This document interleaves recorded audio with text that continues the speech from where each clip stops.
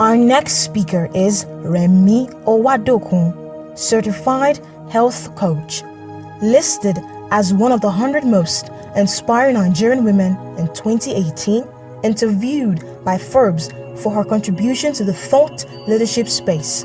Remi Owadokun is a speaker, trainer, and consultant who has worked with ExxonMobil, West Africa, Europe and the Middle East, Procter & Gamble, General Electric, Dell Computers, Ericsson, and more in the last 5 years without a university degree.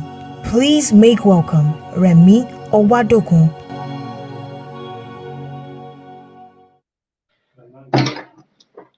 Me, I'm live. Remove me.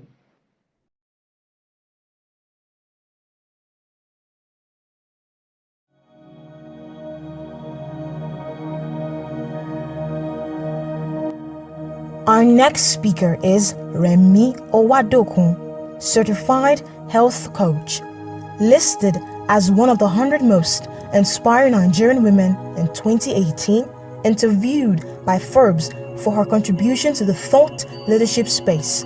Remi Owadokun is a speaker, trainer, and consultant who has worked with ExxonMobil, West Africa, Europe and the Middle East, Procter & Gamble, General Electric, Dell Computers, Ericsson, and more in the last 5 years without a university degree. Please make welcome Remi Owadokun. Hello guys.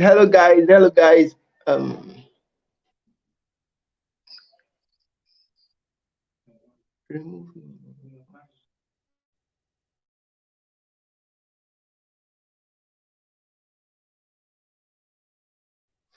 Hello guys, thank you so much for joining today. How are you doing? I hope we're all doing amazing well. So let's check the comment section. Let's see who is here with me. Let's see who's here with us. Amazing, awesome. Wow. I'm back for today's lecture. Humphrey, welcome, Humphrey. Glory Hinoze, good evening. How's Elijah? Let's make it rain. Whoop, whoop. Yeah, we're making it rain. Uzoma Oranebo. Okay, you're welcome. Fire. Yeah, we're here, man. And it's going to be amazing. We have Amanda Ferreira. Awesome. Oh, amazing name. Okay, so if you're watching me live, if you can see me and if you can hear me clearly, please comment in this comment that you can see me.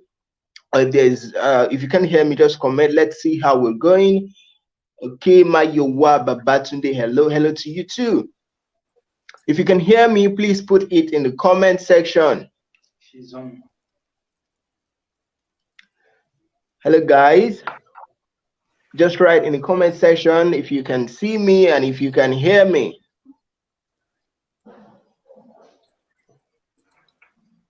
Fantastic.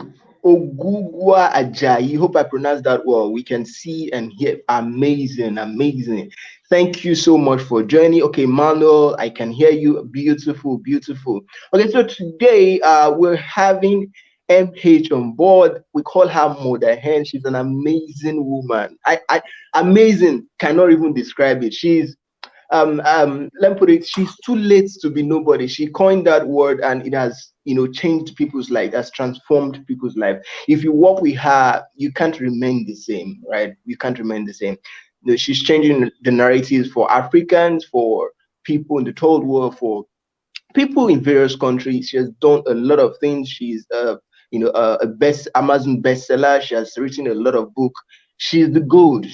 And recently she just popped something new. She's ever changing, ever improving. She's an amazing woman. So she'll be joining us today. She's already in the studio. Amazing. Thank you so much for joining us, Ma. Thank you so much. Glad to have you. Thank you for having me. I said glad to have you. Thank you guys for having me. Awesome. Thank you, Ma. That's a familiar name for me. So I was happy to hear you. Okay, so I'm going to leave the floor for you, Ma, and you can spit your fire. Thank you so much. Awesome. Thank you so much. Hi, guys. How y'all doing? So I'm just going to quickly check my phone to see if I can see any familiar faces or any familiar names. I'm hoping that you guys can hear me loud and clear. Hi, Elijah. Good to see you. Amanda. Good to see you. Mayowa Babatunde. And yes, you're a BFF, right? If you're a BFF here, please wave at me, please. Let me give special greetings to my BFFs. Awesome. So we are about to start. We don't have too much time. I know that there are other speakers lined up. So good morning, good afternoon, good evening, depending on where you are in the world. Here is 1 p.m. I'm in Brazil. It's 1 p.m. The sun's not yet out, but yes, we're chilling. I would like to say congratulations to the Citraks team and the volunteers who have worked hard to bring this summit to life. Well done. Good job. I'm hollering at my BFFs for those of you who joined to watch me. It's a great honor to be here. It's been a long time since I did a live presentation, and this is probably going to be the only one I do in 2021. But who knows, right? So if you're a BFF, please type BFF in the comment section. Type BFF in the comment section. All right, so we're going to try and be on schedule today. And I know that we've had like an amazing lineup of speakers from yesterday up until today and going up until tomorrow. So it's important for me to keep the time. So first of all, I just want to encourage everybody to get rid of every distraction. Get rid of every distraction. I'm going to be doing the same. I'm just leaving this here on my own so I can see the comments. But yeah. Awesome. I'm seeing my BFS. Awesome. Nosu, Abana, Humphrey, Clinton. Awesome. Awesome. Fantastic. Thank you guys for being here. All right. So I'm going to ask you guys to get rid of all distractions. Of course, first off, I'm speaking here and I don't know the next time you guys are going to have the opportunity to hear me speak. So I think it's important for everybody to give me their 100% attention. And also because the things I'm going to be sharing here today, people paid good money for, right? When it was first launched in February of 2020, it was going for 200,000. And I think when it went open again in around maybe October, it was going for about 300,000. So what I'm going to be sharing with you today are going to be modules from that program, all right? And you guys are going to be hearing it for free. So I think it's important for you to give me your 100% attention, okay? And so I'm going to encourage you guys now to please invite anybody that you think should be here. I'm going to give you guys 2 minutes to invite anybody you think that should be here. I'm going to be talking about how you can start your global speaking career from your bedroom. And what I'm going to be sharing is pandemic proof. All right. So it is important that you guys take a minute or two to invite people that should be here, who are not here, because I don't know if it's going to be a replay. I have no idea, but it's important for you to be here so that you can ask questions at the end of this. I'm going to try and finish on time to give you guys the liberty to ask questions. All right. So please invite anybody that should be here, and I will be starting in exactly 1 minute. In exactly 1 minute, I am going to be starting.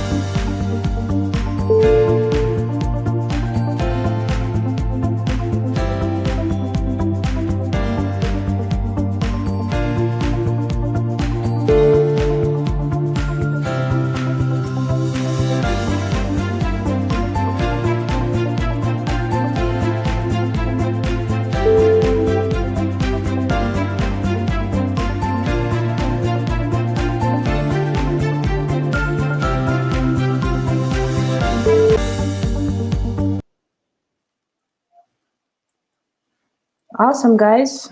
Shall we begin? So let us begin. We have a lot to cover. So let me just start by giving us a brief.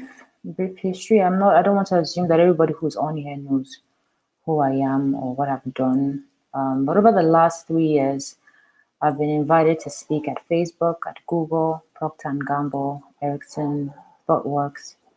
Most people in Africa may not know ThoughtWorks because it's an American company. But yeah, ThoughtWorks is a multinational as well, ExxonMobil, Dell Computers, General Electric, and more.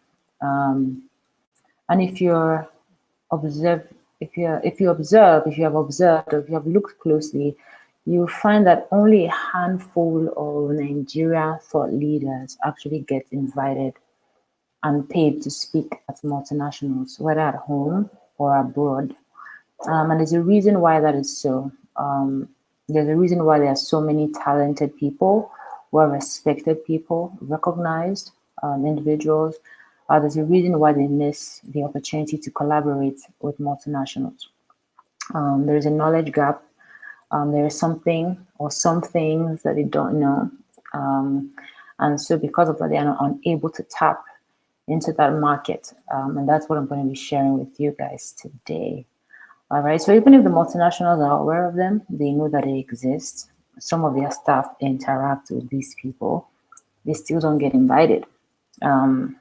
Because even though they meet the public standards, they don't meet the multinational standards. They're completely different. So the topic today, which is setting up your global career from your bedroom, is a modification of my original program, which was launched in February of 2020, like I mentioned, and it's called Global Speaker Certification Program. And in that program, basically, I'm teaching what I'm teaching you guys today, with the exception that I conduct mock presentations. So by the time they go through the recorded modules, they have to present to me 4 times where I'm vetting their presentation. I review their websites and every other material that they have, their speaker kits and all whatnot. And when they check all the boxes, then I recommend them. All right. So those are the things that are going to be missing here, because obviously we're not going to be doing any mock presentations. So the only difference now is in February of 2020, we weren't really sure what COVID was, if it was going to spread, if it was going to be contained. We didn't really envision that we were going to go almost 100% virtual. For most multinationals right now, they are still working from home. I think the only people who are going to work are people who work locally, like maybe they work for a bank or something. But multinationals they've not gone back to work. They're all working from home. So even though the initial idea was to train people to represent me in Nigeria, what has now happened is because of the pandemic or because of the virus, people in different parts of the world can now train different organizations in different parts of the world. Last year, we had some of our alumni present to a group of people in London, ExxonMobil London, ExxonMobil Angola, Mozambique, and somewhere in the Middle East from their homes in Lagos. This is something that wouldn't have happened if there was no pandemic, because then they would have asked me to refer somebody who lived in that country to go there in person. All right. So in 2019, I just want to give you guys a brief of how this landed in my laps. In 2019, I decided to spend 6 months in North America, and that was meant to just something more personal. And that meant that I could not actively participate in as many events as I would have liked, especially in Nigeria. So in 2019, a multinational called me and offered to pay for my flights, pay for my fees, just to come and speak for 1 hour. And I'm like, no, I'm in the US right now, and I honestly am not looking forward to coming to Nigeria. And at that point, even if I wanted to come to Nigeria, our Nigerian embassy in Brazil had not issued my passport. So I didn't actually have anything to come to Nigeria with. So of course, I didn't tell the multinational. I just told them, no, I can't come. I have other things to do. And so I just mentioned I can recommend a couple of people to you, which I did. If I mention the names of the people here, I'm sure that 100% of you people know them, know the people I'm talking about. And those 2 people were rejected by the multinational. And I remember calling them and I was like, you need to explain to me why these people were rejected, because people are very well respected. I don't just recommend any kind of person. And they were like, yeah, they're really great. We know them, but they don't really meet our standards. And then I'm like, okay. Whenever I'm in Nigeria, I'll come, And after the meeting, the lady reached out to me and said, you know what, if you can actually train some of these people, we'll be more comfortable hiring them. All right. And this was 2019. I didn't have any plan to train anybody. I'm like, I know what I put myself through to get to the point where multinationals are paying me in dollars to come and teach. And I did not think that it was something that could be taught. Or let me just say that it was something that I was not interested in teaching. I just wanted to just travel in peace and just enjoy my life at that time. But after a lot of pressure in 2020, this was in 2019, in 2020, I would say that they twisted my arm. And then in February of 2020, I launched the first set of the Global Speakers Certification Program. All right. So that is why this came about. And I think that is important there's a knowledge gap. I think that if more people know about these things, people will be more prepared for the opportunities. All right. And the good thing about multinationals is that they don't pay you in Naira, they pay in dollar. And dollar is always welcome. I think dollar is maybe 500 Naira now. So that's good flexing money for you. If you get 2-3 gigs in a year and you live in Nigeria, for most people, that would make them live very comfortably. All right. So let's move on to what I'll be covering today. All right. I'm going to be talking about 5 main things. I'm going to be talking about 1, what are companies really after? People don't really know, especially when they want to write proposals and they want to make offers. They don't even know what exactly what are multinationals actually looking for. I'm going to be talking about that. That's the first thing. The second thing is, how do you set up your brand so that it is attractive to a multinational? The third thing I'm going to be talking about is relationship management. Relationship management, very crucial. The fourth thing I'm going to be talking about is structural requirements. All right. And then I'm going to be talking about the fifth thing I'm going to be talking about is presentation requirements. So what are companies really after? Can anybody guess what companies are after? Can anybody give me, or maybe I think maybe the best thing I'll ask now is anybody, if you're a public speaker or you're interested in public speaking, can you just let me know in the comments? I would like to see. Hi, Ezine, I see you. Thank you for summarizing. Very kind of you. Hi, Manuela. Thank you guys for joining.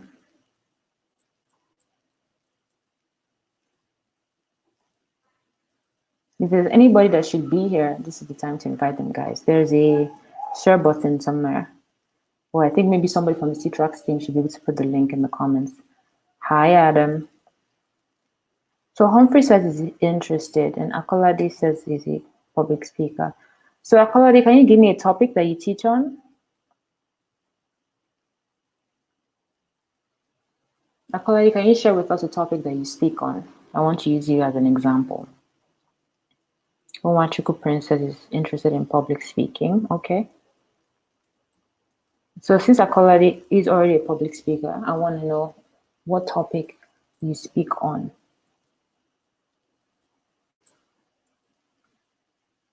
Publishing. Fantastic. So I'm going to use Akolade as an example. Akolade is not an ideal speaker to be invited by a multinational. Not because he can't speak and not because he's not great at what he's speaking. And I'm not trying to shade Akolade, but just to show you guys how you need to differentiate yourself if you want to be attracted to a multinational.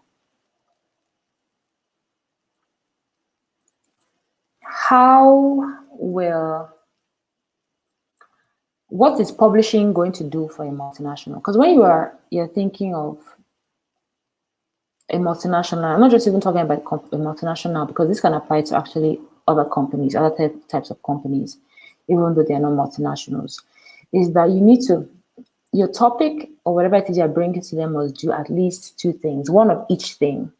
One, you must either be making them money. You must be making them money, right? The second thing, if you're not making them money, you must be helping them save money. All right. So It's either you find identify ways that you can help them make more money within the organization, or you're going to help them stop losing money.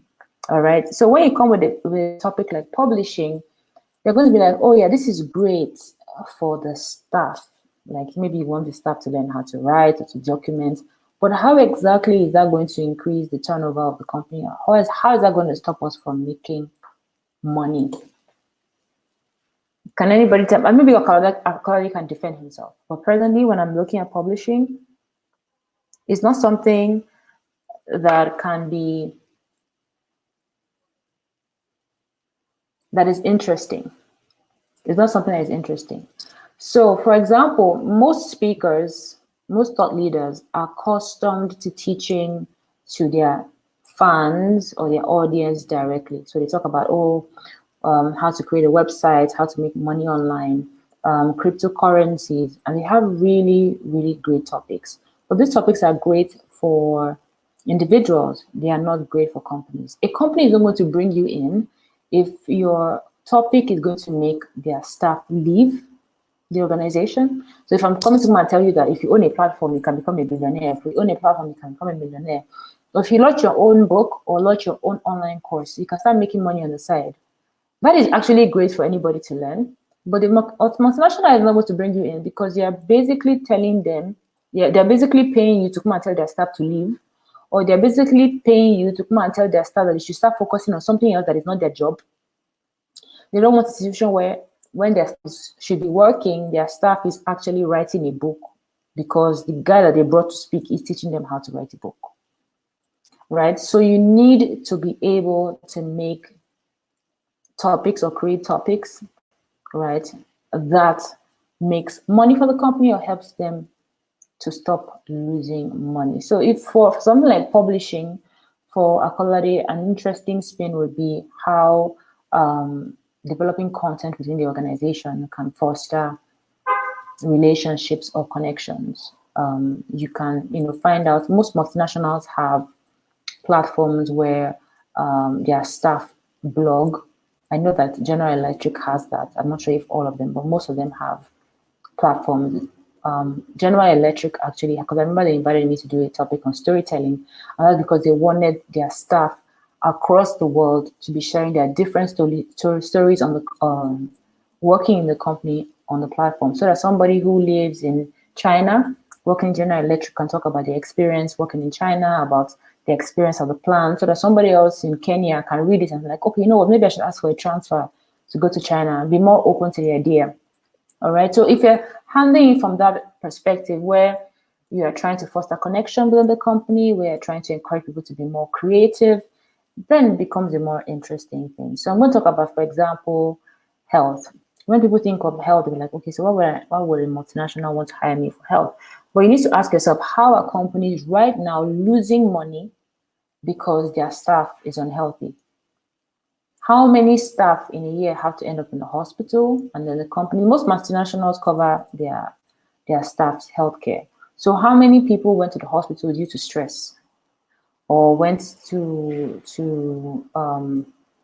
didn't show up at work for 1 month because they had to do a surgery based on something that was preventable, maybe a lifestyle, maybe they're overeating or they're too sedentary at work.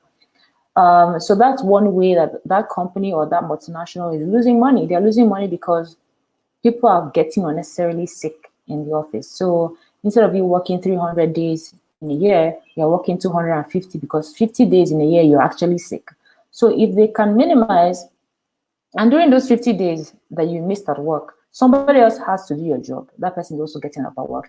And depending on what you're doing, they might need to bring in a consultant who they are paying, even though they're still paying you your salary. Sometimes they might need to bring in a replacement who will be there working. So you're earning a salary and somebody else is earning a salary. So those are little ways that companies lose money because their staff get sick. So can your message help eliminate that problem? Are you going to talk about how you can help their staff reduce stress, how you can ensure that their staff don't fall sick as much? So let me use another random example, relationships. If you're a relationship coach, for example, or a marriage counselor, what are the statistics, especially during the pandemic? I hear that the divorce rates are off the roof, separation is off the roof. How do you have the statistics to prove that? Because you're not just going to tell them fairy tales. You must actually have facts. So if you're coming to tell them that, oh, hey guys, listen, in 2020, 20% of marriages collapsed. There's no human being on this earth whose marriage will collapse and they'll be 100% at work, except they're robots. It's not possible. So if you're going to come and tell them, they're going to come and educate their staff on how to manage marital crisis, how to transition from singlehood to marriage, from marriage to divorce, whatever it is that's going to eliminate that problem. So if you're married couples, and I'll say married couples because in Nigeria it's more of a marriage situation. In other countries, marriage is not that big of a deal. People have living partners. So if your relationship, you don't even say marriage, if your relationship is having issues, it's going to affect negatively on the company. People are going to become less productive. People are going to become less creative. People are not going to be able to come into work bringing their 100%. So I'm going to come and teach your staff how to improve their relationships, not just at home, but even in the office, because it's a problem too if you don't get along with your staff, with your colleagues, right? And then you're coming, people are saying, okay, you know what? I can show you that if I engage your staff every month for the next 6 months, there's going to be a 20% improvement, which is going to reflect on your bottom line. Why won't they invite you? Why wouldn't they invite you? Right? So you can't go and say, oh, I'm going to teach you guys how to make money online. I'm going to show you guys how, you can invest in cryptocurrency and change your bottom line. In their mind, they're thinking, okay, this is good for your own private workshop, but not for my brand, not for this organization. We're not interested in teaching them what's going to make them pack their bags and leave. All right. So whatever it is they're doing has to inspire people to stay in the workplace. Even the staff, you want them to feel like, man, for this company to invite Remy to come and speak, they must really care about me. It's because they care about me, they care about my well-being, and stuff like that. But and that's also telling well from the staff's perspective. But for an organization, most of you, the reason why you've not been invited, I would say, is apart more talking about topic-wise, is because your topics don't help them make money, and it doesn't help them stop losing money if they're losing money. And trust me, there's no one organization on the planet who's not losing money. They probably feel they don't have the control over it, and sometimes they don't care because it's not coming from their pockets. It's not a personal venture, right? It's a global company, so they're not really that interested. The person who's in charge is not really that interested. But if you show them, everybody wants to look good in their company. Everybody's looking for an opportunity to get promoted. So if they know that they're bringing in speakers who's helping them, who's going to help them improve their situation and make them look good, they'll be very happy to, because they will not go and give reports that, oh, we invited 4 speakers, the 4th speaker did this, these are changes that we've seen, which helps them to sell their markets also. So it's also very important that whatever it is that you're doing in terms of topic, that you are able to help them save money or help them make money. So I would like to just look over one more topic. Somebody should give me one more topic. If you're a public speaker, let me just analyze it real quick before we move on to the second thing here, right?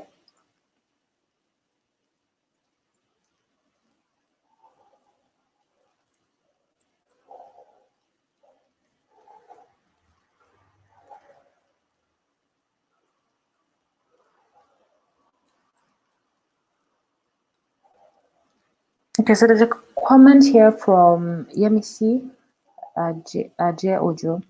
What about multinationals that invite you to train their staff or community of small business owners? So the small business owners don't work for the company, I'm assuming. Maybe they're doing like an outreach, right? I'm trying to remember which company did an outreach. So you are not actually going there to train their staff. You're going there to go and you're probably working with them on a project that doesn't involve their staff. That's different. If you're going to be teaching, and most times they'll tell you what to teach on.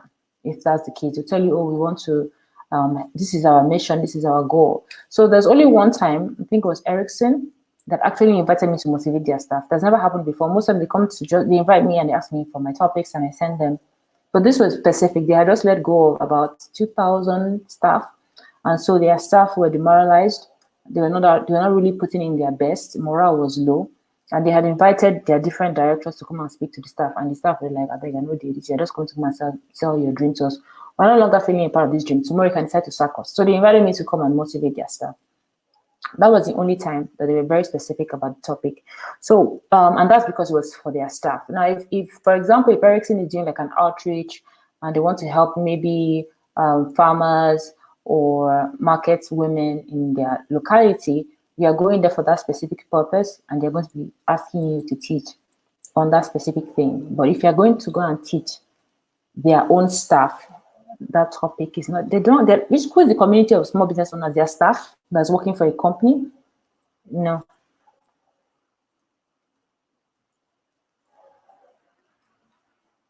Akolade says, how to create published assets from the company's intellectual properties. I don't think that multinationals want to expose their company's intellectual property, though. I highly doubt it.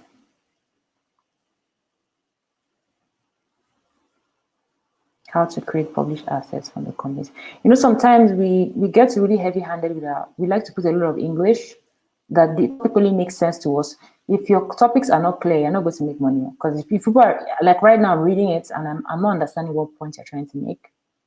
Right? So sometimes too much English is not a problem because it's not, you're not communicating to me, at least. I don't know if anybody else understands the topic.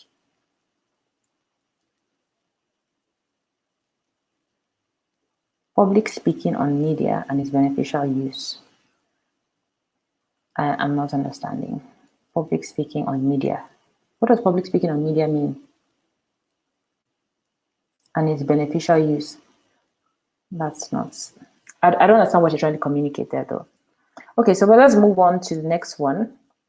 The next thing is to set up your brand. Set up your brand. So this is quite interesting because people usually say, oh, I want to go and speak at a multinational. I know what I have. I know the value that I bring to the table. But I've never I don't have any speaking experience. I don't have any pictures for my website. I don't have any experience. I'm like, you're just telling me problems. I want to hear solutions. How are you planning to solve that problem? I think that's one of the simplest things to solve, right? First off, you can contact your alumni. If you've gone to any secondary school or any university, I'm sure that you have an alumni, right? So if it's Queen's College or Model College, most of these organizations have alumni. Just invite all of them to your house, or you rent a hall. It doesn't have to be an expensive hall. Rent a hall for 20,000, 30,000 for an hour or two, and tell them, see, I want you guys to come there. I'm going to speak. Right, I want to record it or I want to photograph it, and then that's you creating content. Yeah. So because people who are just starting really have a hard time getting opportunities. That's just how it is. You just have to find a way to scale it and not claiming it like a badge of honor that, oh, I would love to do this, but I don't have the opportunity. Right. So if you're a Christian, if you belong to like any church or any house fellowship, if you're a Muslim, you know, your friends are from mosque or things, your church, see, even your compound where you live, right? Even your compound where you live is a place where you just start inviting your neighbors. Now, this is going to be a problem if you're not a person that people like, right? And we'll talk more about that in relationship management. Now, you need to be able to set up your brand. So people in your compound, your WhatsApp group, even if it's your family and friends, call everybody. Call a photographer, call a makeup artist, get a stylist, do your hair, look fine, borrow a suit, and practice. Most of you want to go and use multinational to practice. I don't know what you're all thinking. You're getting an opportunity of a lifetime, even if it's free, and you just want to go there and be doing plain 10-10. See, before you go and speak at a multinational or any company, you have to make sure that you have practiced.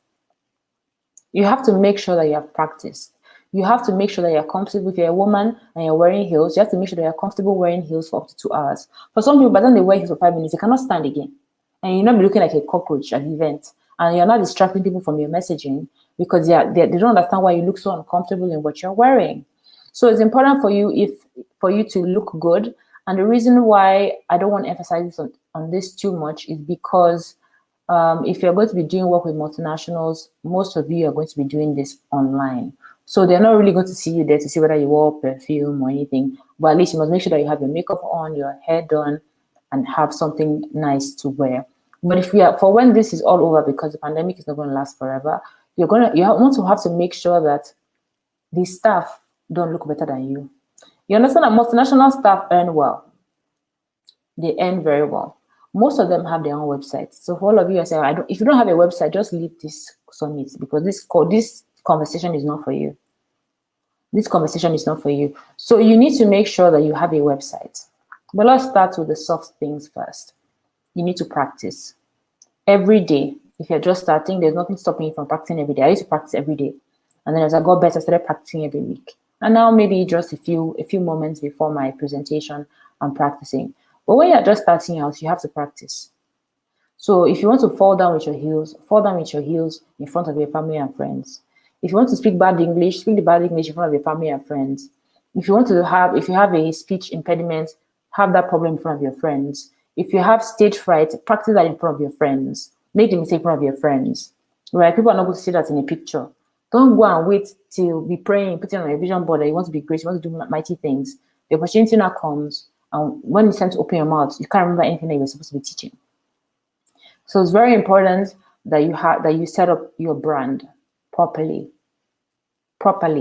right? So practice, and part of setting up your brand is practicing, right? Don't overestimate yourself. People like to get excited with, motivation, with church and hype, and they actually overestimate themselves, all right? So don't use a training at a multinational to practice, all right? Don't go about sending out proposals without ensuring that you can actually bring in your very best, all right?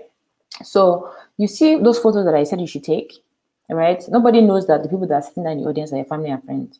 Nobody knows that they're your friends from school, from primary school. They don't know they're your neighbors. They're just seeing you at an event, there's a pulpit, they're taking pictures, put on your website, all right? And just focus on the topic that you're teaching there. And then, of course, while you're there, you can get feedback from your audience. Oh, how did I do? How was the presentation? Get your photographer as well to take pictures. And even, I think you should even record it, because sometimes we think we're good at speaking until we actually watch ourselves back and we realize that, oh boy, I actually have stage fright. All right. And now when it comes to presenting online, I think people just assume that because they speak well offline, that they speak well online. It's not the same thing. It's not the same thing. They are they require two different types of presentation styles. They are not the same. Some people are so used to just talking and getting feedback. Like people say, hey, oh, you can see people's faces. You can see people are not interested. You can see when people are losing interest. You can see if people are engaged. You can see so many things when you're there in person. But when you're not there in person, and there's nobody is giving you feedback. It's just you and your voice, you and your face. It hits people differently.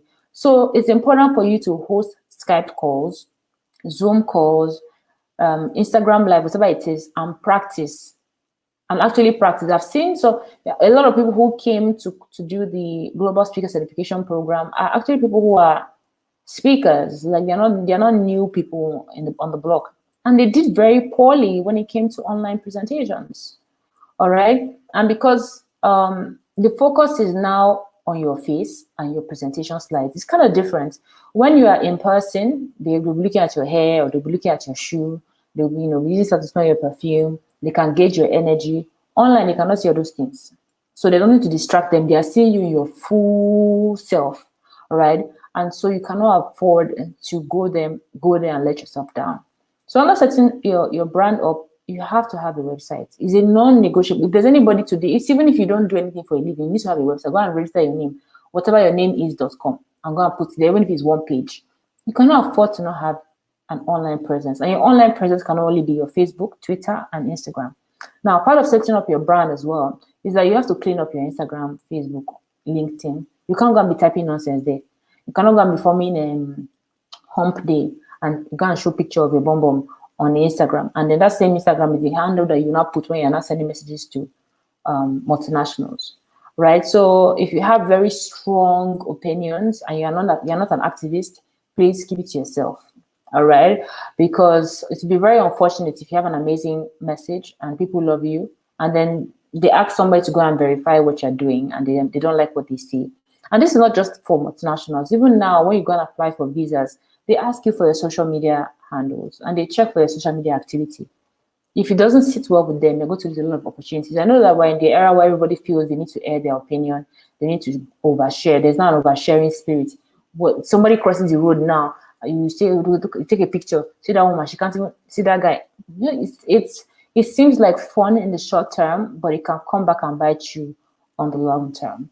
All right. And I'll just end this number 2 with the fact that you need to be Googleable. You need to be Googleable, because most times the first place that you go to check is Google. After going to Google, they go and check for you on maybe LinkedIn and sometimes on Instagram. Right, so you have to make sure that you're Googleable. If you're just starting out, this might seem like pretty hectic, like I don't even have anything that I'm doing. So maybe you should use 2021 to figure out what it is that you actually want to do with yourself and what kind of message that you want to share. But this particular presentation today is really for people who already have some kind of thing that they are doing, right?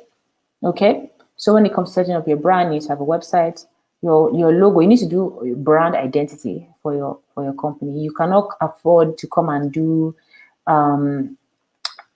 what's it called, artwork on Canva and call it your logo. All right, so number 3 is relationship management. Relationship management, absolutely critical. Every opportunity that I've gotten that I'm proud of, that has taken me up to the next level, have come through relationship. All of them. Somebody recommended me, and then somebody else recommended me, and somebody else recommended me. So if you're the kind of human being that people don't like, you probably want to invest a good amount of time and money working on your character. If you're the kind of person that people don't like, nobody's going to invite you anywhere. They don't want to know whether you are the best personal development coach. Nobody will invite you to any place.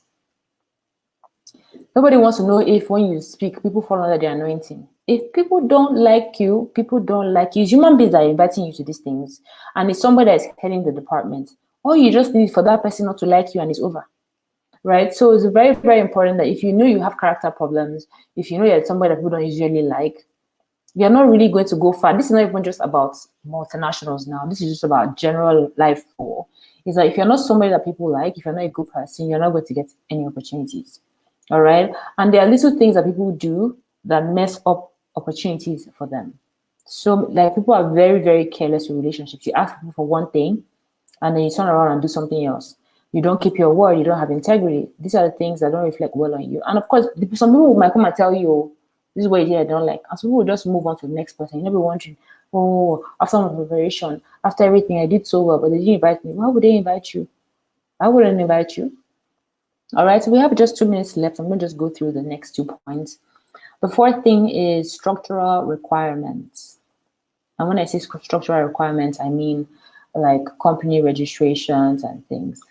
Now, if you have a limited liability company, that's what you need to work with any multinationals. I don't know about companies because I never really owned a non-limited liability company, but you cannot use a business name, a sole proprietorship. It has to be a limited liability company. And that's because to register as a vendor at any multinational, and yes, when I say vendor, yes, if you're going to be speaking at any multinational, they're going to pay you. You have to register as a vendor. Most people hear vendor and they think, oh, I'm not selling cake, I'm not selling rice, I'm not at a wedding. But yes, when you're signing up to get paid, they're only going to pay you if you're registered as a vendor. That's the only way that money will come to you into your bank account, right? The procurement department of the multinational is who is going to pay you, and they don't pay non-limited liability company owners, right? And that's not the only thing. I would say that the most important document that you need to be registered as a vendor for any multinational at home or abroad, because the multinational is a multinational, they're in almost everywhere in the world, it's a global company, is a certificate called DUNS. If somebody can type it in the comment, that would be fabulous. DUNS. Yeah, so you can do more research on it. Now, to get the DUNS, you need to have a limited liability company, you need to have proof of address, You need to have your taxes up to date. So all of you that have been running company, never paid tax, you will pay tax by force. So you need all of these things in order to get GCT. It takes about maybe a month or so. With the pandemic, I'm not sure. It costs about 80,000 and it's annual. So every year you need to renew it. But what usually costs more money is, you have to register the company, then you have to get your taxes up to date. It's not a cheap venture, but I always say if the first time you get paid by a multinational, to cover all your bills and more, because you earn within the range of $3,500 to $5,000 per hour, depending on what you're teaching on, right? So whatever you're spending is always worth the sacrifice, right? So the last thing, and then you guys can start dropping your questions if you have any, is presentation requirements. Like I said earlier, a lot of you know how to speak in person, but in online you are bad, and some of you have mouth online. When you come out in person, you cannot stand before anybody. So it's important for you to balance things out, especially now that we're doing most things online, virtually. It's very, very important. It's very, very critical that you know how to engage people online and offline, right? That you're not just talking at people, that you actually know how to engage with people. All right. You also have to be careful because you don't know if it's offline. You can tell if somebody, maybe by looking at them, maybe you're very Nigerian. You can tell if the person is Yoruba or the person is Igbo from their name. You can tell if the person is Muslim. But when you're online, you don't know who is on your listing. So you can't go start making, if you're a single person, if you're a married person, you don't know who's listening. So you have to be extremely careful, more careful than ever in the messaging that you're putting across. All right. So you have to learn how to speak offline. You have to learn to speak online. You have to learn how to engage with the audience in physical events. You need to learn how to dress well. You need to, if you're a woman and you like to wear heels, the day you're going to go and do the events, not when you should be wearing the heels. You should have been wearing it a month in advance. As you're cooking in the kitchen, wear the heels. As you're sweeping, wear the heels. I forget to wear heels all the time. I don't wear heels, are not my thing. So when I know that I have to go somewhere that requires a month before that day, I'm wearing heels. If I'm going anywhere, I'm going to, I'll wear my joggers, my hoodie, and I'll be wearing heels up and down because I want to get accustomed to it, right? So if you apply everything that I've taught here, right, you'll be well on your way to making money from home and perhaps in your pajamas. So hopefully I didn't overshoot my time too much. I'll take questions now. If you guys have any questions, maybe you guys can help me and put the questions that you want me to answer on the screen. But I'm going to try and scroll through the comments and see. Do food affect offline public speaking? I mean, if you... Oh, like time to eat. So my recommendation would be for you to stay away from food before going. If you can get coffee, right? I don't want you to be starving, so that number one, you don't have diarrhea. Because sometimes people get, if you're not accustomed to speaking, you can have stage fright, you can have anxiety, and that's when your tummy will not start ruling. That's not time for you to go and be adventurous and go and eat some food that is new. So I'll recommend that. And so some people, you eat and you feel sleepy, you feel heavy. So I usually don't eat before any presentation. I avoid it totally. The worst thing is I have a bottle of water or a glass of coffee, black, no sugar, no milk, no anything. Then after the presentation, I can go and eat if I like. But yes, I recommend you staying away from food. Some people end up throwing up, they feel sick. Sometimes it's not even the food itself. It's just you're anxious, it's your first time, you're excited, different emotions. You want to put your best foot forward. You don't want to make such an error. Thanks for the question, Humphrey.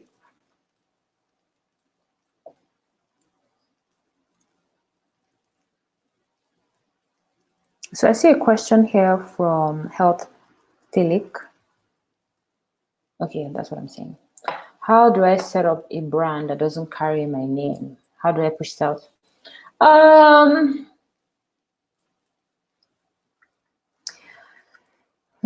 It's very difficult for, I'm assuming you're talking about multinational now or getting global speaking engagements. Have you ever gone to a global or even attended a summit where Facebook was talking or Nike was talking? No. Or Google was talking? No. There's always one person who's representing that company. So you hear, oh, Derek Williams for Facebook or Kunle Afolayan, Nollywood. So there always has to be a face. People relate more with the face, right? So even when they are paying you as an organization, when they are paying you as a multinational, they are paying the organization, not you, right? So it's tough to build a brand. It's not impossible. Just think about it. What brand do you know that there's no person behind it? Can anybody give me any examples? I don't know anyone. I can't think of anyone right now. But every brand needs to carry. It doesn't have to be your name. It can be another name. You can have a face for your brand that is not you. You can just hire somebody who is the face of your brand. Any live, any events, the person just goes and represents you. It doesn't have to be you, but it helps if there's a person. It helps if there's a person, because that's what they go and check for, right? I mean, another prime example of somebody who does one of the biggest projects in Nigeria is Leke Alda.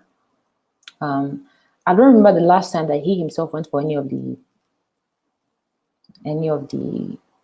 engagements. I'm not even talking about speaking now, but consulting. His team goes representing Alda Consulting, which is his company, but everybody knows that it's run by Leke Alda.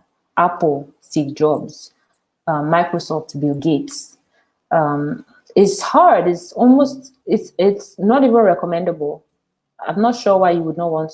Are you shy or something? I don't know, but I don't recommend it.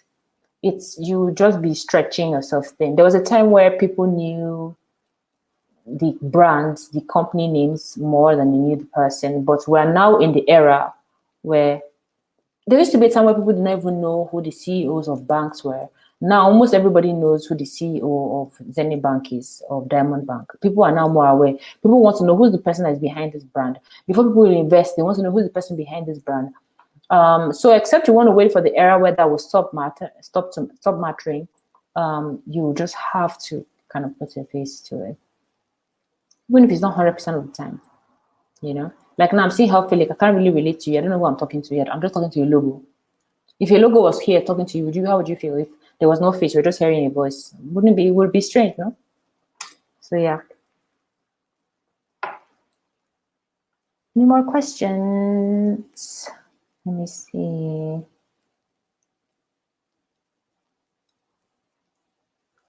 So Humphrey says there is a strong connection between public speaking and copywriting. It depends on the context where it's used. If you're speaking to a multinational, public speaking and copywriting doesn't really cut it, right? Except you're talking to maybe the marketing department. And for a multinational, most of these people, multinationals are like hundreds of years old, right? They already have these things pretty much sorted out. So you don't want to come and teach them things that they should know. I mean, except you're aiming for smaller companies. I did a presentation to the marketing department of Farm Crowdy in Nigeria. Farm Crowdy is a smaller company. They had like maybe 5 or 6 people in that department. So I just went there for the class, basically, and I left. But for a company like a multinational, which copywriting is much, most of them don't even do advertising. Like their advertising comes from America or wherever their headquarters is based. They don't need no Nigerian copywriting, nothing, right? They've been doing it consistently for years. And how many of them still even do adverts, really? So copywriting doesn't really work. But presentation helps because they want their staff to learn how to present more and to be more confident. So presenting within the organization, that's a good one. Public speaking too, because they present amongst themselves or maybe to the board or whatever. But copywriting, not really. So Abdul Raham says the last part, presentation requirements. I'm not sure if that's a question or a statement.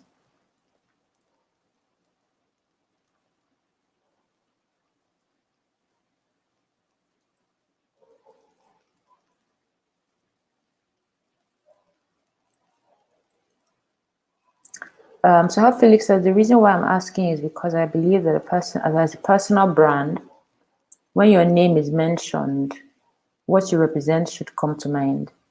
Yeah. Okay. But if you have other things that you are about a thing, I think there was an error on that last line. I'm not sure what you're trying to say, but yes, like you hear Steve Jobs and you think Apple, right? So you're running your personal brand. You're still running your company on the side, right? If that's what you want to do. Some people just focus on pushing their personal brand, right? But if you want to do that, both of them, you have to do them concurrently. One cannot suffer because of the other one. You cannot say because I'm pushing my company, nobody will now know who I am, right? So I think they should work side by side. So if you're doing your health thing, I'm assuming, right? You do, it's just like owning a pharmaceutical store, right? So who do they know you for, right? I think you basically even answered your own question actually, because here you wrote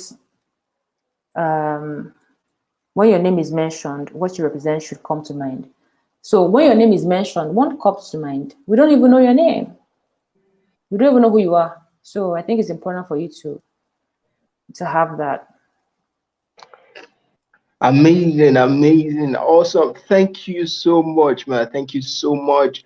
You've Thank you for really having given us me. value for people who are looking to go into public speaking internationally. If you don't want to, operate locally.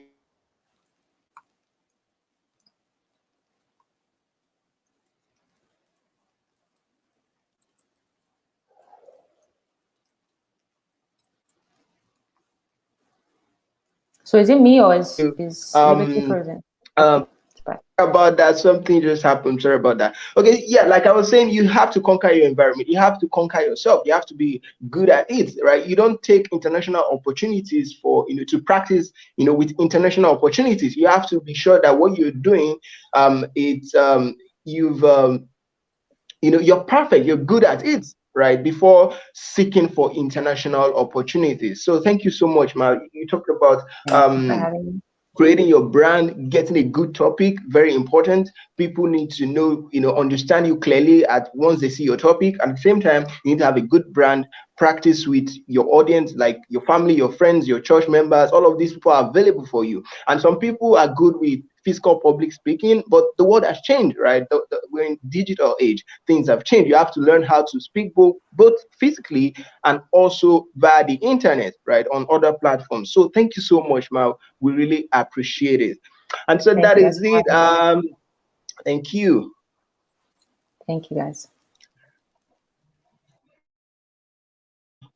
Okay, so awesome, awesome. So quickly, coming up next is Yemisi Ajiojo, and she's going to be talking about how to progress in the new economy as an entrepreneur, right? She's an amazing woman. She deals with entrepreneurs. She's a co-founder of Circle Lab. She has organized a lot of events. The first time I met her was in Ilorin, I think the Ilorin Summit then. She's an amazing personality. So she's going to be coming on board right away. Just hold on for 2 minutes and she'll be in the studio with us.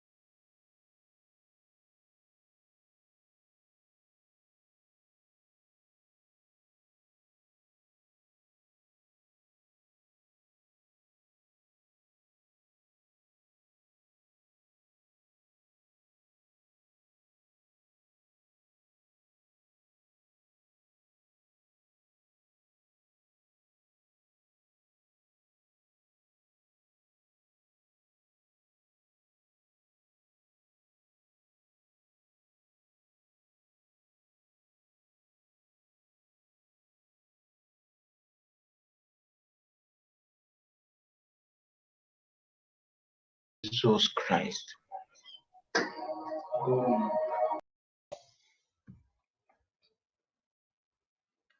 Hello, good evening, everybody. I'd like to confirm that everyone can see me, and if you can see my screen as well.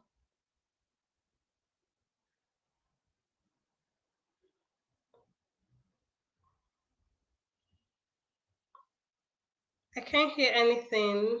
Let me try and go on YouTube and see if there are any comments.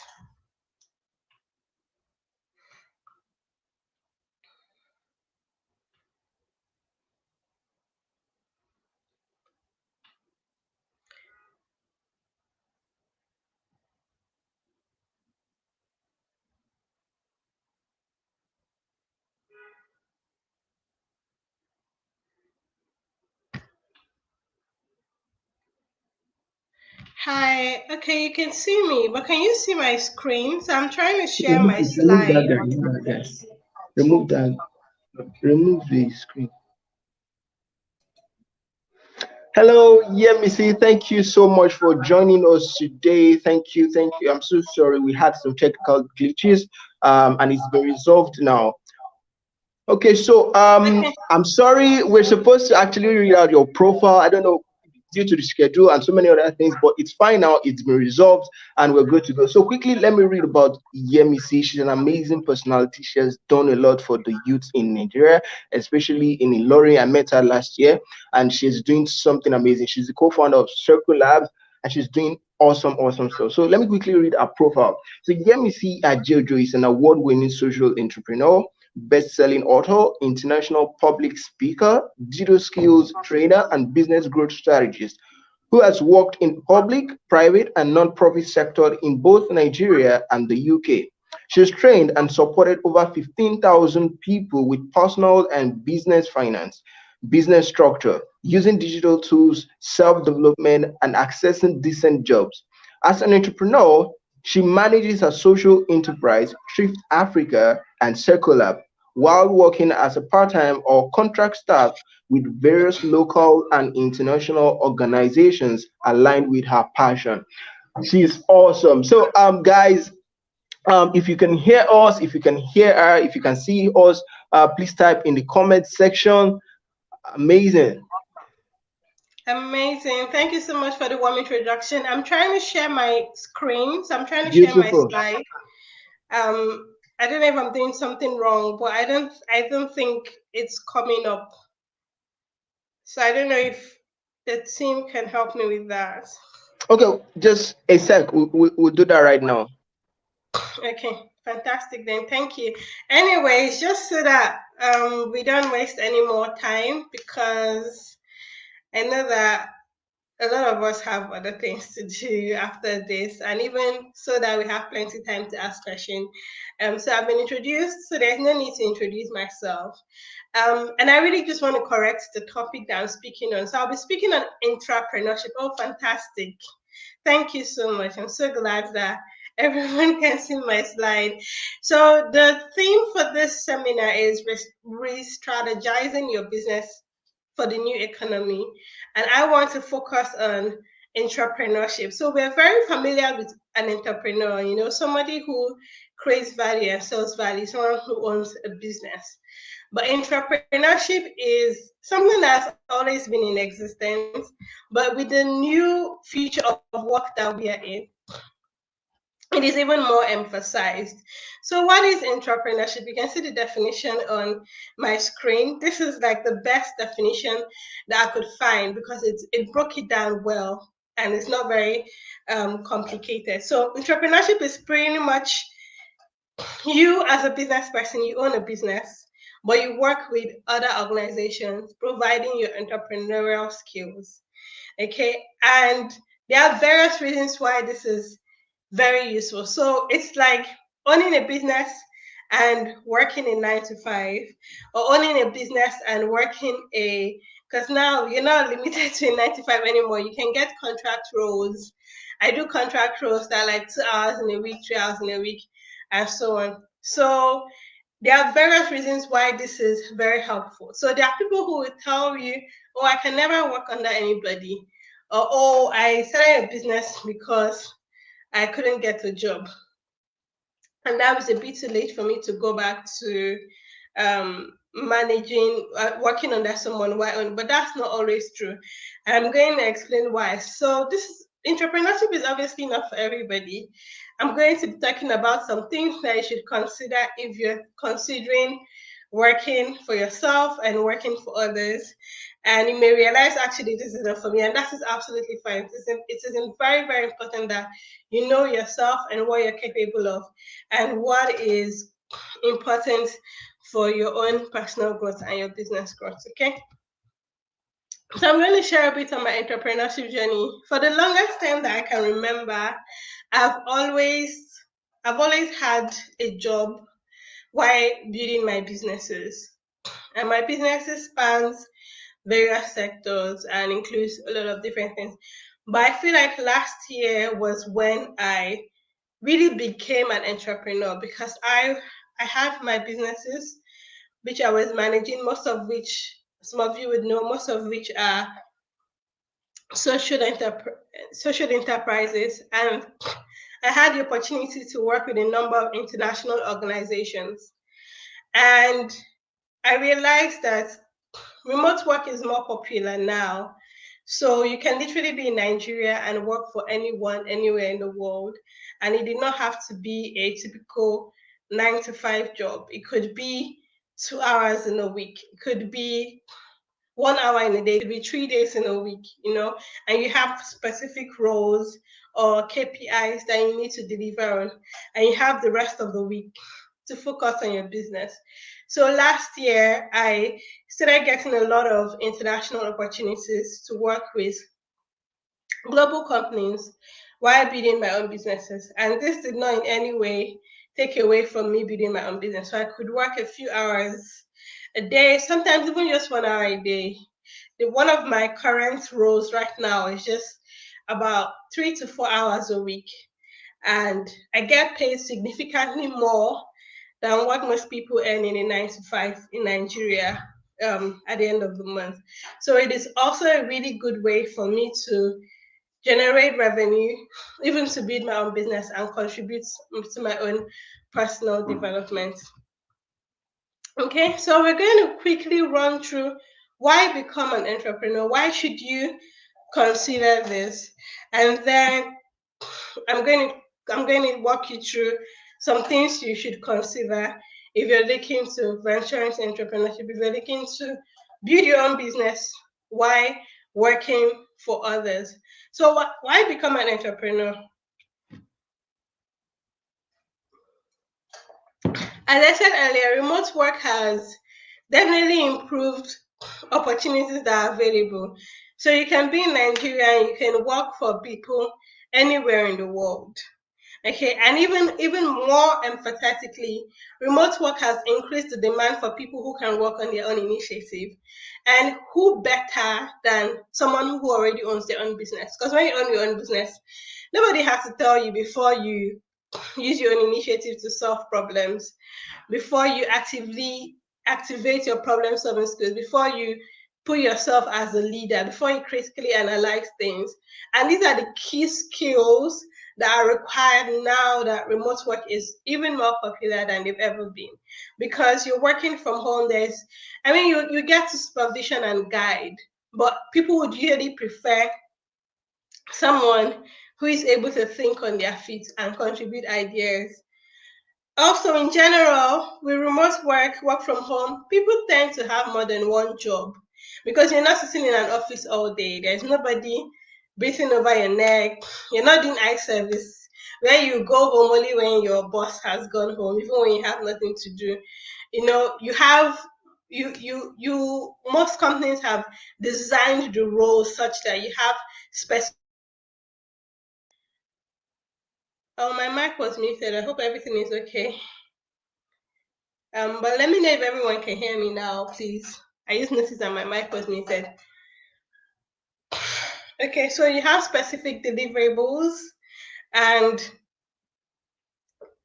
so like it doesn't even matter if you're working in 9 to 5 and 8 to 4. You just see at the end of this today or at the end of this week, you need to have done XYZ. And so you'd let them know when you are able to deliver it, how you're going about the work. You ensure that you're communicating and you're accountable. And what this means is you realize that some work do not require you taking the whole day, and so you can take on more roles. You can build your side hustle. You can even take on another job, and so that's why entrepreneurship is now even more popular, and it's generally a reliable option that you can consider while building your career. Another reason, I already mentioned it before, it makes it easier to bootstrap your business. Some people are just starting out in business and they're really struggling to make profits, to make consistent profits. But when you have a job on the side, you're able to get consistent income, such that even in months when you don't make as much money as you would want to, you can still pay salaries, you can still pay the bills, you can still cover rent and all of that. So it's a really great way for you to generate consistent income for yourself so that you can bootstrap your business. Okay, another thing is you get wider global experience. So one of the roles that I took up last year, I feel like because one of my business is a consultancy as well, and it works with businesses, helping them go from ground up, identify problems, build solutions, provide investments, and all of that. And I realized that working for this global organization really improved my mindset on how I can view my business and how I can serve my customers better. And so you get even more wider perspective, because now the world is a global village. So you're not just your competitor. Someone in Nigeria can hire someone in India to do their job for them. So how are you able to position yourself to compete with global organizations, not just organizations within your locality, not just organizations within the country or within regions that you're familiar with? Okay.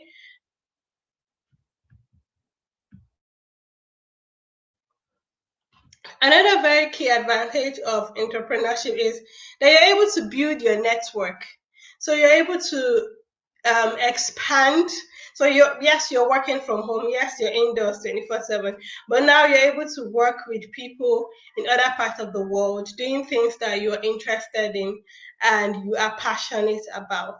So those are some of the few reasons why you should definitely consider entrepreneurship. If you're interested in, okay, your business is not as profitable, you would want to generate constant income, or you just have more time on your hands and you'd want to grow your network and even broaden your mind, or just gain global experience, or you've never even had a proper work experience before, but now you've built a successful business and you want to understand business structure better. You want to work in places that you're passionate about and you can contribute your skills as an employee. You can definitely consider entrepreneurship. So I'm going to pause here a bit and just look at the comments. If so, someone is asking, what differentiates entrepreneur from entrepreneur?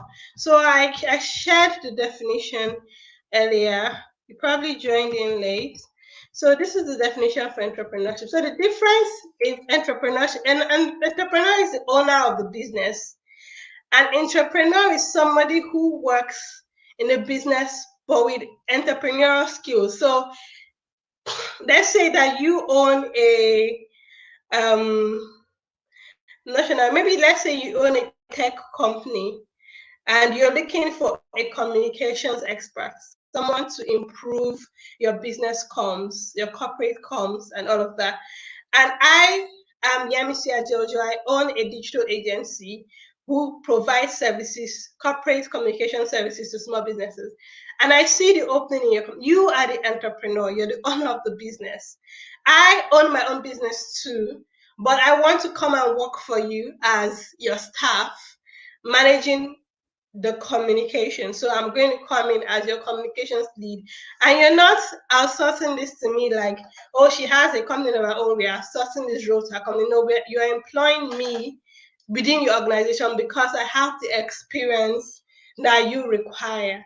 Okay, so that's the difference. So entrepreneur is somebody who works within an organization, deploying their entrepreneurial skills, most likely because they own a business or they've owned a business in the past. Why the entrepreneur is the owner of the business. So let me know if that makes sense. Let me know if that makes sense and if that answered your question, please.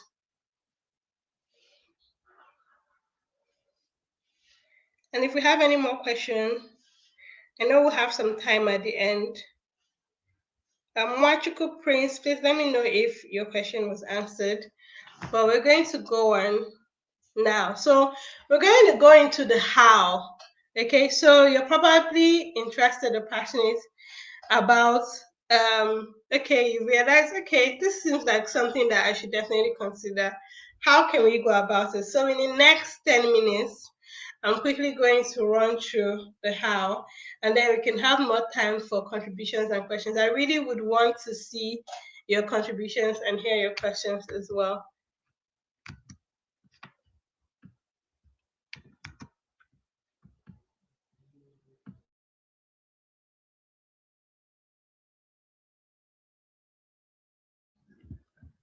So what do you need to succeed as an entrepreneur?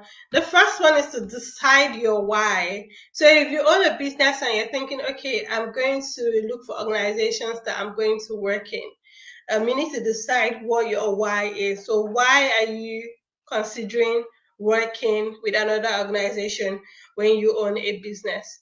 And number one why could be money. Like I said, working as an entrepreneur is one of the ways that you can quickly bootstrap and grow your own business by generating income from other sources. It could also be that you just want wider experience. So I have people who, straight out of uni, they built businesses that have done really well. And now they feel like, oh, I want to work under someone just to get tangible experience and better knowledge of this industry, better knowledge of internal company policy and structure. And so they choose to spend 2 or 3 days a week working as a staff for another company. It could also just be, oh, I want to widen my network. There are more international roles that have opened up now that I feel like I'm qualified for. And by working in this role, I'm able to expand my network, which in the long term can benefit my business. And so that's another factor that you could consider. That's another why that you could consider. You also need to define your skills and what problems you can solve for organizations. So obviously, if you are looking for international roles, which I would really suggest, because then they are the ones that are usually more flexible, and then you can earn more as well. Like working in international roles really took my hourly rates from like 0 to 100. So you would really want to consider international roles more. Obviously, there are local roles as well that you could fit into within Nigeria if you're in Nigeria. So you need to define your skills and what problems you can solve for organizations. So what skills do you have? What skills have you built up by building your own business? So even previous experience that you have, and what problems within organizations can you solve? And then you need to research on opportunities that exist within the field that you are interested in.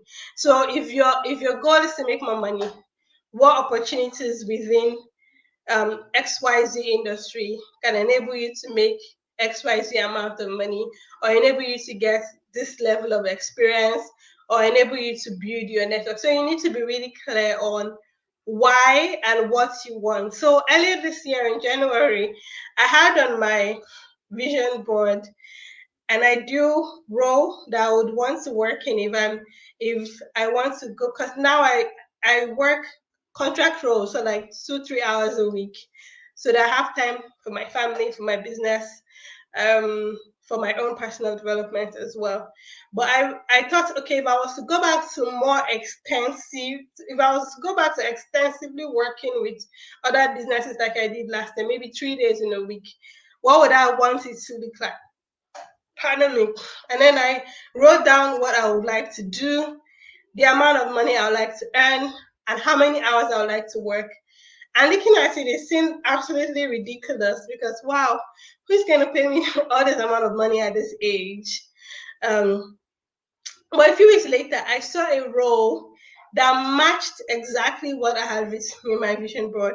And I felt like even if I apply for this role and I don't get it, it felt like an affirmation that what I wanted existed and I do not really need to settle. I just need to actively look for what I want that exists and also ensure that I have the relevant skill and experience for what I want. Okay.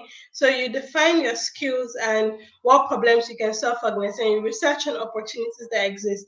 So are there consulting opportunities, contract roles, part-time roles, or just flexible roles? Okay. Then you will need to consider what works for you and your business. So where is your business right now? How much time can you afford to give into working as a staff in other organization? Do you already have structure within your business that can enable you to do this? Do you have the expert staff that you would need to effectively do this? So you will really need to do a lot of reflecting and research in order to understand how entrepreneurship can work for you and not affect your business. How long do you want to do it for as well? If you're working in a role, it helps to define. So I try to never do more than 6 months, and then it can be renewable, even 3 months as well, and then it can be renewable. So after that period, I can review how much I've grown, how much I've contributed to the business, and even the time that I've had left to build my own businesses as well. Okay. Um, this has been emphasized by even the previous speaker, and that is your personal brand. Because when you start applying for these roles, they're going to look at your social media, they're going to look at your LinkedIn, they're going to look at your website. So, what are you saying about yourself? What are people saying about you? Who are the people that you're connecting with? What communities are you a part of? How are you contributing to those communities? How are you engaging with people in those communities? What platforms are you on? So one of the roles that I got last year was from Twitter, and I saw the CEO put up a tweet saying they needed XYZ person within the organization. And I just reached out, and we've been following each other for a while. So she's seen my content, she's seen the kind of work that I had done, and she kind of knew how my work would be beneficial to them and had like a plan of how in turn I'll be able to grow within the role. But imagine if I did not have a good presence online, if I was always fighting or insulting people or not sharing anything valuable, it should have been so easy to lose out on the opportunity. And that's why I have a book called Social Media is Your New CV, and it really emphasizes how to position yourself online. And every day I can see how applying the things that I shared in that book continuously opens up even more opportunities. Even as of today, the opportunities that has opened up just by the way I reply to a tweet, the content that I share, what is on my bio, my website, my profile picture, all of those things. It goes a long way to define how people see you and the opportunities that they're willing to give you. And then the final one, just because of time, is you should be able to receive global payments because we have a lot of restrictions going on in Nigeria. So you want to make sure that at least you have an international bank account or you're able to open one just so that you're able to receive payments seamlessly. And there are so many options that exist right now. You can do your research and choose the one that works for you uh, based on costs and the countries that you will be looking to work with. Okay, so you can connect with me online on social media. That's my email as well. And I think I'm happy to take questions now.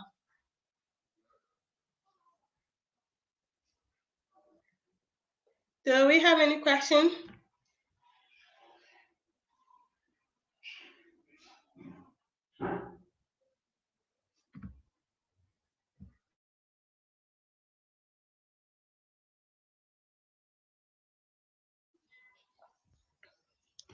Do we have any question? If there are no questions, I'm happy to end now. Hi, Legend, are you on or Precious?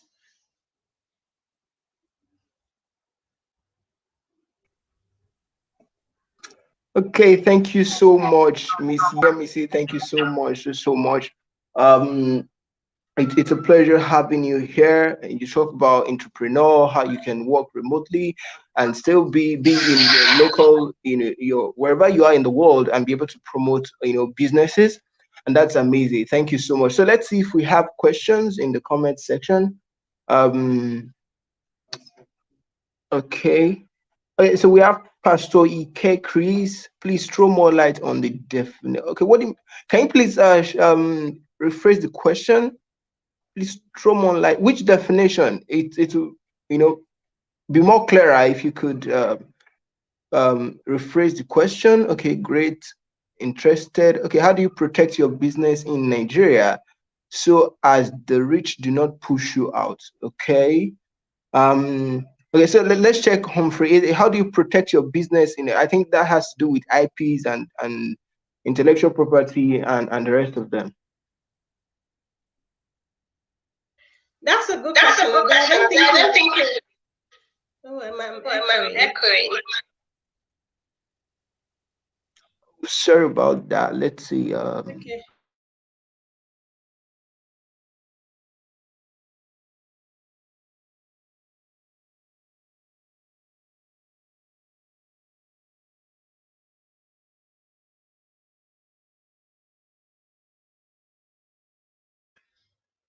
Is it better now?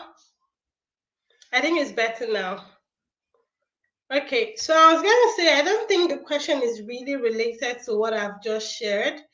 However, I'm going to answer it. So, how do you protect your business in Nigeria so the rich do not push it out?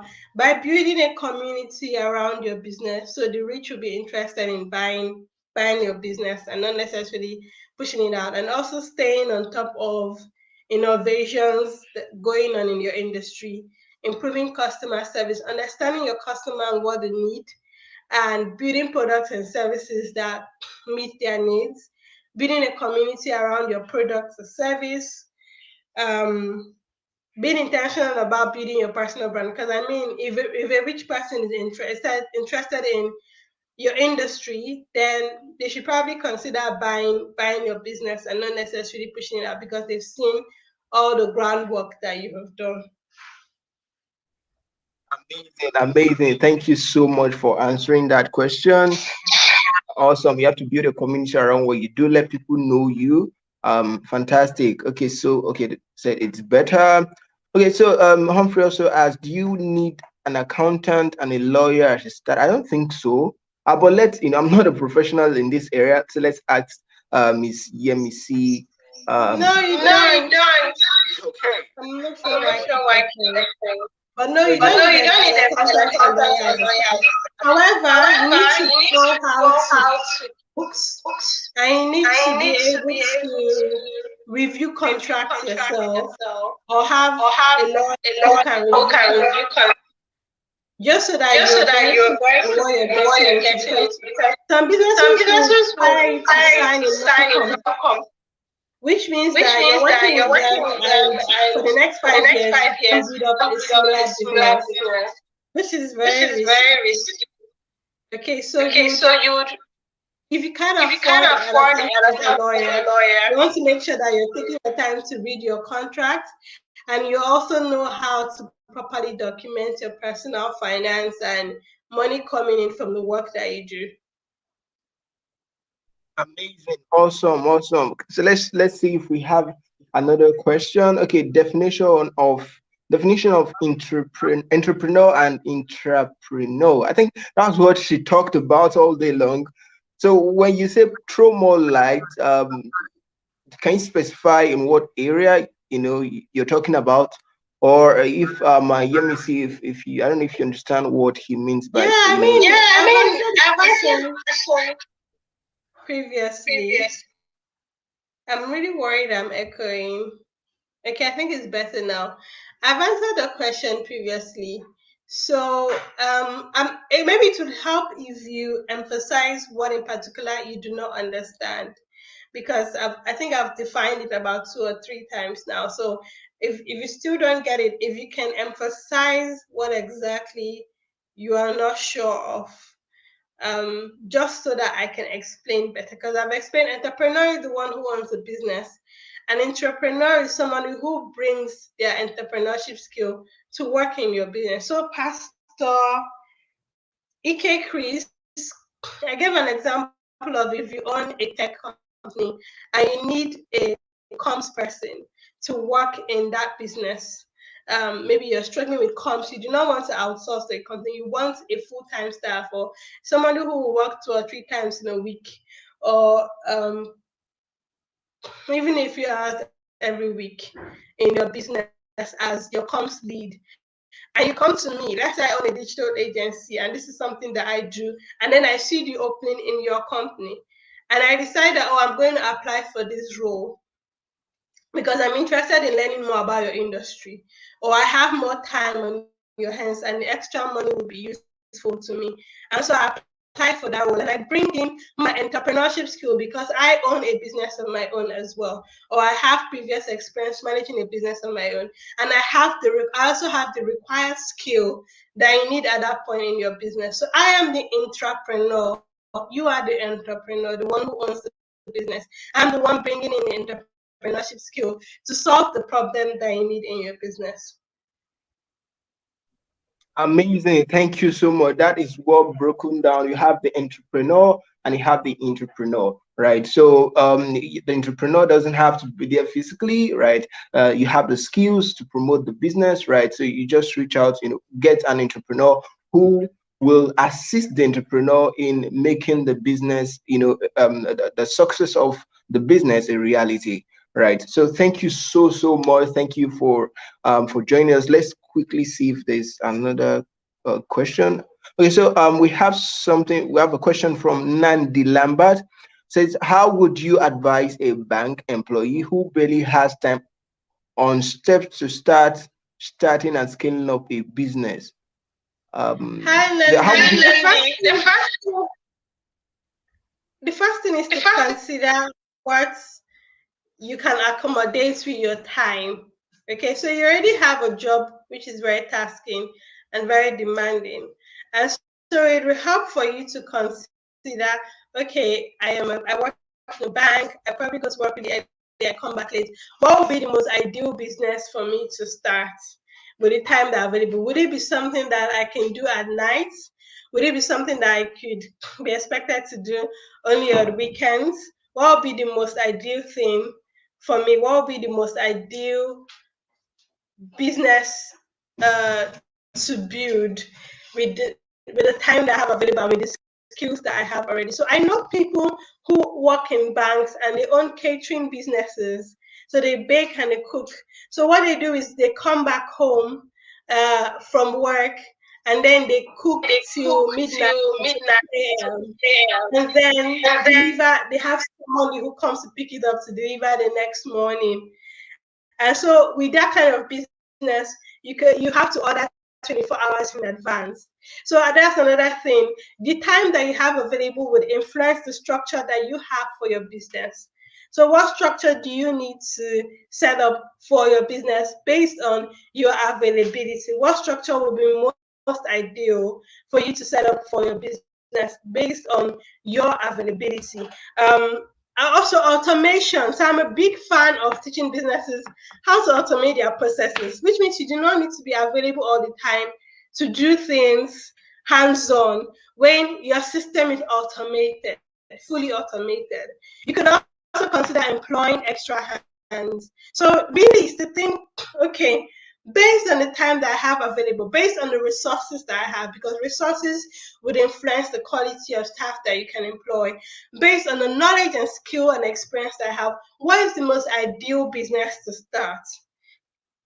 And then you really need to be disciplined with your time, because if you do not have a lot of time, you would need to be an expert on time management. You would need to be an expert on prioritizing what is most important to you and delegating. So that's like the foundation of it.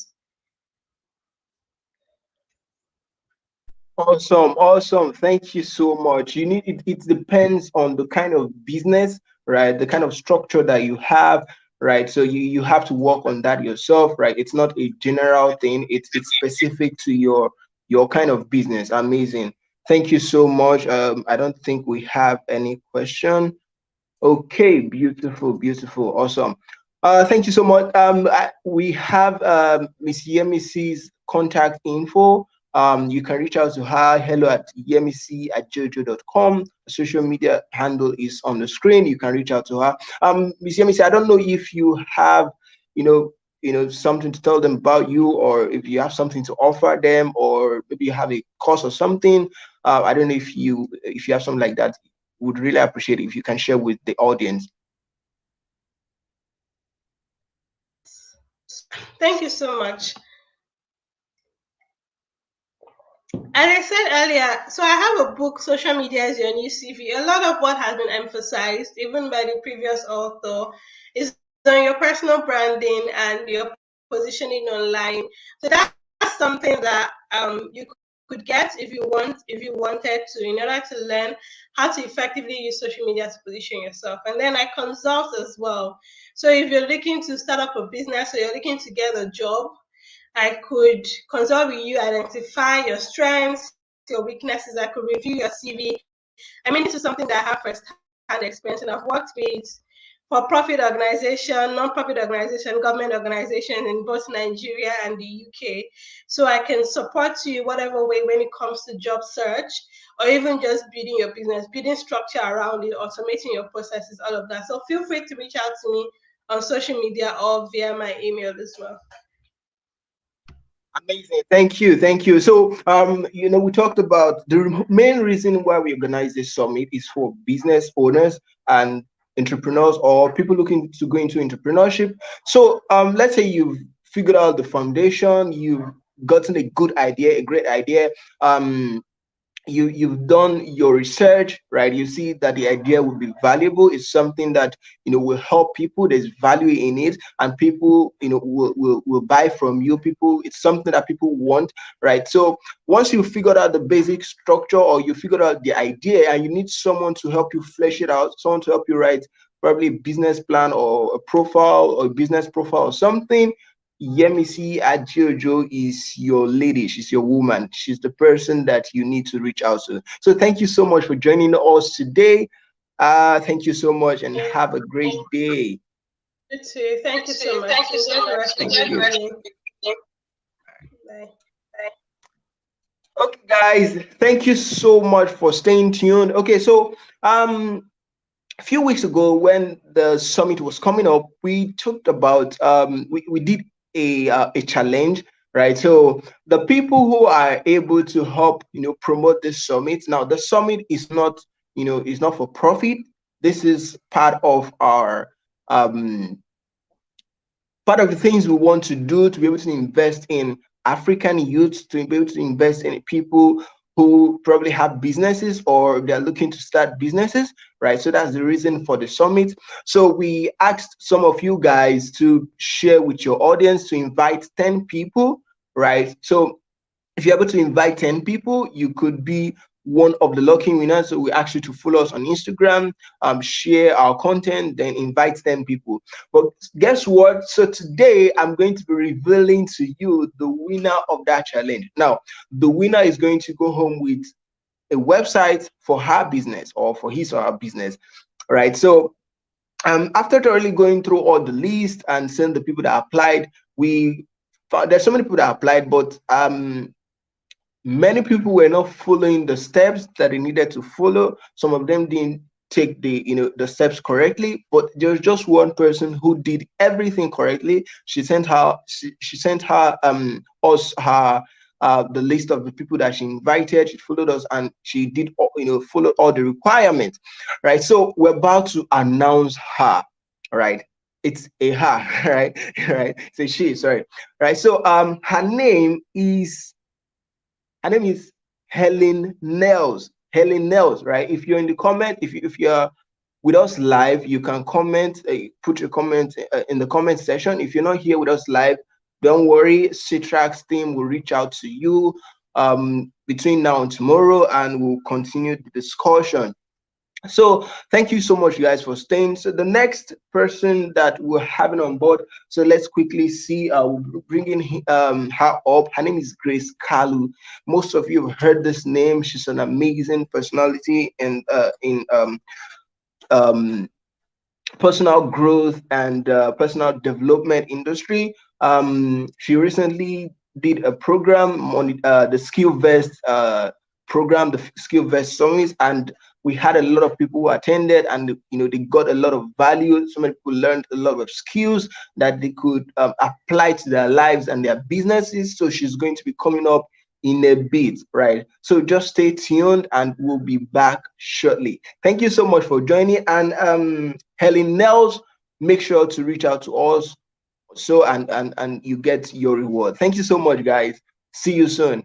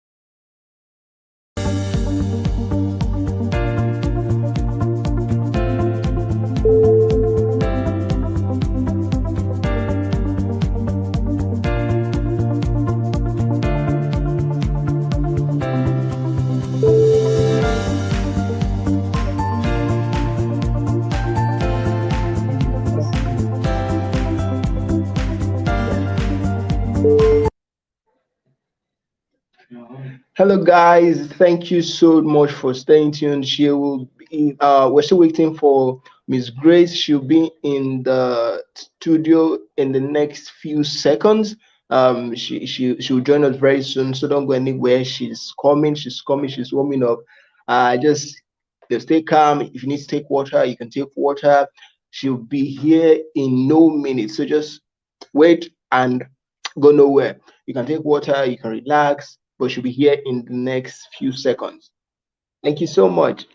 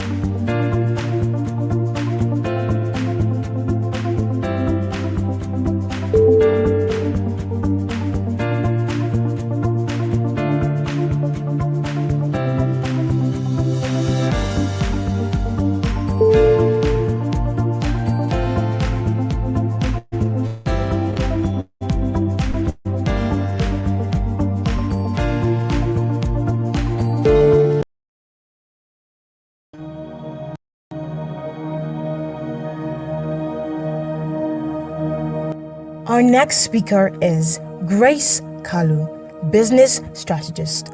Grace Kalu is a multiple Amazon best-selling author, an award-winning digital entrepreneur, international speaker, coach, and consultant. She's a highly sought-after industry leader on personal development, personal branding, and business niches. Grace focuses on helping individuals and organizations build massive impact, influence, and income. She's the founder of SkillVest, a technology company which provides business strategy, technology, consulting, solutions, brand development, and publishing services. She's the founder of The Generation, an initiative aimed at equipping and empowering young people with the right mindset, habits, skill set, and habits to become global leaders and change makers through mentoring, training, and coaching with subsidiary brands like the Business GYM, a foremost community of over 15,000 people designed to help young people start, launch, and grow successful brands and leveraging on the internet and technology so that they can become foremost leaders and change makers in their community and the world using their influence and income to impact the world. In the past year, the platform has empowered over 10,000 young to launch their online businesses through her scholarship, workshops, masterclasses, mentoring, coaching, and resource materials. Put your hands together as we welcome our next speaker, Grace Kalu.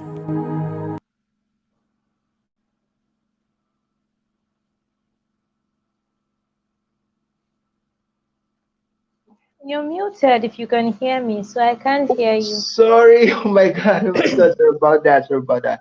Thank you so much for joining us. Thank you so much.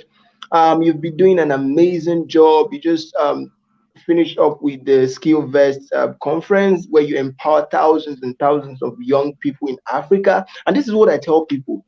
Nobody is going to come from anywhere to solve our problem. It's time we start empowering ourselves with the right skills, with the right tools, with the right information, and that is exactly what you're doing. And I want to say thank you. The entire Citraks team says thank you for all you're doing for the African continent as a whole and for young people out there. Thank you so much. You're like a role model to us, right? So she's going to be talking with us today. She's going to be sharing value. If you can hear me, if you can hear and see me, fantastic. Please type in the comment section. Okay. Amazing, right? If you can hear me, if you can see her, if you can see me, please indicate in the comment section and we'll start shortly. Let's see who's the first person that will be the first to type in the comment section. Let's see. Oh, amazing. Humphrey, you've been here. You're welcome. You're amazing. Thank you.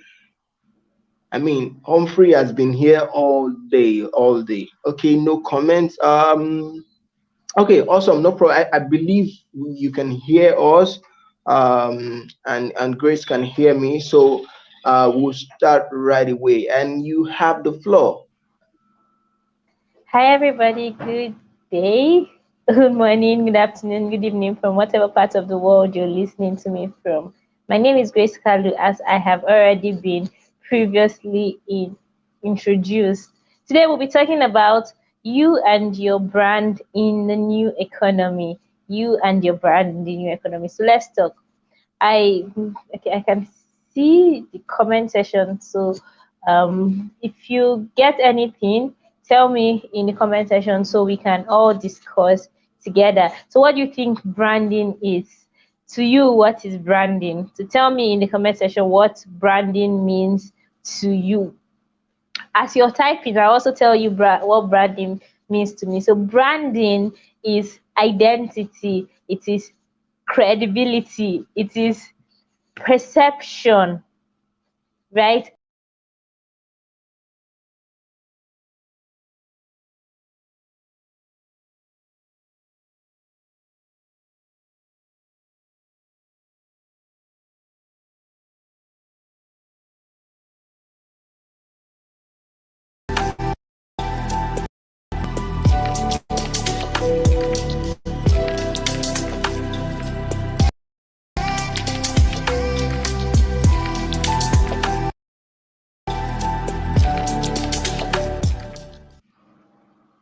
Okay, so I do not know what happened, but I was saying that branding is perception, it is identity, it is what people think you are.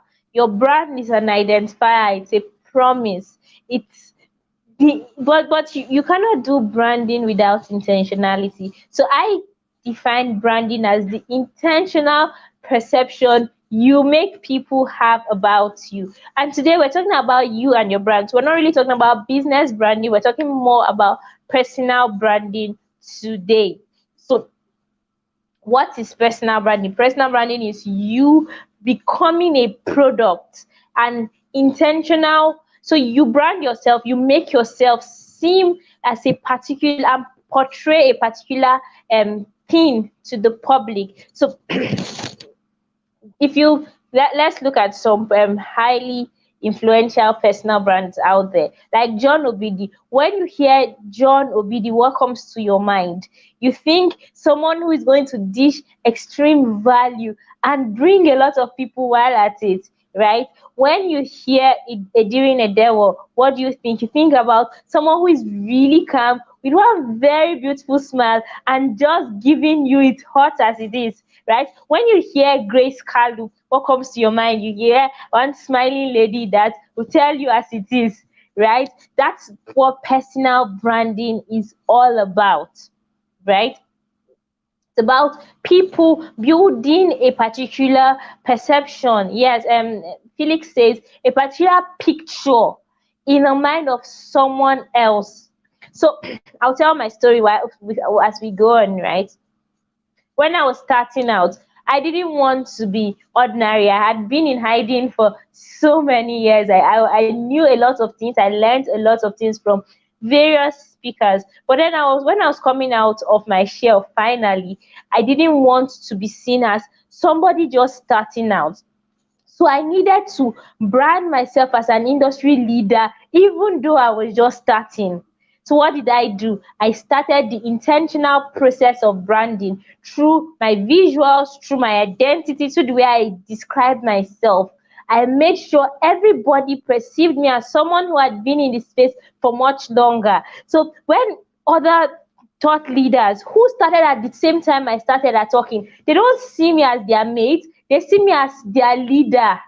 Why? Because I intentionally branded myself in such a way. I just concluded a conference and I had about 11,254 registered participants across 28 countries. How was I able to do that?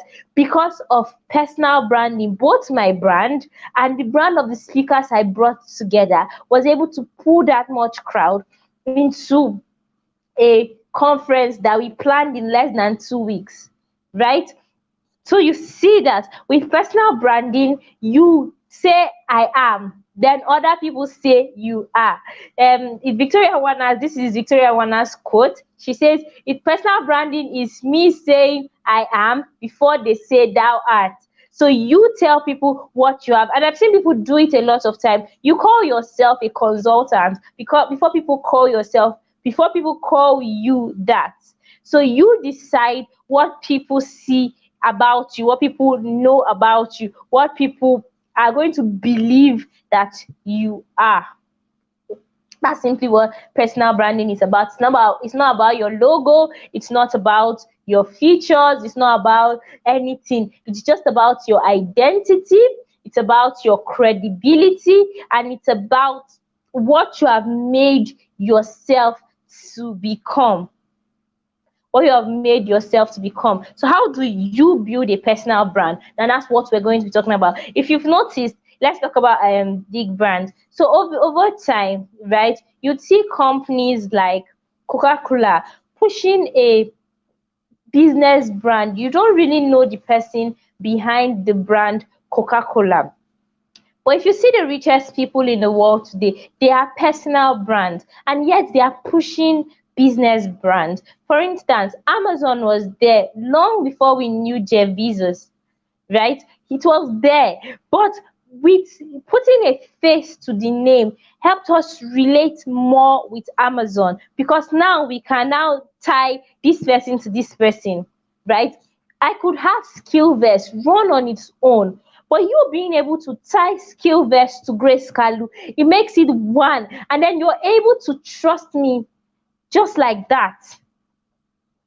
When you think Head Start Africa, you are thinking John Obidi, and because of the brand John Obidi, you can just tie Head Start Africa to something great. When you think Citraks, you're thinking Liberty, our host. And once you know, if you've already known him before, you know he's a brand, and he has given you value, he has delivered on whatever he said he was going to deliver. So you're just tying it together. And so that's why personal human beings, with the age and this economy that we're living in, people want to see person. Don't want to relate with logo. We want to relate with a person.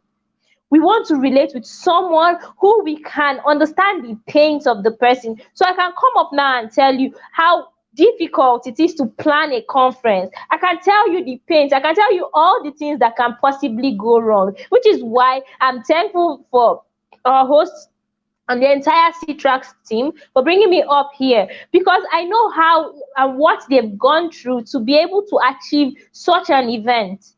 I can tell you everything that can go wrong. Why? Because now I'm also a personal brand, and I've been able to do business branding as well. So I can tell you what it is because I'm a person. So you can now relate with my stories as a person. Do you understand? So if you understand it, tell me in the comment section before I'll be teaching myself. Awesome. So if you are understanding me, tell me in the comment section. So that's how it works, right? That's how personal branding works. It's about you putting yourself out there for people to see you, not just for public scrutiny, but for you to be seen as a particular thing. So you want yourself to be seen as a business coach. You brand yourself as a business coach. So let's continue. So what are the pillars of personal branding? What are the pillars? I have 7 pillars of personal branding that your brand is going to stand on. The first is the problem. The problem. So every brand must solve a problem. Every brand must solve a problem. So what problem are you solving? There are a variety of problems. Before you can brand yourself as something and be seen as a valuable source, you have to be solving a problem. You have to be solving a particular problem for people. So what problem are you solving? What problem is your brand solving? What problem? There are many problems. You just pick one. For instance, assuming I was branding as a personal brand strategist, my problem would be to I could there are many problems personal brand strategies do and solve, but I might just decide to pick one problem. For instance, get you seen, get heard, get paid. Get seen, get heard, get paid. Now what I'm doing for you is go from your obscurity into impact, influence, and income in one way. So now I'm solving your problem of obscurity and giving you the life that you want, which is getting paid.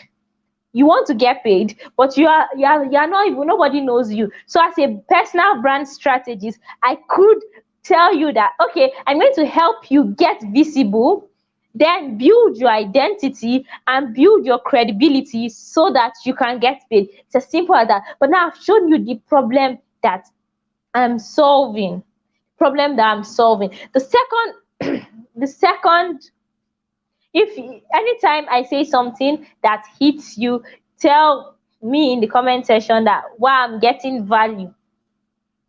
The second pillar is your platform, or rather your people. Before we get to platform, the people that you're going to be helping to solve the problem, the people. So who are the people that you're helping to solve this problem for? Because every brand has an ideal client. We cannot work with everybody, and this is the reason why it seems like when you want to start out in a niche or you want to brand yourself, you're saying there are so many people doing this. Why? Because you have not decided on the problem you're solving. You have not also decided on the people that you're helping to solve that problem. So you do not know the people and you don't know the problem. So it seems like everybody is doing it. The truth is not everybody, even though we are all bearing the same name, even though I'm a knowledge monetization expert, there are many other people, but we're not solving the same problem and we don't have the same ideal client, right? We don't have the same ideal. So who is your ideal client? For some people, it could be premium people, high network individuals. For other people, it could be young people. So you want to teach young people how to brand themselves, while another person wants to people who already have influence, right? Some other person wants to teach people who already have money. So you're not serving the same people. You're not serving the same audience. You're not serving the same ideal client, but you need to have an ideal client. So how do you do that? You settle down, you sit and you ask yourself, who exactly do I want to help? And then you craft out an ideal client avatar. That is the particular person, the person. Her name is Grace. She's so years old. She works in this company, she earns this amount, she lives in this nation, she likes to hang out on Facebook groups, she likes Instagram as well, or she likes TikTok. She has friends in this industry. WhatsApp is her main domain. You know everything about Grace because Grace is your ideal client. So now you know Grace. So if you went into a mall and you see Grace there, you know, wow, this is the Grace that is my ideal client, because you already have envisioned her and you have made her a person, or him. It must not be a her, it could be him. So but you need to have an ideal client avatar. The next thing is to have a platform. So where are you going to be building these people? So now you have your problem, you have your people. So where are you going to be building them in? What platform? So where from the past from the people where we talk about the ideal client avatar, you know that you found out where they hang out. So now you know the social media. So assuming you were targeting business people, you know that you have no business being on TikTok, but you should go and pitch your tent on LinkedIn and start building a LinkedIn community, because that's where your ideal client stays. Assuming you were working with Gen Zs. Gen Zs are people between the ages of 24 and below. Assuming you are working with those people, you know that they like TikTok. So you know that you should carry yourself and go and pitch your tent on TikTok, because you want your ideal client to meet you. You want them to meet you on their platform. They will not come and look for you. They don't like you that much. You will bring yourself and stay in their front. Then they will see you. Then they will know you. Then they will like you. They will begin to trust you and begin to come looking for you. But at the first instance, you're going to carry your own leg and stand in front of them. See me, oh, I'm here. I'm the solution to the problem you probably didn't even know that you had. Right? This is how you build your platform. You want your people to be able to see you in a particular way. So if your ideal client is on Facebook, you go and build a Facebook community or an Instagram community. You know, wherever they are, that's where you build off on, right? In the same way, the next point is your positioning. So what do you want to occupy in their mind? How do you want to see them? So now that you've known the platform you want to build off on, how do you want them to see you? How do you want them to perceive you? How? So now you decide, okay, I want to be seen as an expert in the business niche. I want to be seen. So I know that my positioning is a business coach or a business expert. And so I go there to where they are and I start. I've decided with myself that this is what I want to do. Make them see me as a business coach. So now, how do I make them see me? I cannot have a profile picture that is looking as if I've never even been to business before. So I go and I make sure that on that platform, because my positioning is business coach, on that platform, I'm having a really fine profile picture that is portraying who I want them to see me as. Do you understand? I go there and then I position, I say, see me, oh, this is how I want you to see me. And I start putting it out. When I do graphics, because I want them to see me as a coach and a consultant and an expert, I don't do wacky graphics. I don't do graphics that it looks like the graphic designer I've never learned about graphics. No, I do the kind of graphics that anybody that sees is like, wow, who is this? I'm telling you the secret I used to dominate. This is how I used to dominate with my own brand. You come out with graphics that anybody that sees, even if they were not interested in you before, because they saw your graphics, they're like, wow, this person is really serious, is ready for business. And so that's how, so then because you know the position you want in your mind, you do all these things. And no, you might be saying it's expensive. If it's expensive to outsource it, then learn. If it's expensive for you to outsource to someone else to do graphics for you or to keep your bio, then you learn how to do them. There are many coaches out there that teach these things. You just go to one of them and learn. It's as simple as that. When you finish, you've put your profile picture, you've edited your bio so that when they see it, they know that the problem you're solving for them. Your bio should be you should contain the problem that you are solving for these people. So there you write it in the bio there. This is my problem that I'm solving for you. Then you go and clean up your social media, because we all do not have sense on time. All of us, but we didn't have sense on time. Some of us were posting political things on our profiles or on our platform before we now knew that this is not going to take me where I'm going to. And so now that you know, now that you want to clean up your brand, you go and wipe out all those things so that your home is clean. It is usually said that if you are expecting a president in your home, you will clean it so that when he arrives, he will know that this place is good for him.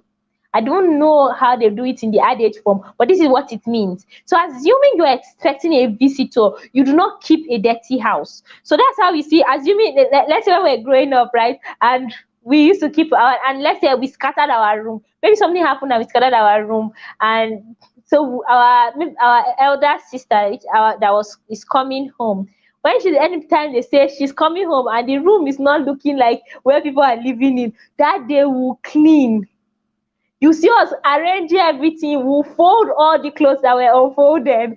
Our mom has been shouting, "Go and clean up, go and clean up." We did not hear since, but because we know that we're expecting a visitor or an outsider coming in, we don't want to wash our dirty linen in public. We clean up. In the same way, you clean up your social media. So when these people are coming to that your platform, they are coming to see what you want them to see. So once you have done that, once you have gotten your positioning right, the next step is your promotion. Promotion is another word for your content. So how now you know what you want them to do. How do you do? Because it's one thing for them to come, they don't see anything, they go. But you use your content to prime them. You use your content to create awareness. You use your content to educate them. You use your content to convert them into from outsiders to audience to buyers. Your content, so your promotion, that's what you do. Your promotions, you create content for awareness, content for education, content for conversion, content for awareness, content for education, content for conversion, because you want to bring them in, you want to educate them on how you can help them, you want them to start liking and trusting you, then you want to convert them from audience into customers, because you're not doing all these things because you just want to do it for fun. You want them to be able to buy from you. So you need to have content that will convert them from just ordinary audience members into customers or buyers.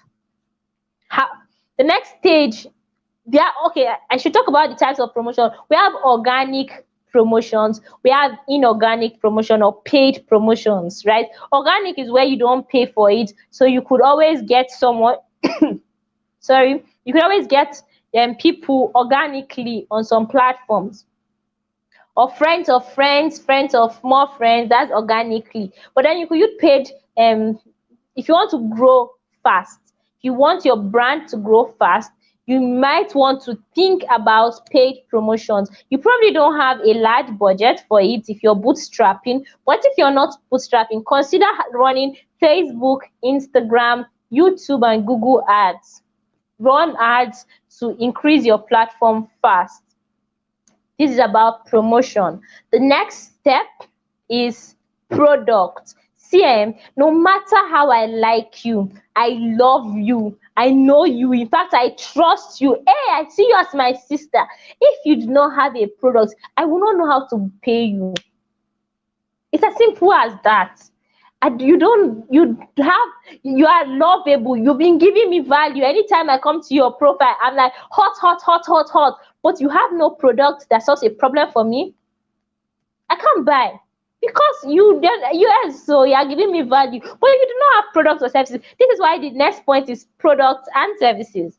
You need to create products. It could be a physical product, it could be a digital product, it could be services, it could be merchandise, whatever it is, but have products that people can buy. Don't expect, see, people don't like charity, and I don't also expect you to like charity. So don't expect people to come to your page and then after you give value, they will now like hot, hot, hot, hot, hot. They will now put the emoji in the comment section. Ah, mama of fire, grace of fire.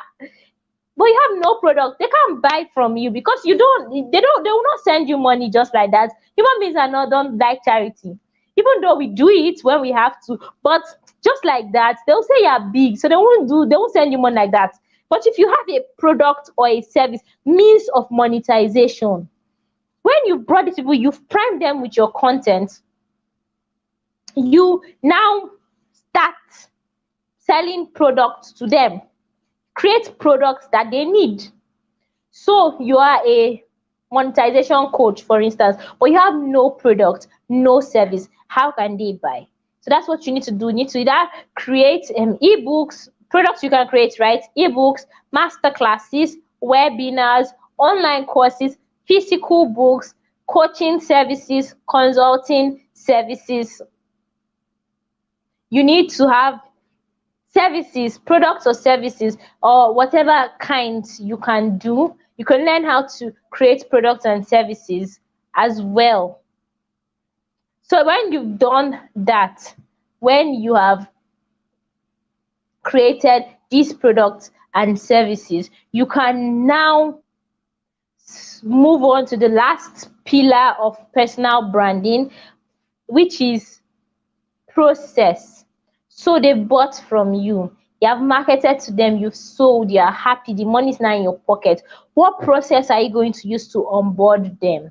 What process are you going to use to deliver to them? What process are you going to use to get feedback from them? Because you don't want to only sell to one client one time. No, you should sell to your one client at least 7 times.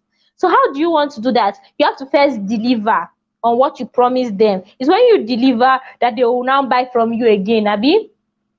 Yes. So you need to deliver on what you promised them, deliver on your products and services, then get feedback and testimonial to bring in other people, because some audience will always need testimonials before they will buy from you. So bring testimonials from them. So you need processes, you need frameworks that work, that you would use to get these people in, buying, and then deliver to them.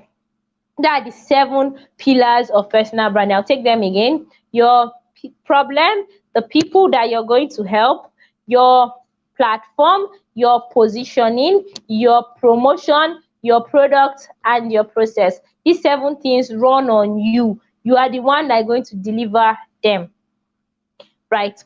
So before we go on, we'll talk about branding channels. So there are channels that you can brand yourself on, and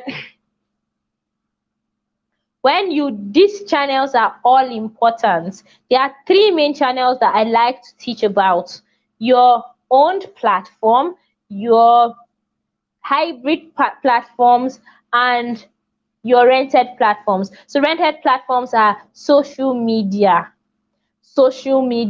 Examples of social media: we have Facebook, Instagram, Twitter, YouTube, we have TikTok, Snapchat, etc. LinkedIn is also one of them, and so on and so forth. So these are social media they are rented platforms, and as you already know, you do not build your land on rented platforms. So you don't go, for instance, you've spent all your money building your Instagram page. You spent all the money that you have. What have you been doing? Building Instagram page, 100K followers on Instagram, right? And just like that, Instagram got angry with one content you put and they closed it down. So you and your 100K followers gone. You don't do that. You don't build only on social media. So yes, you can build on social media, you can get traffic from social media, but don't build there. You need to have hybrid platforms and owned platforms. So hybrid platform examples are Telegram channel, WhatsApp. Telegram and WhatsApp are hybrid because your lists on both platforms remain yours. They remain yours. So your WhatsApp list, it could be on WhatsApp. We have WhatsApp status, we have WhatsApp broadcast, WhatsApp groups, we have, am I missing anyone? I think status, groups, broadcast. If I'm missing anyone, sorry. So on WhatsApp, we have these 3 where you can build, you can get clients from.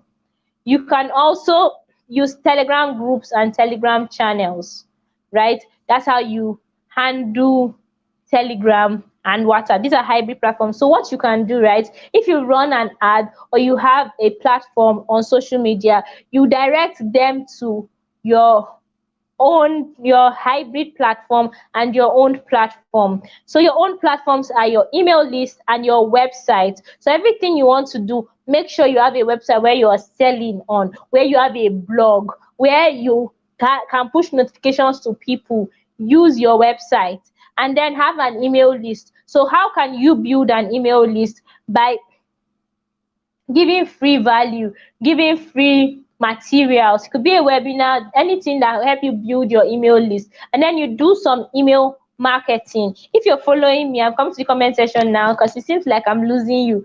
If you're following me, tell me I'm in the comment section. Okay, tell me, let me check if we have any questions.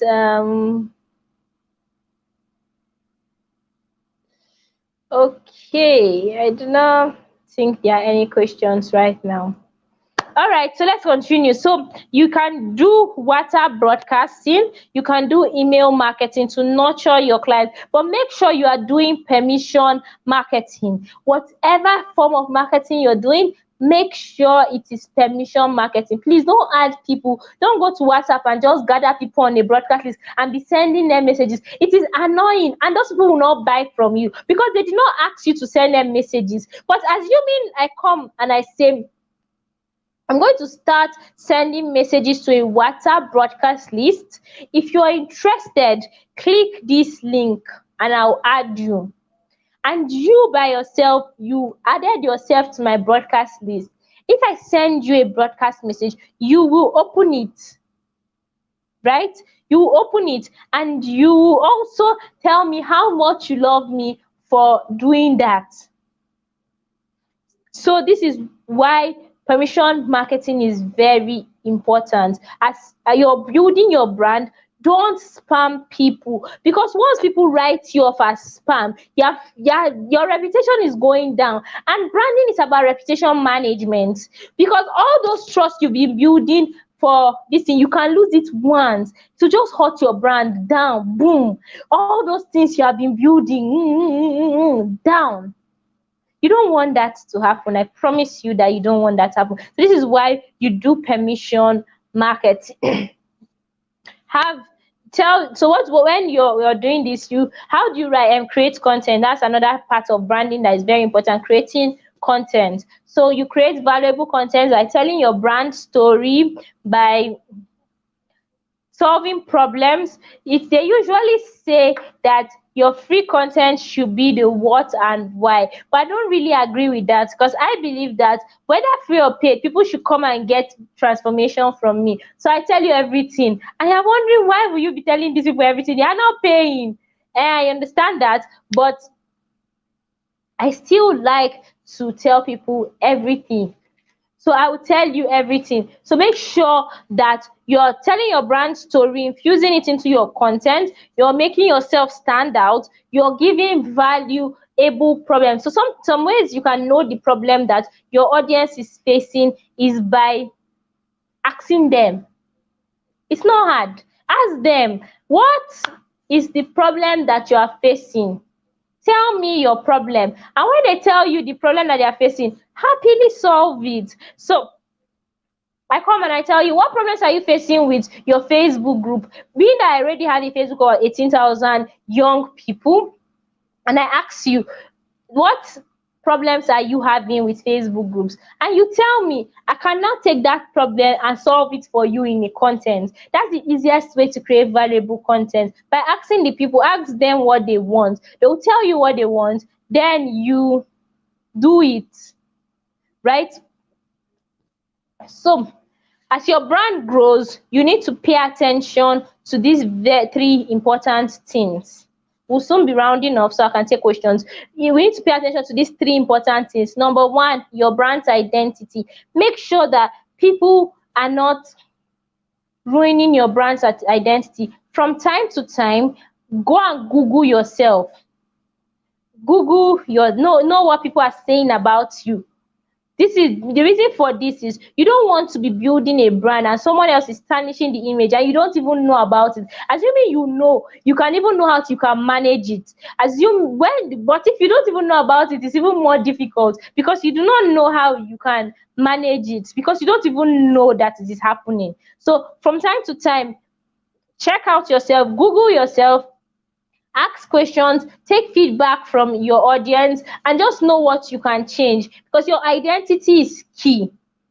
Then your visibility, or go for visibility. The more people know you, the more people can buy from you, the more people can connect to your brand. So go for visibility. At every point in time, keep investing in being seen.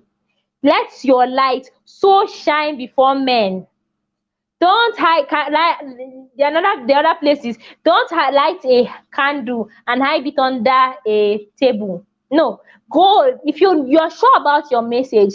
shout it, blow it, toot your horn, shout it, let everybody know that this is what I do. Because it's funny, right? I was talking to a client the other day, and I was asking her, she was telling me her problems, and then I asked her, who are your customers? And she said her friends. Then we asked one of her friends, I told her to go and ask, and her friend said that she doesn't even know that she offers that service, because she was angry that her friend did not buy from her.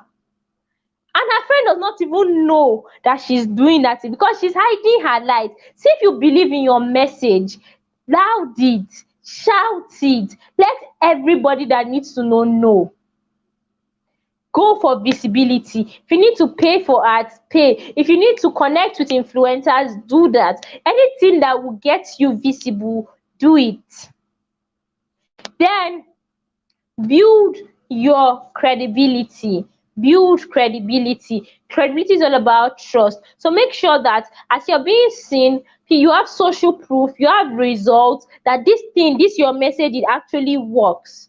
Make sure that as you're getting it, you're building your credibility bank.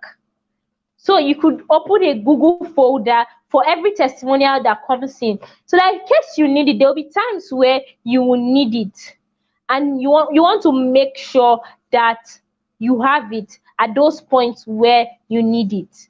When you need it the most, have your credibility bank.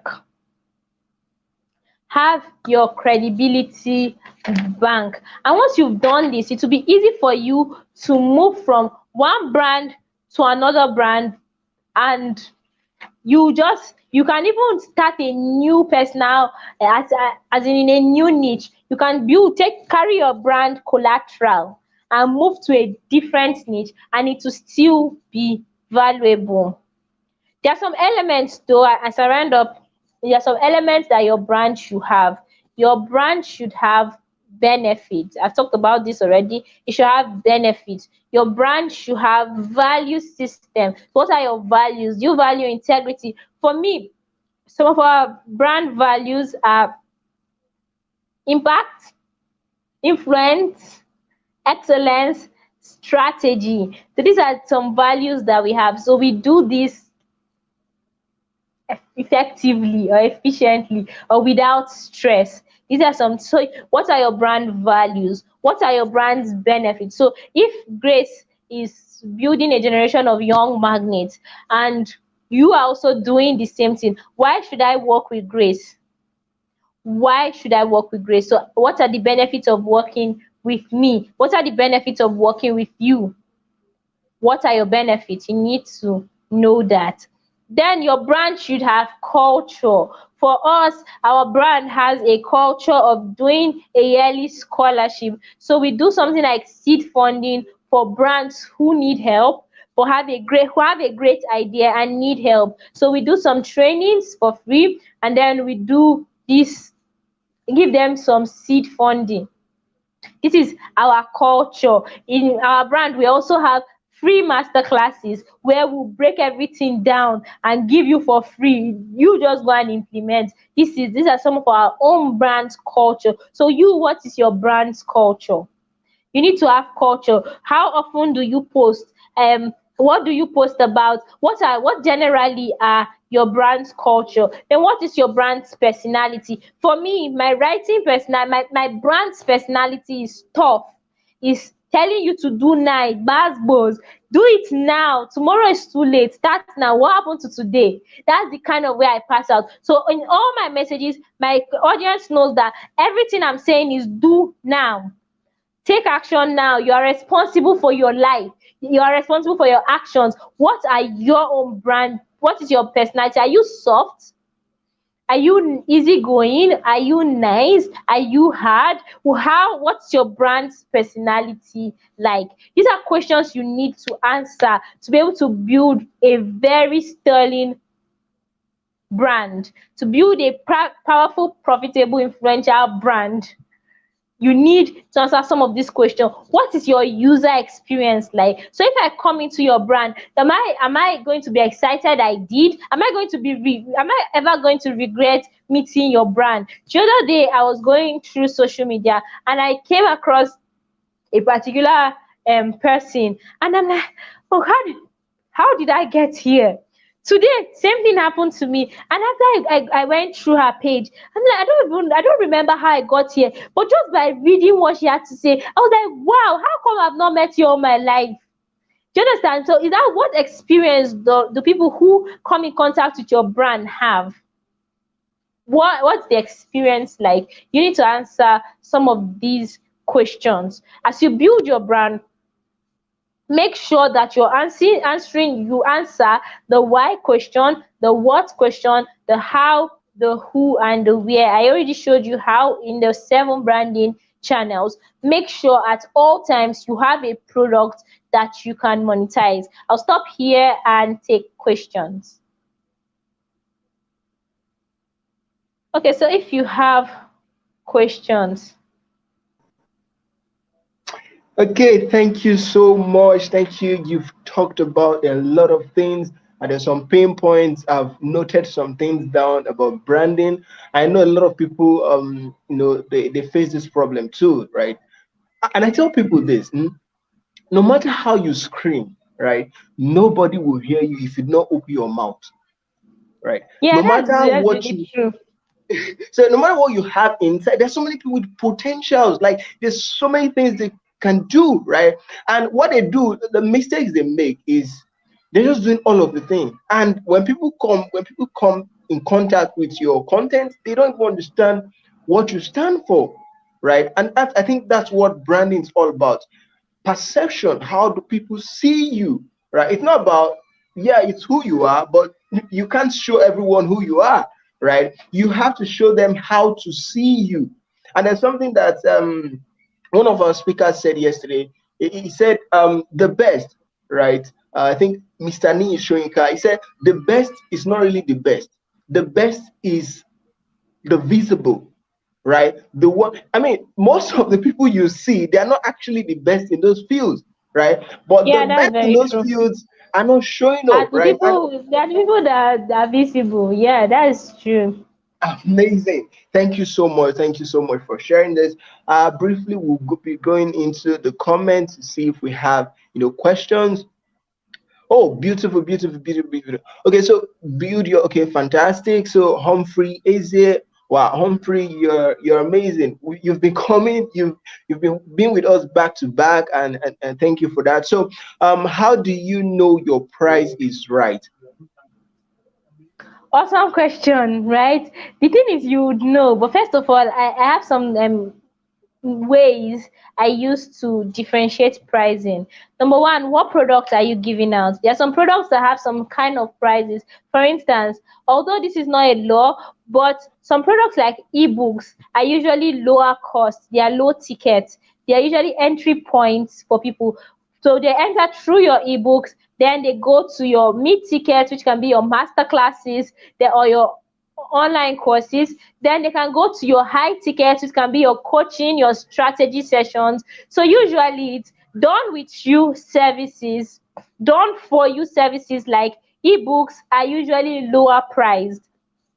Done with you services like master classes, webinars, online courses are usually mid price, but done for you services are usually high price. So when I have to do it by myself for you, you pay me more. This is one way to know your pricing. Another way to know your pricing is by your audience. Assuming you are serving an audience of people between 18 to 25, you should know that people in this age bracket do not have so much money. They don't have 25 million sitting in a bank account. So you don't price your course at $1,000. They cannot afford it. No matter how they love you, they can't afford it. So you put your pricing based on what they can afford. But if your target audience or your ideal client is someone who can pay you $1,000, someone who is a manager can comfortably pay you $1,000 for a course and will be happy about it, and it won't mean anything to the person, right? So you do not price, as for such a person, you don't price things too low, you don't price it too high, but make sure that considering your target audience or your ideal client, you put your prices based on them, and then as they grow, you increase your prices as they grow. For instance, I start today with people who are 18 to 30, But these people are not, these 18-year-old people that I'm offering 1,000 services to, 5,000 services to, are not going to remain there. In the next 10 years, they are going to have grown up. So, and they already trust me. So if I offer them a $1,000 service, then because they've been with my brand for a long time, they will buy from me. This is why you need to talk about the longevity of your brand and also know your customer journey. So when they met you, where were they? When they are leaving you, where are they? So knowing the amounts that they will be making at these different points will help you to price right. I hope I've answered your question, Humphrey. Amazing. Know your audience. Very key. Know your audience. And even before you even start brand, you have to know you have to know your audience, right? You're not sent to everybody. You just have to pick a particular set of people. And so when you know your audience, pricing become easier. So Mr. Elijah Otto, thank you for joining. They say, how do one go about pricing international? Okay, that's international Yes. now. So the same thing I said, it goes. The thing now is you need to understand that an 18-year-old Nigerian or African and an 18-year-old international American, they don't have the same buying capacity. While an 18-year-old Nigerian might not be able to afford paying 10,000, an 18-year-old American might be able to afford it. So still knowing who your target audience is what's going to help you here. Assuming you are charging internationally, you do not price as if you are pricing to Nigerian audience. You price based on the industry standard of the international market. I hope I've answered your question, Uncle Elijah. Thank you. Oh, okay. Humphrey says yes. Audience determine your price. Amazing, fantastic. Thank you so much. Thank you for giving us value. We really appreciate you. Okay, so how do people reach you? So I know there's many young people listening to you right now, and they're looking at how do I get in touch with you? What do you have for me? Is there something I can do to be a part of your community or something? So how do they go about that? Okay, by clicking t.me/skillverse, or you just go on Telegram and search for Skillverse community. Everything and how you can connect with me across all my channels are in that Telegram channel. Just search for Skillverse community and you see everything about me on Telegram. Or you click on the link t.me/skillverse. That's Amazing. I mean, I think t.me/skillverse. Awesome. exactly. Okay, I think we'll put that up or we'll send it to the Telegram channel so people can reach you. Thank you so much. Thank you. And guys, that is it for Grace Kalu. Let's see if there's something in the comments. Amazing, amazing. Okay, sorry, we have one question. Pastor Ike Chris says, how do you create brand impact? I'm not sure. I don't know. Do you get the question or should he rephrase that? How I don't know if my network is, if I'm visible and audible. It's blocked from here. Oh, I can hear you. You're visible. You're All right, visible awesome. and you're So audible. I would like to I would like to ask him to rephrase the question. What do you mean by brand impact? Okay, so let's see if he can, rephrase the question. But guys, it's all about branding. It's all about, how you want people to see you, right? And there's something she made mention of earlier that I see a lot of people there, especially Nigerians. I mean, you see something happens and you quickly rush to the comment section to say I disagree, no, it's a lie, and this is this that, and you just say something, right? You do not know that there's some people monitoring you or your social media is part of you, right? In this century, it's not just about you physically, right? Your digital footprint matters a lot, right? How people see you online is even more important than how people see you physically. Why? Because if your audience or your customers are online, the way they see you online is going to determine right, most part of your earnings, right? So you have to be intentional about what you put out there. You have to be intentional about your digital footprint. It's not everything that you have to comment on, right? And there's this thing my mentor used to say. He would say, stop causing unnecessary hatred for yourself, right? If you can just stop and not comment, it would probably save you a lot, right? You don't have to comment. You don't have to say something. But let's see if you've been able to rephrase it. You talked about brand value. How can I know where my customers are? Okay, that's from Philip Aneke. I think this should be the last question. Philip Aneke, how can I know where my customers are? If Philip, if you do a concrete research about your ideal clients when creating your client's avatar, you would know, because you would have researched them. For instance, I know that majority of my clients are on Facebook, on Instagram, and on TikTok. Most of them are not active on LinkedIn. Maybe they are learning, but most of my clients are not active on LinkedIn. My present client avatar for young people. This is because I did a proper research based on their demographic, based on who I want to help. So knowing your message matters. So what exactly is the problem you're solving? When you craft it, for instance, I'm helping young people monetize their knowledge and build a profitable business. People who want to monetize their knowledge, people who want to build their business, but young people. Do you understand? So with this, I know that my first ideal clients are people who are young. So asking yourself, my message, where do these people who have this problem hang out? It help you to answer it. I hope I've answered your question, Philip.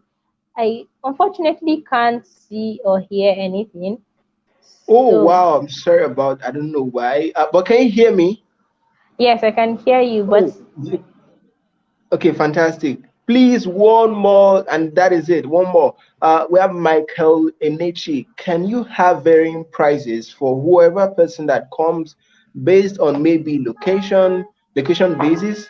Like I can sell one course for 1K to a person in my state and differently for someone outside. So based on location, do you have varying prices for different locations?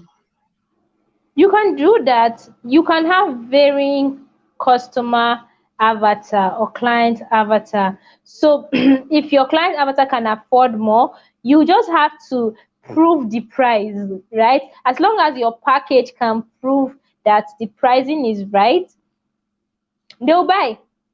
So yes, you can do that. Although I would usually just advise that you have different products. It might not be the same product, but have different products for these different client avatars.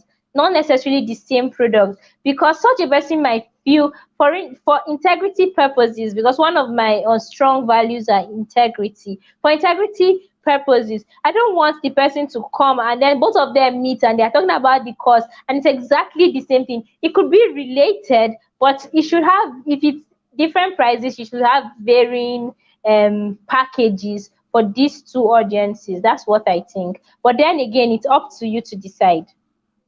Thank you so much. Thank you so much. That is it for Grace Carl. If you have further questions, you can join her Telegram channel, you can join her community and get in touch with her. Thank you so much for coming on board. Amazing. Awesome, guys. How are you guys? Hope you guys learned a lot. Hope you guys learned a lot. It's not someone actually. For the first time on the summit, we're having a duo, right? And they're going to be talking about cyber security. Now, in this age, I know that Nigerians, we don't really take it serious when they talk about hacking and all of that, but they're very important. You see some people, people complain about, people had their bank account, their money was taken without their consent. Probably there's recently a friend of mine, her WhatsApp got hacked, right? And the person took over her WhatsApp and was broadcasting unsolicited message to all her contacts, right? And that could really do a lot of bad things to your reputation, right? So this is what Mr. Ben Allen is going to be talking about. He has a lot of experience in this field. He's the man, to talk about this with you, and he's going to be coming with his friend, right? And they will join us in minutes.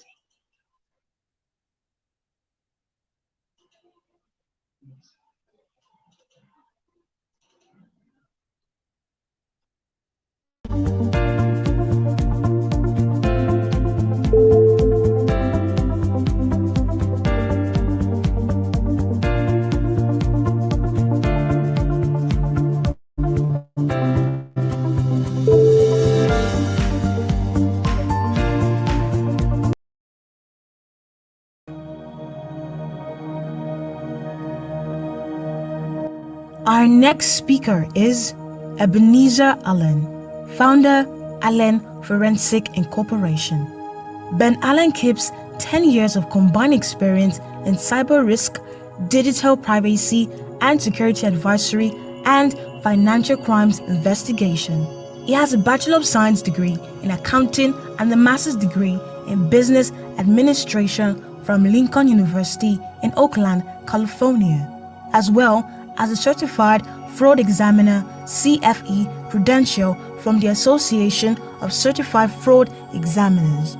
Ben is also a licensed private investigator in the state of Texas. Ben Allen keeps a weighty resource background with Fortune 500 service experience, having worked for major corporations like Capital One Financial, Standard Chartered Bank, MoneyGram, Banco Popular, and others.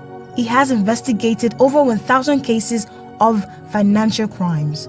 Ben works with attorneys and their clients on complex cyber and financial crime issues throughout the litigation process. He has given presentations on a variety of topics, including digital stewardship, cyber complacency, and board oversight. His primary expertise is helping organizations identify their critical digital assets and to develop a culture of digital stewardship within the organization so as to have a dynamic and resilient cybersecurity posture. Please make welcome Ebenezer Allen. Woo! Welcome, Mr. Allen. Welcome, Mr. Ebenezer Allen. Good to have you here. Good to see you here. Hope you're doing amazing well today. Yes, I'm doing very well. Thank you once again for having me on here. It's a privilege. I love what you're doing. The introduction was great. My friend and partner by the name Jacob Bryant was just expressing how much he appreciates the quality of skill that went into just that very few minutes of introduction. So thank you so much. Thank you. Yeah, so thank you. Welcome, Mr. Jacob Bryant. Welcome to. We're glad to have you here. Thank you. Okay, so today, Mr. Brian and Mr. Ben Allen, they're going to be talking about cybersecurity. We know that as the world continues to expand, as we continue to grow, with the internet, as more jobs, as more, many things continue to come up on the internet, we also need to be secured, right?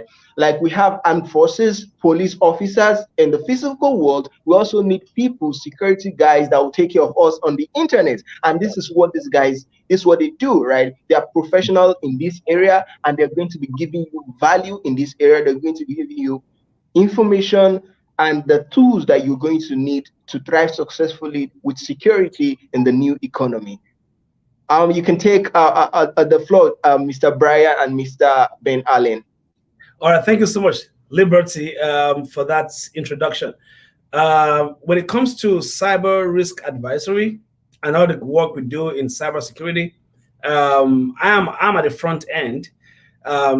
Jacob, I call him JB, right? Jacob Bryan. JB is at the back end. So amongst many other skills that JB does have, JB is an ethical hacker. He's done a lot of work globally, even in countries as regards cybersecurity. As a matter of fact, in our office, we have a computer that JB built And the computer is what we use for open source investigations and many more. Reverse, search engineering on phone numbers, names, whenever corporations engage us to conduct investigations. So it's like a backbone. He's my great guy. We run the company together. Oh yeah, is the man. I mean, it's not a joke to have someone on board with you that builds computers from the scratch. All the tools we use in house for our work, they're customized to our services.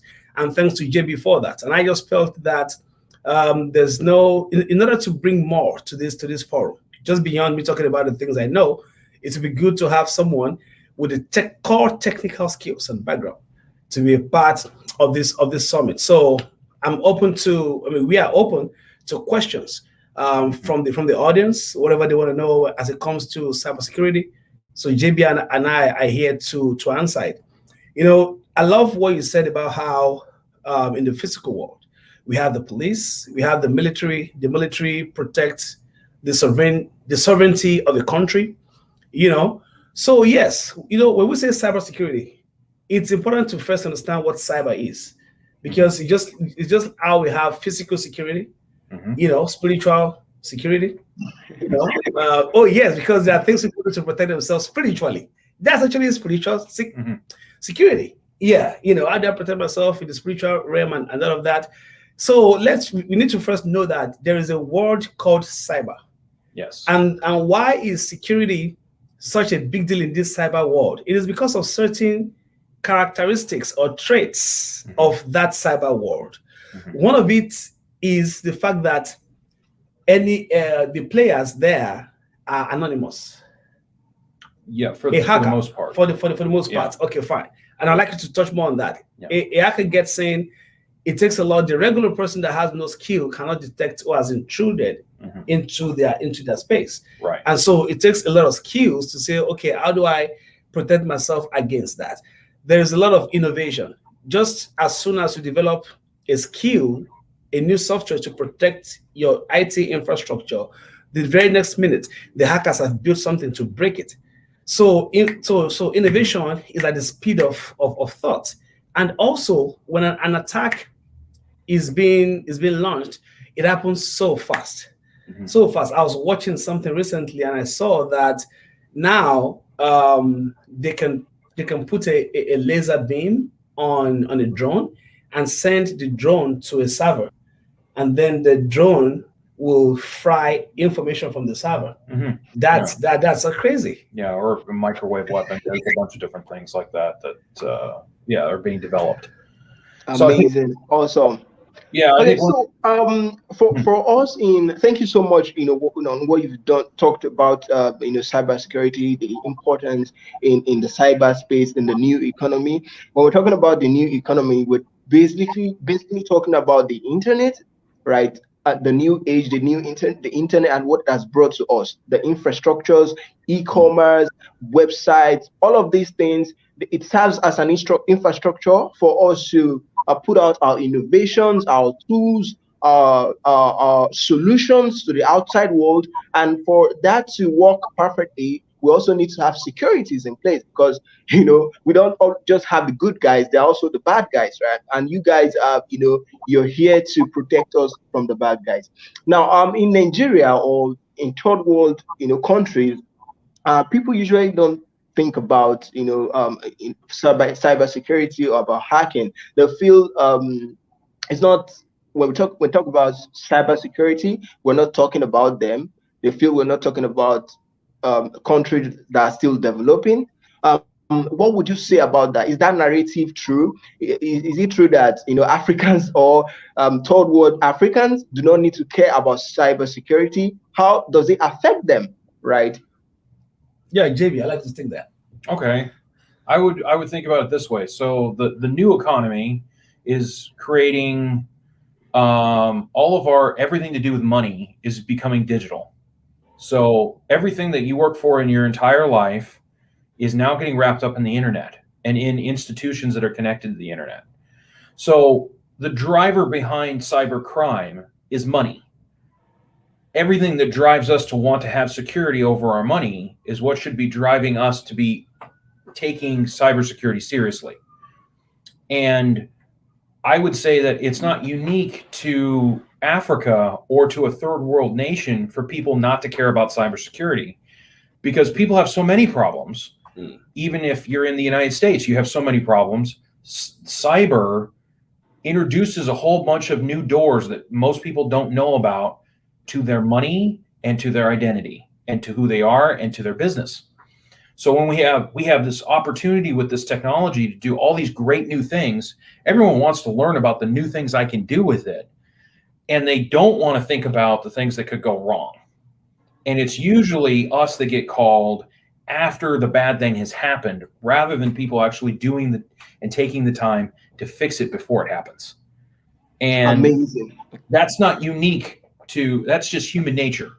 That's what everybody wants to do. They want to focus on fixing the problem that's in front of them, not the new problem that's going to come down 2 years down the road or 30 minutes from now. So people, you're basically saying people do not really care about, you know, what's going to happen in the next 3 years or in the next 3 months. It's they don't prepare for eventualities, right? It's when it's in their face that they're looking for people to help solve their problems. And I think that describes the a regular Nigerian, right? We don't care, right? We don't.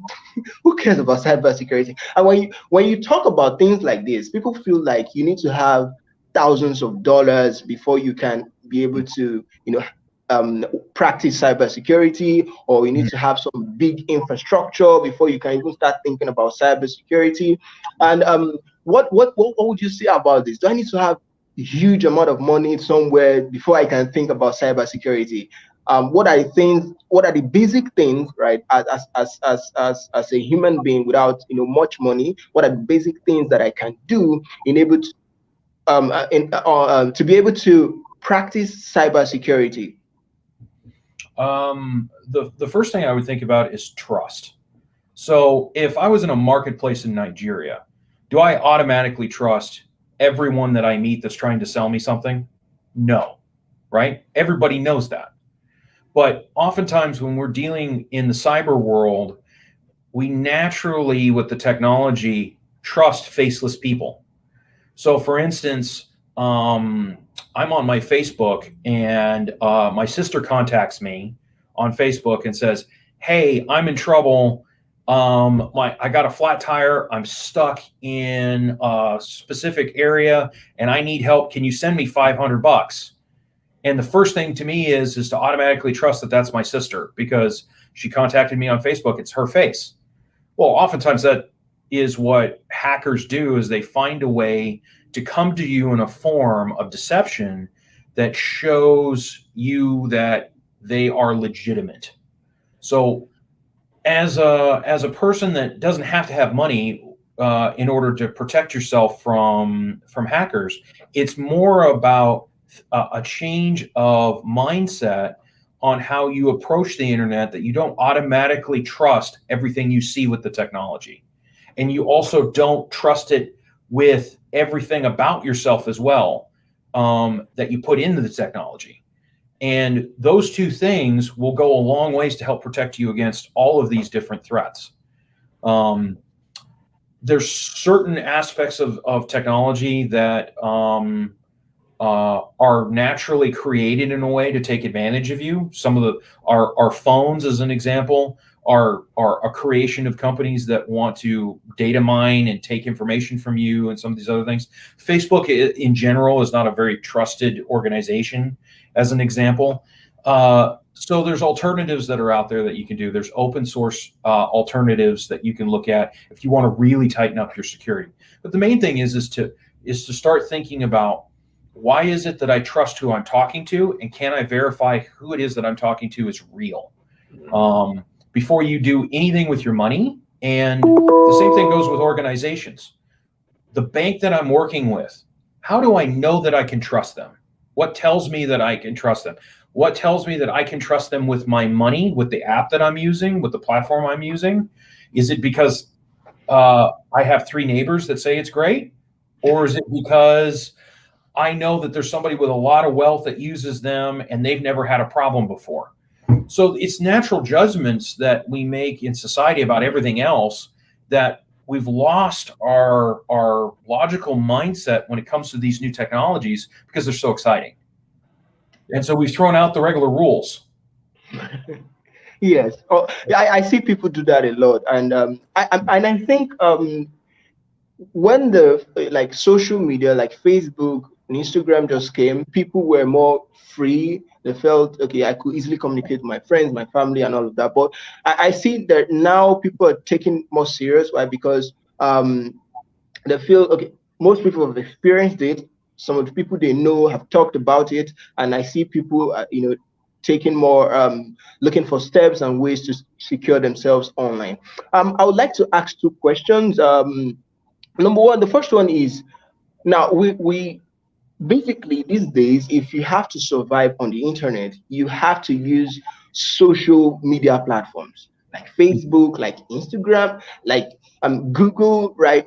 All these things have been ingrained into us, like they're part of us now, right? We can't do without them. And like you said, most of these platforms are not trusted, right? So most of them are into data mining, and they could use that to target you and run adverts to until you take money out of your pocket and you buy that particular product, right? So as people who want to be alive in this age and be able to participate with the whole world and what everyone is doing, and at the same time we're careful about the platforms that are available. I don't just want anybody to take my data and just use it for anything. So what would you advise? Would you advise that, okay, should I stop using social media, right? Should I stop using Facebook, Instagram, and rest of them because I don't want people to use my data? Or what should I do in such situation? What would you advise? I would advise that there's a balance. So in today's new internet society, these companies have created the idea of openness is holy. It is if you're open about everything in your life, then everything is fine. So whatever we look at, whatever we see, and whatever we do with it is always going to be okay. But society doesn't function that way. Actually, privacy and secrecy is what makes society function anywhere you are at in the world. You don't have the president of Nigeria talking openly about everything he's thinking and doing all the time on Facebook, right? The country would fall apart if he did that. So we need to start focusing on when we use these platforms, they're not something that we journal our entire day on, that where we put every detail about what we're doing and what we're thinking. We use them to communicate about the things that are important to us at the moment, to friends, family, or whatever it is, and that's it.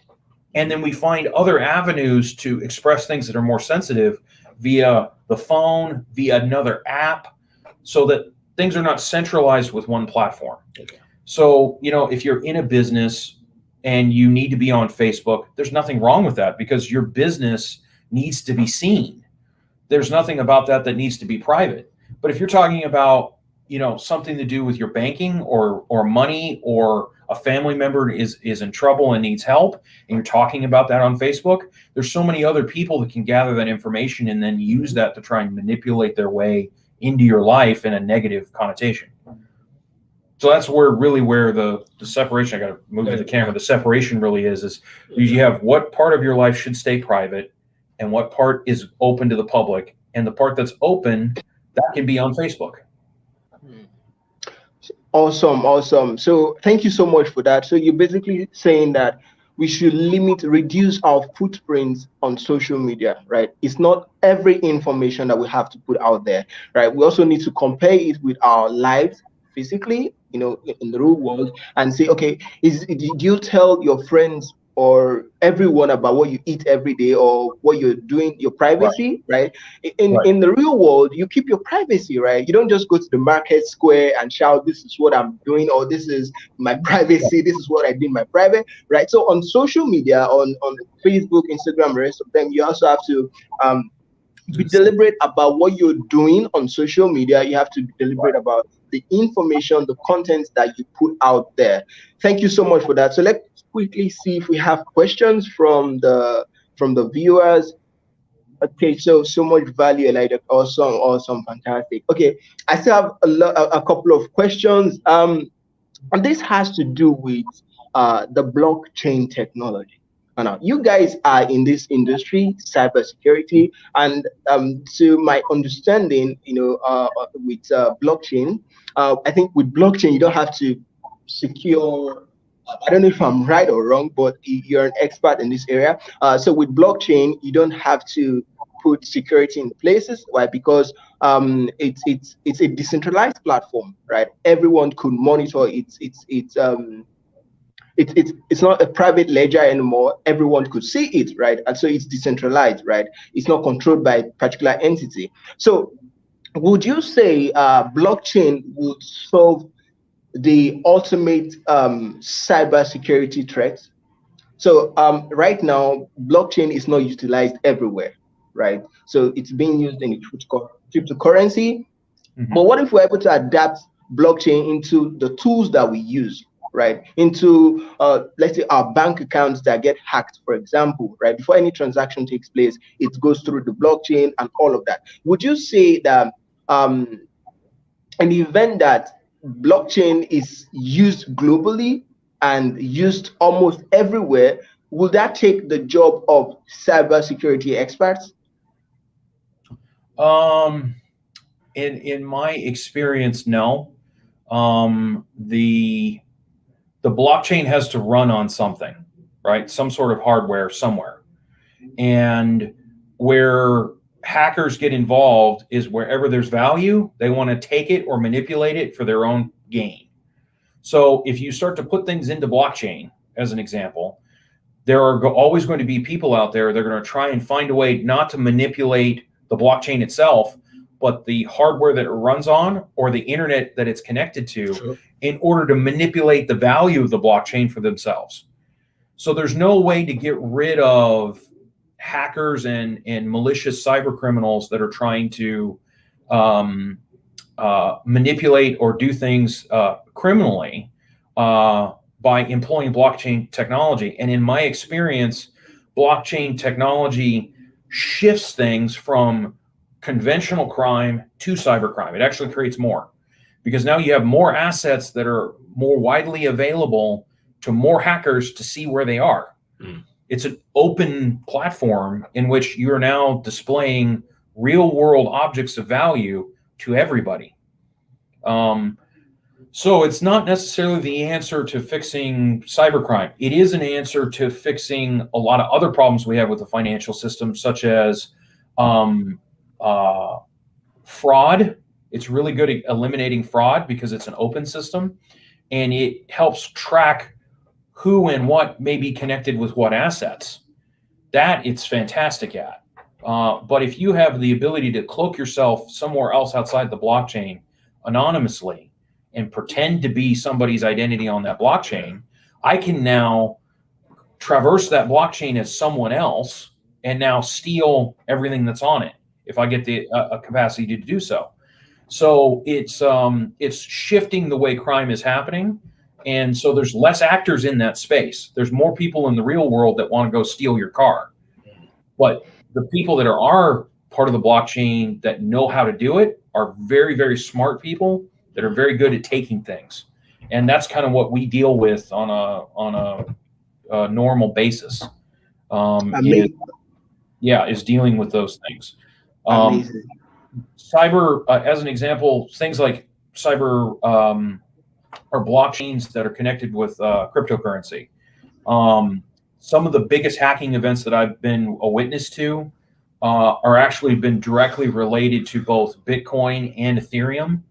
And it wasn't anything to do with the blockchain at all that got compromised. It was the systems that were in place to hold the cryptocurrency, and that the people that were involved, including sometimes large banks in New York, that did not have their standards high enough to deal with the level and value of the Bitcoin that they were dealing with. So there's no system that's foolproof, and there's no system that eliminates the ability to stop everybody from getting to something.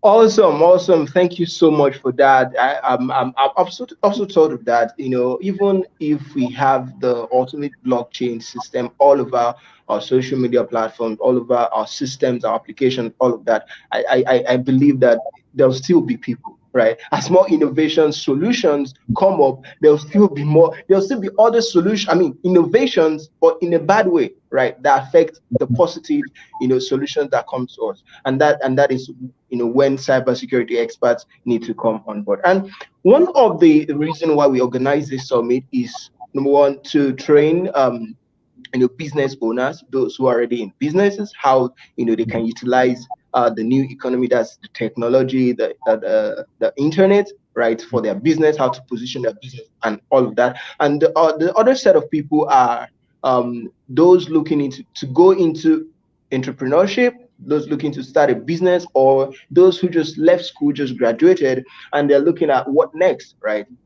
And on the first day of the summit, I talked about the power of information, the power of education on the internet. The internet has taken the limits of location, right? I don't have to be being in the US to learn, cybersecurity. I don't have to be in the university setting, right, to learn cybersecurity or to learn blockchain, to learn all of this, right? So for those people who are looking to learn, how to go into what you do to become a cybersecurity expert, right?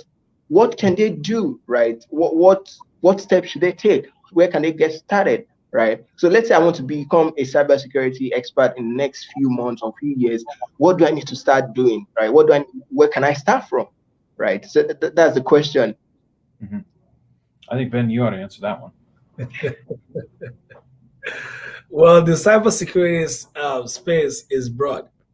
So there's those who do threat management, threat detection.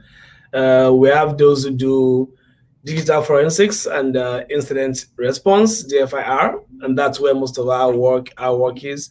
So I think for the prospective cyber practitioner, the first thing to do would be to find a cyber bootcamp around and start some things like Security Plus.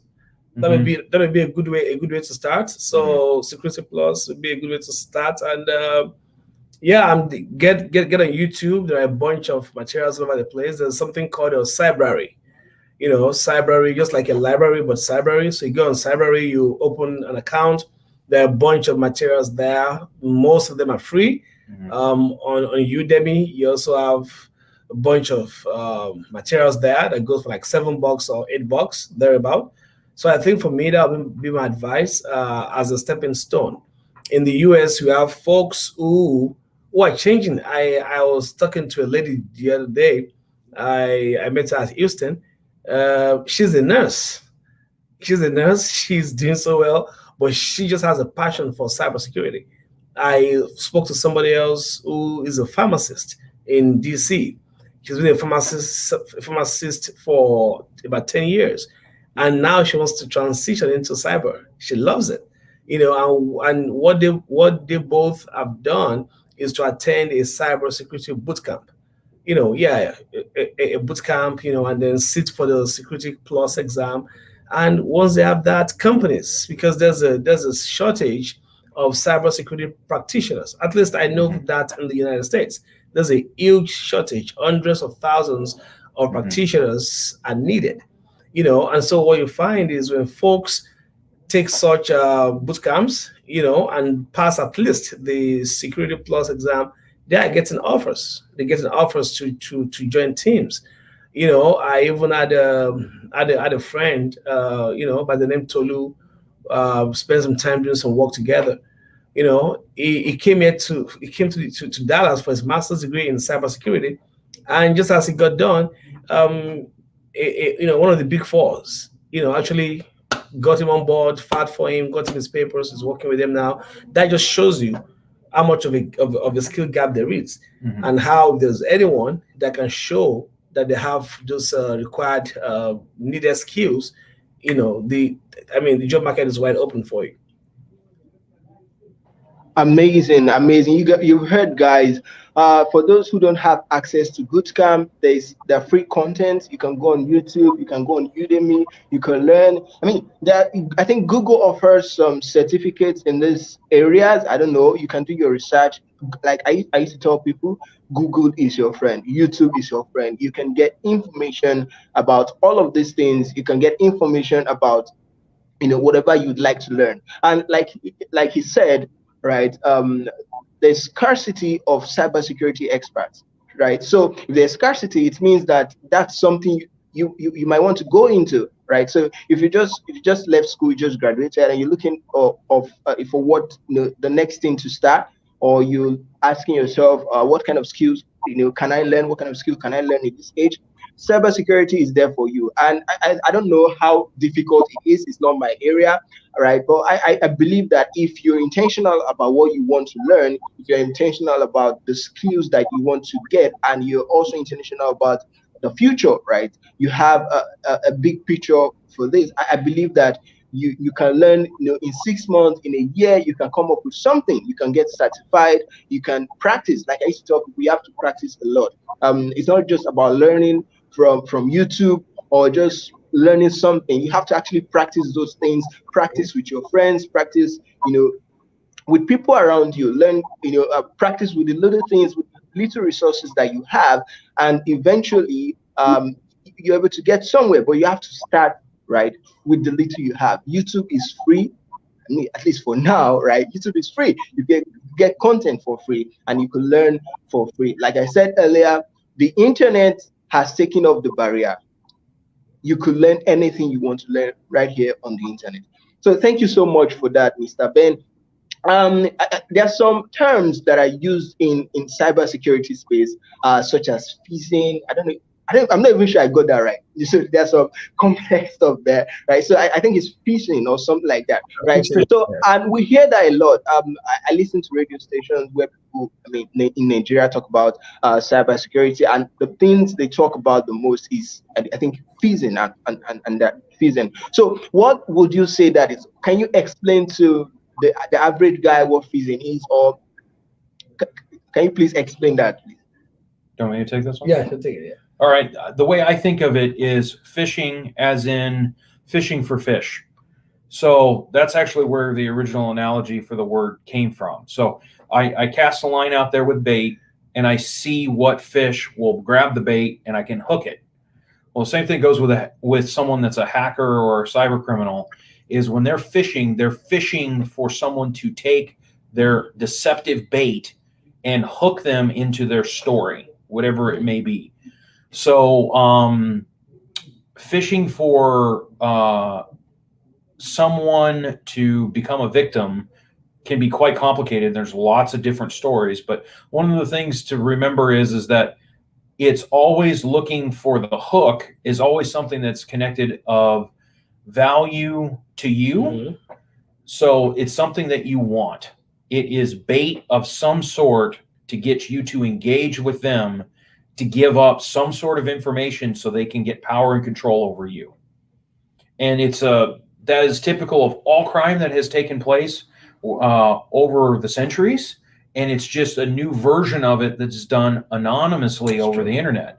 It could be as simple as an email or a text message or a DM, and it's something categorized around something that might be important to you. So, your money, your family, your friends, and something oftentimes is connected with it that's urgent. Psychologically, we as people, when we realize that something's wrong, adrenaline kicks in and causes us to act rashly and quickly. So if someone is designing a phishing campaign to try and get you ensnared in something, they want to create as much emotional torment or emotional need immediately in order to get you to react quickly without thinking about it. And so that's what phishing is. Amazing. It's trying to fish, like you said, like trying to get as much information as possible. One more question. Thank you so much for that. Let me quickly check the chat. Okay. Fantastic. We're in the internet age, so yeah, it's a big job. I think what we know about, especially here, is fraud, right? I think that word is very popular. Is fraud related to cyber security, right? Is it related to hacking, or how would you play? Is fraud the general thing, right? Or is it part of cyber security? Is it hacking, or do I need to be okay if I want to contain fraud, right? Do I need to be a cyber security expert? How does fraud relate to cyber security? Good question. You want? Yeah. Let me take that first. So first of all, just as JB mentioned, for phishing, it's a system that has existed for hundreds of years before now, but just now being packaged and being introduced into the cyberspace, and that's how phishing came to be. Same with fraud. Fraud has always been there. Fraud has always been there, right? Traditionally, companies, as a matter of fact, the reason companies have a department called internal control is so as to curb fraud, is so as to the internal control of any company. The internal control department is to bring about certain controls that would deter the occurrence of fraud, right? So fraud has always been there, but because our world now has been elevated to the world of the internet, which on the internet things happen so fast by at the speed of thought. So it has also made fraudulent practices and activities to be so easily carried out. There's no fraudulent activity now that is carried out without the help of cyber, because it's been done. If I want to launch a cyber attack on you, for example, on your company, I will simply use, I'm going to go through cyber. I could decide to use phishing. And so I'm aware, right? I'm aware by some social engineering that you guys are about to transfer money to a certain company, and then I get that. I send you a phishing email. The right email you're sending, the right email address that the account information is supposed to go to, or where it came from, for example, is dangote.com, right? Whatever, at dangote.com. And then you get an email, and the email is dangote.com. But maybe the T could be 2. Maybe the E could be 2. Maybe it's dangote.com, but this comes as dangote.net, and you didn't pay attention to it. But in the finance department, you guys are expecting a payment instruction from Dangote. And as soon as you get the stuff from dangote.net, you think that is it, right? You think that is it, and then you just quickly send that information. So it's fraud. One of the things people also do, when you open your Yahoo or your Gmail, it tells you how you want your name to read when you send an email. You know that, right? So you can actually open an email titled benallen@gmail.com. That's my Gmail account. But I can set it that when I send you an email, the name that will show can be Barack Obama. Yeah, and I mean, that's just you saying, show this name. Mm-hmm. So people have used bait of that kind, to intrude into ongoing financial transaction conversations, and then just redirect where payments should go to. And people perpetrate fraud in that way. So fraud now is done easily via the cyber element. The more technology tends to make our life easy, the more fraud rides on the wings of that ease to occur. Mm-hmm. Yeah. So actually, fraud. I would want to say that fraud is everything. Yeah. I don't say fraud is everything. I would also say that fraud by its definition is the ability to be able to deceive for evil intentions in order to receive some sort of gain. So, as an example, fraud doesn't necessarily have to be in cyber, although most of it now is. But let's say, for example, I have a book that I say is 250 years old, and I actually bought it at the thrift store down the street for $5, and I have it up for sale for $10,000 because I say it's valuable and it really isn't. So I am creating a deceptive narrative around this book that causes someone to pay me for something that isn't actually what it is. So that's the definition of fraud in and of itself. And then because digital money is so prevalent in our new society, money is the number one thing that it always has been that fraudulent people are trying to acquire. And so that's why it's now, I would say, like 80 or 90% of most fraud cases are usually somehow connected with cyber, because that's where our money is. In addition, yeah, if you can, yeah, there is what is called the fraud triangle. Mm-hmm. So in the fraud triangle, you have three different legs to the fraud triangle.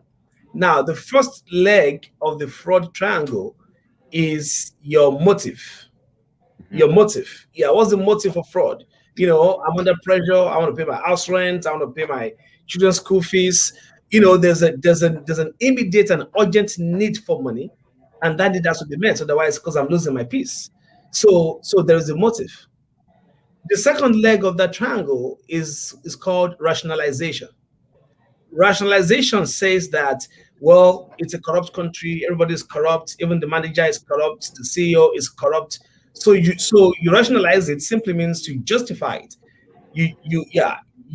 It's called prospective justification. So you justify what you're about to do. You justify your motive, and that empowers you. That makes you feel right about what you're about to do. So now you have a motive. Now the second leg is justification. Now the third leg that needs to be present for the fraud triangle to be complete and for fraud to occur is called opportunity.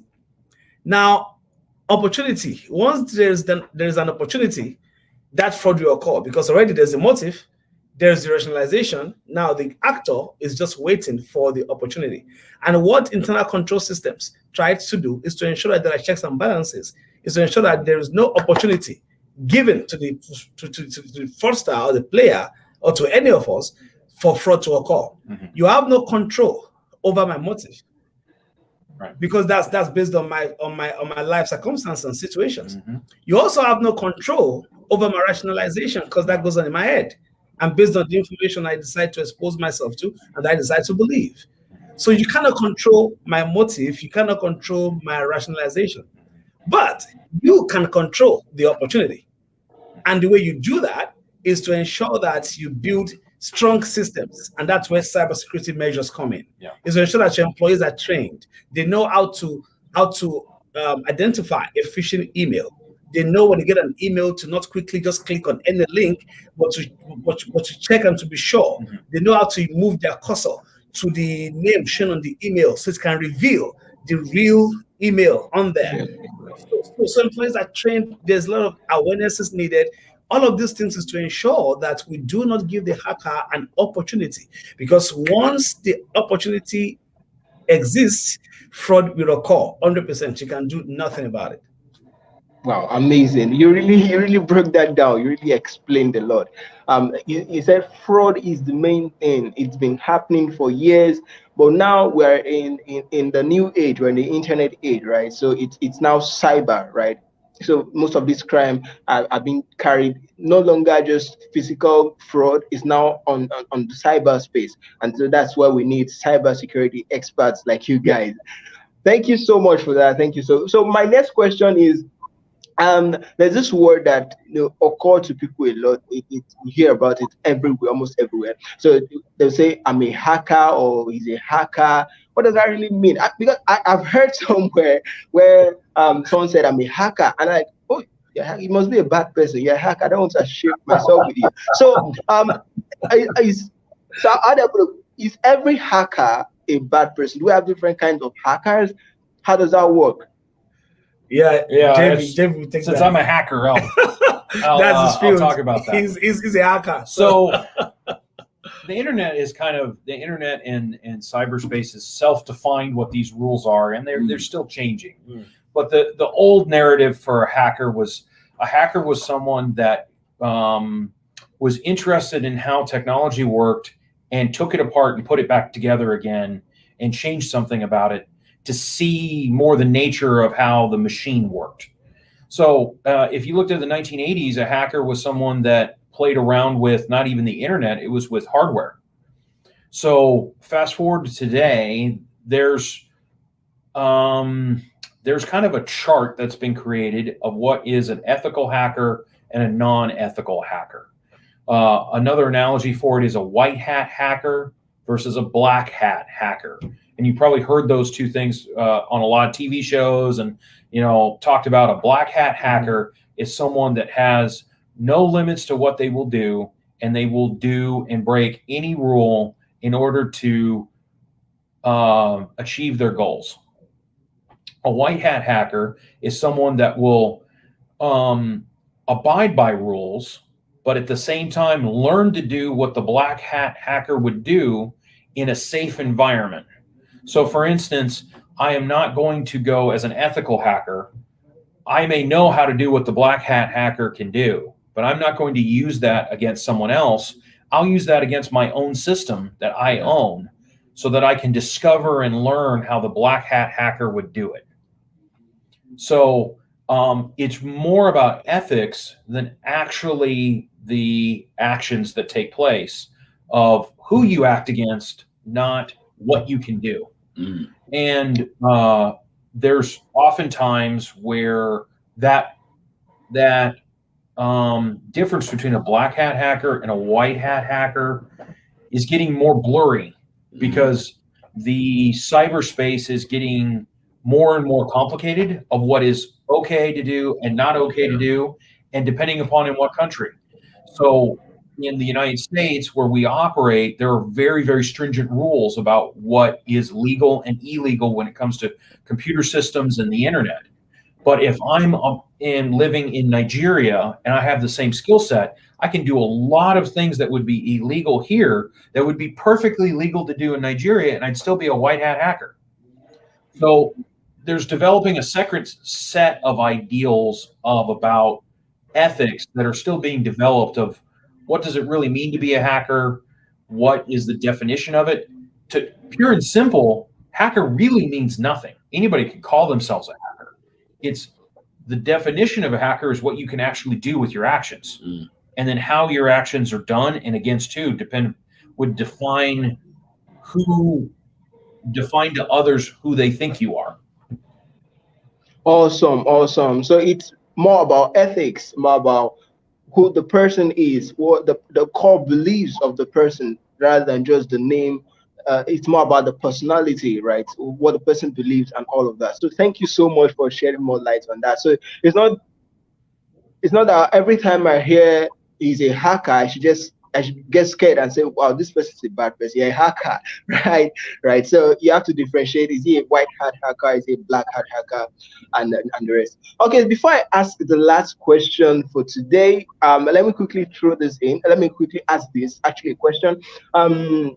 I've actually been in the tech space for quite some time now, and what I noticed from most of these YouTube guys is and on Facebook groups, what they talk about is they're specific about the kind of computer systems and the operating systems that they use. So would you say using Linux, right, as opposed to, let's say, Windows, right? So would you say Linux is more better? Does it help you to work efficiently? So this question might be for someone who is looking to go into hacking and is looking at, okay, what kind of tools do I need to get, right? So should I get Windows operating system? Should I get Linux?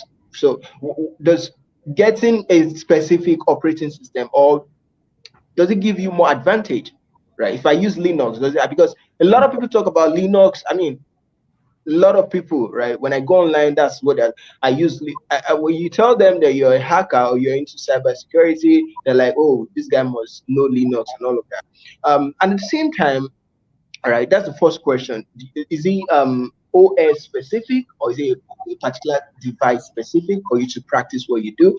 And also, as a hacker, for you to call yourself a cybersecurity expert, do you need to know coding, right? Must you know a particular programming language, right? Is that a requirement? Right. So that's the second to last question. Okay. So to the first question, no, it is not OS specific, but there are many cybersecurity advantages, both on an aggressive attacker basis or on a defensive basis with Linux. In particular, the kind of gold standard in penetration testing and what many hackers use is Kali Linux. It's a distribution of Linux that's out there. If you get on YouTube and look up Kali Linux, you'll find a lot of hacking tools, a lot of ways that things get hacked that are open source that are out there. There's other versions of Linux that are specific to the attacking based or penetration attacks against networks and systems. That kind of pulls into the second question. So do you need to know programming to be a hacker? No, because the definition of hacking is essentially intrusion or intrusion into a computer system in which that computer system does not want your effects. So it is not a programmer is someone that's actually writing software on a system that he's designed to be on. So a computer programming language is going to help you write code that is non-hacker code. Now, where the two mix is sometimes you have the ability to write a program, if you know a programming language, that can be used as a tool to penetrate another computer system. Then it is important to know that for hacking. So there's levels to it, and depending upon, and the same thing goes with the operating system. Windows, especially like Windows 7, is one of the most hacked on operating systems that has ever existed in the world. Lots of hackers have used it. Lots of hackers have used it against people. There's lots of security holes in it. Do you need to use that to be a hacker? No, you don't even have to know Windows 7 anymore. So in computer science, there's lots of different domains that are connected with lots of different parts of the technology. And the better hacker you are, the better you are at knowing each of those domains. The more you know, the more that you can then use the systems to your advantage. So the definition of a hacker, no, you don't need to know how to program. Is there a programming language that I would recommend? All of them. There isn't one that you shouldn't know. You can learn as much as you want. Personally, me, I have programmed in everything. Fortran, Virtual Basic, C++, C#, Python. Can't think of what else. I've been in the computer science space for a very long time. That's just some of the programming languages that I've played around with. Is that required to be a hacker? Absolutely not. You want to be a really good hacker? Yeah, absolutely. You're going to need to know how those things work. Awesome. Thank you so much. Thank you so much for that. It's not you don't have to be a programmer, right, to be a hacker. You don't have to learn a specific programming language. But if you need to be a hacker, I mean, you might as well learn programming language to help you on your journey, right, to cybersecurity operations and all of that. So let's quickly check questions. Let's see. So, Humphrey, how do we contact you? Let's say, okay. Oh, fantastic. We'll talk about that. Let's just take the last question, then we'll talk about that. Quickly, in just like a minute or two, can you talk about, I as a business owner, right? So let's say I'm a small business owner, because I know a lot of people, the audience are business owners, right? What are the things that I need? What are the few things or the things that I need to have in place, right? What are the things that I need to do, right, to make sure my business is running optimally, right, without hackers getting involved or criminals or fraudsters, right, getting involved with my business? What are the basic things that I need to put in place as a business owner, small business owner? CJ, good to that. Okay. When we were actually talking about this before the program, especially how it affects Africa. So in Africa, many times people are very focused on technology connected with phones to do a lot of their stuff on their business. Unfortunately, those platforms are getting more and more porous, where hackers can get into a lot of the stuff that's connected with your phone. My personal recommendation is that if you have the ability to buy a PC that has Linux on it, preferably one of the Debian-based distributions that's as open source as possible, download that onto the computer, learn how to use it, and use it specifically for your banking and for the ledger of whatever you're tracking as far as value with the company. And don't do any social media or anything else except for those two things on it. And you will most likely be about 99% secure. And it's a simple thing to do. It's not a simple thing necessarily to learn, but that would be one of the best things probably from a security standpoint to start out with. Whoever's starting whatever business that you're doing, that software comes with free spreadsheets, free word processing, all the things that you can do to do and handle everything that you need with your business completely free, and it will work on most computers. So that's what I would do. And then when you're not using the computer, unplug the connection from the internet from the computer, because oftentimes hackers are going to get access to your computer when you're not in front of it. So if you have the ability to physically cut off the internet from it, that will greatly secure everything that's in your business there. Yeah, I think we're used to that already as Africans. We try to minimize data. So whenever you're not using a laptop, you just have to disconnect it. That's a problem here. Everyone leaves their computer hooked up and they leave the power on, and that's where we get a lot of our problems. Yeah, amazing. Thanks for that. Liberty, somebody by the name Roslyn Lassisi, it's saying, I don't understand. Can you take that again, please, sir? So I don't know what exactly she doesn't understand. Maybe Jamie can go over that again. One of the audience says, okay. Yeah. I think she has to be specific. We talked about a lot of things. So I don't know what you have. So try to retype the comment, be specific. What exactly is about hacking? It's about as a business owner. So just be specific. So while we wait for her, can you please share with us how we can reach you? Let's say someone wants to get in touch with you. Let's say they want to learn cybersecurity or they want to use your service. How do we get in touch with you? All right. Sure. So first of all, basic practices, right? For me as a person, on my laptops, I cover my webcam. Just my web, I covered the webcam just in case I forget to unplug it from the power outlet. I don't want anyone to get in there and be taking a look at what I'm doing, right? So I always cover my camera. I also use a VPN.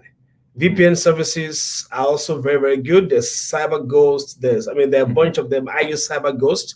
So if you have a VPN service that you use, that's fine. Try to always cover Proton VPN Proton is excellent. great. Yeah, Proton is great. They also have an email service, because the server is in Swiss and the privacy laws there are kind of good. Then there's something that, I would just give this away. JB and I, we have our personal phone numbers, right? But we do not send each other text messages using our phone numbers. Yeah. So let me tell you what we do. There is a way to get a secondary phone number using, for example, Google Voice. So we don't use Google Voice. So we use a particular app called Text Now. So text, TEXT, then NOW. So whether you use an iPhone or an Android, there's a way you can go download the app. It gives you a secondary number. Right, and you can change the number. Well, in the US, you can change the number by your different states calling code as often as you want.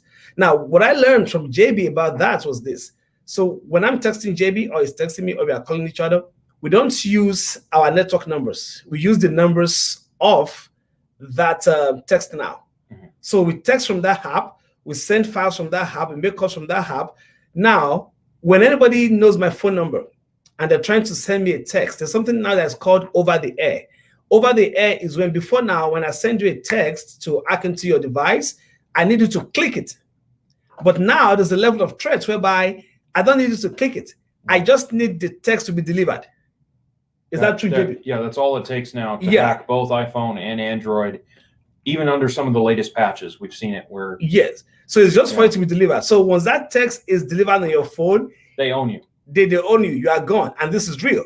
Mm-hmm. But if you are using a secondary number, which is not based on any, like MTN or Glo or anything like that, then that doesn't work. Mm-hmm. Yeah, can you explain that process? Why that doesn't work? Well, you've got the text app is receiving the text not over the air but through the internet, through your internet connection. So when that text arrives, it's talking to the app as the phone, and that virus that's loaded in that text message doesn't have the ability to get outside that app, because that app is what they call sandboxed.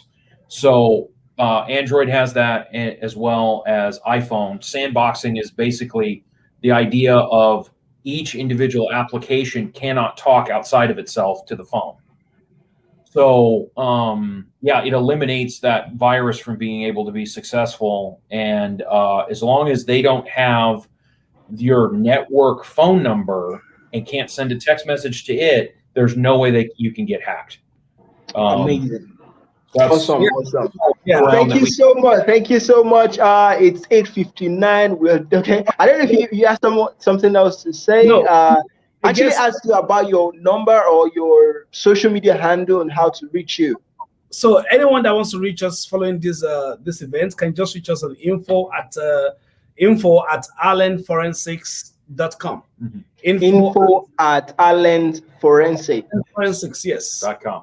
Yes, ALEN, then forensics.com. Yeah, just reach out to us. The subject could be a question directed to me or JB. We have our personal emails, but not just to bore you all with all that information. Info works.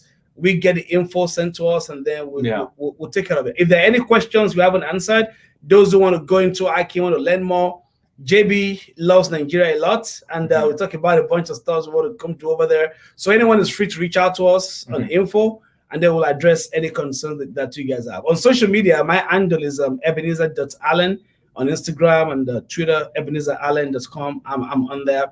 Yeah, so there's an S after the C. So Allen Forensics, SIC.com. Okay.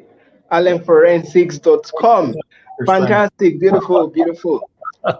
Okay, you were saying something. Okay, AllenForensics.com. Amazing. Info at AllenForensics.com.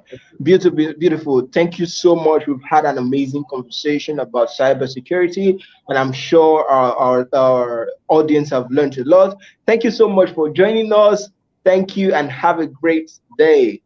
No problem. All the best. Thank you so much. Thank you. All right, then. Awesome, amazing. Oh, okay, Sunday Oko. I'm sorry. You can reach out to them, Allen Forensics, Allen at info@allenforensics.com, and you can actually pop that question. He said, how can business prevent themselves from being hacked on social media? Okay, I'm sorry, we're running out of time. So this is 9:01, and our next speaker is almost here. His name is going to be joining us now. Mr. Rilwan Akewale is an amazing man. When it comes to business planning, when it comes to writing proposal, this man is your man, right? He has done an amazing jobs over the past couple of years. He has been to Egypt, right? He's been interviewed by international TVs and media platforms. So he's going to be with us in a few seconds. So don't go anywhere. We'll be back in a few seconds.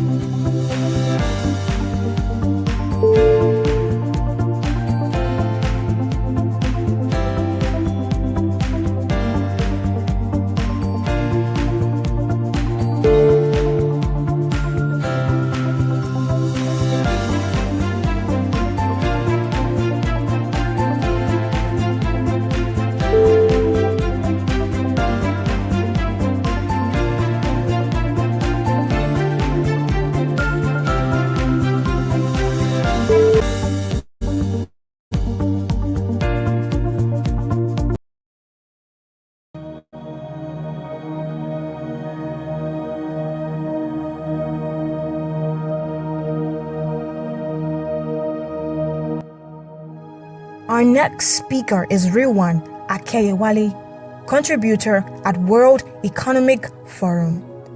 Rewan Akeyewale helps businesses with data-backed strategy because he speaks in numbers.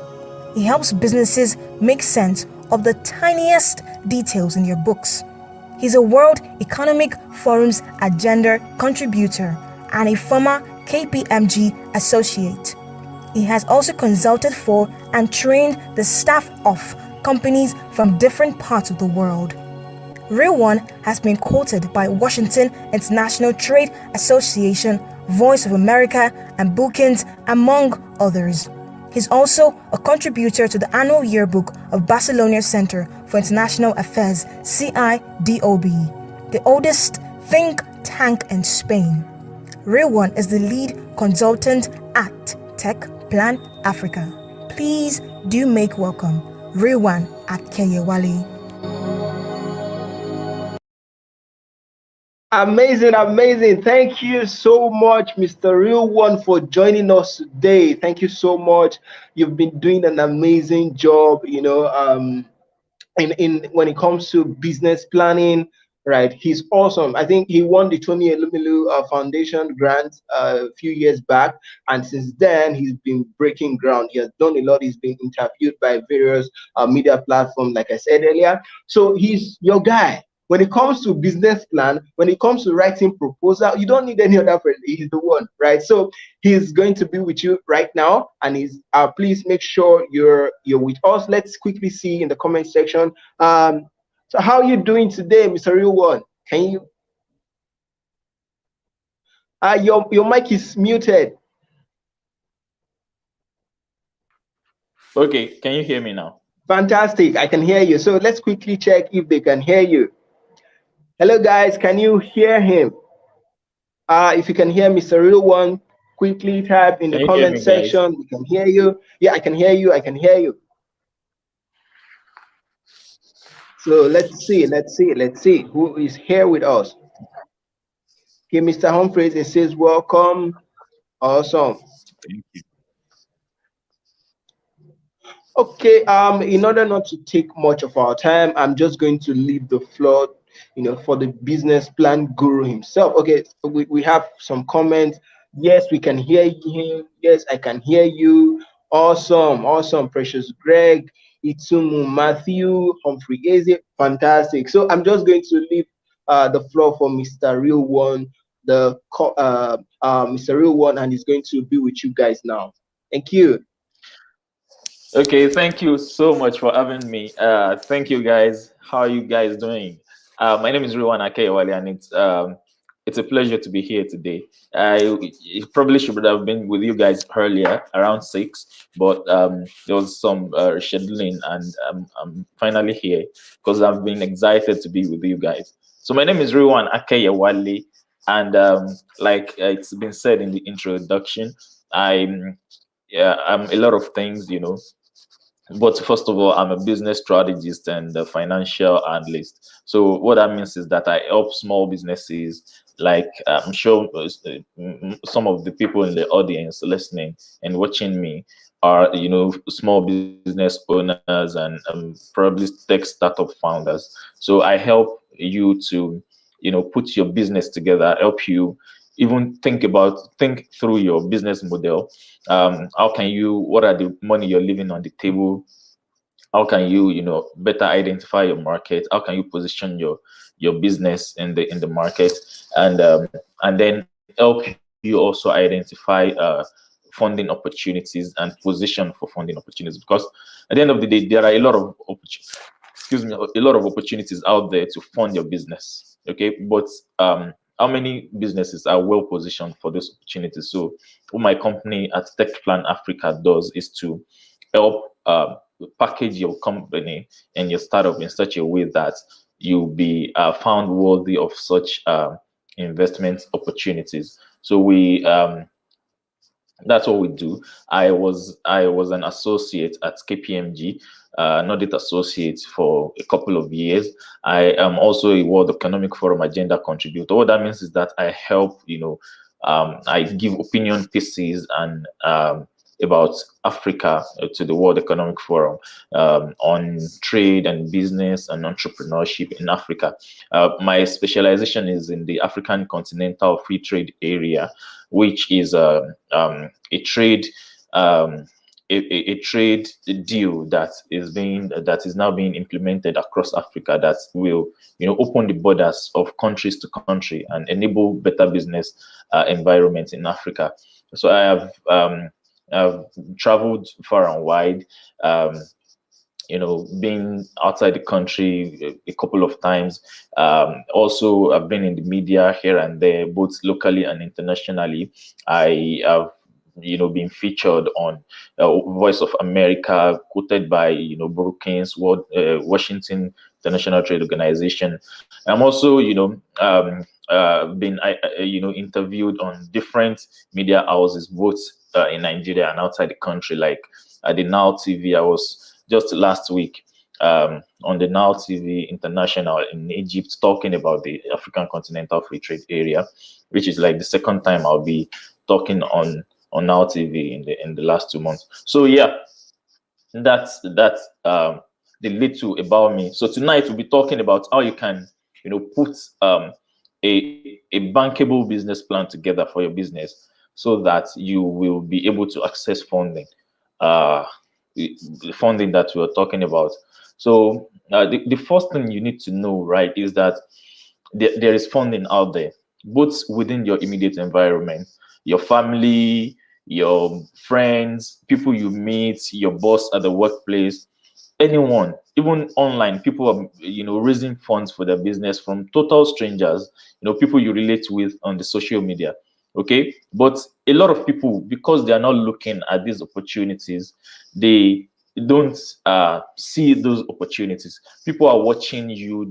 If you are passionate about your business, it's communicable. Okay, people are seeing the way you are passionate about your business on the social media, but we don't leverage on this kind of relationship often. So these opportunities just pass us by. We have small business owners like you and I, who total strangers will just offer them money on their for their business, to invest in their businesses. So these are the avenues that you can raise money. Then there are the institutional funding outlets, like the banks, like venture capitalist firms, like and the rest of them, like the angel investors. So these are also other outlets that you can raise funding for. But all these people that we've mentioned, whether it's friends, whether it's family, whether it's your colleagues, or whether these institutional funders like banks and VC firms, none of these people will give you money for your business just because they like your face, just because you just tell them our business is doing fine. Nobody will take you at a face value and just write the check and just give you money to go do business with. No one does it. Okay, except probably you've proven yourself in the past with similar businesses, or you've had success before, or they know you personally. That okay. So even then, they still need to, listen to you and see what are your goals, what are your plans are for your business, how are you doing currently financially in your business, and what are the plans for the future. So, and that is where a bankable business plan comes into play. Okay, so you need to have a structured, a well-written business plan in place. So now, I won't come here and tell you guys, so you have to give us the business plan to write for none of that. So I say it every time that the best person to write the business plan for your business is you. Clear? That's is as simple as that. The best person to write the business plan for your own business is you. So if you know how to write it, it's the best thing. So take a pen and a paper, or take your laptop and type the business strategy and what are the things that you need to put in place. We'll talk about it later in this discussion. So it's the best person to do that is you. But a lot of people don't know how to write the business plan, or they don't even have the time to put into writing that business plan, even if they write, or they may know a little bit about it, but their knowledge about how to write it may not be sufficient enough to actually, make their business plan stand out. Because banks, all these people that we're talking about, venture capitalist firm, they receive tons of business plans every day. Every day, if you know someone who is a serial investor, they receive tons of business plans on their WhatsApp, in their emails every single day. So, and they just go through it and they just, discard it or even delete your email forever. How does your business plan, how will you make it stand out so that merely reading, the executive summary, the person knows that, oh, this one is a winner, or it picks their interest and they want to, go further and ask more questions and probably even invest in your business. These are the things that we'll be talking about. So if you're able to write your own business plan yourself, you're the best guy to do it. Write it yourself. Learn how to write it. But if you're not able to write the business plan yourself, if you don't have either the skills to write it yourself, to make it stand out, you don't have the time to start learning how to write it, or even you know how to write it, but you don't have that time to sit down, because I tell you, it's a lot of work. You do a lot of research and a lot of things come into play. Okay, then you need to outsource it to someone that's very good. And when you're outsourcing it, when you're paying someone to write your business plan for you, you need to look carefully. Don't give it to someone that will just, go to Google and just download one template, because everyone keeps complaining that I'm not able to raise money for my business, or I applied to this, I didn't get any feedback from them, or I applied to that and I got a negative feedback. It's because, ask yourself, when you wanted to write a business plan, what did you do? You just went to Google, and probably you're doing a laundry business and just downloaded a laundry business plan. I just downloaded and just changed the name and probably the address.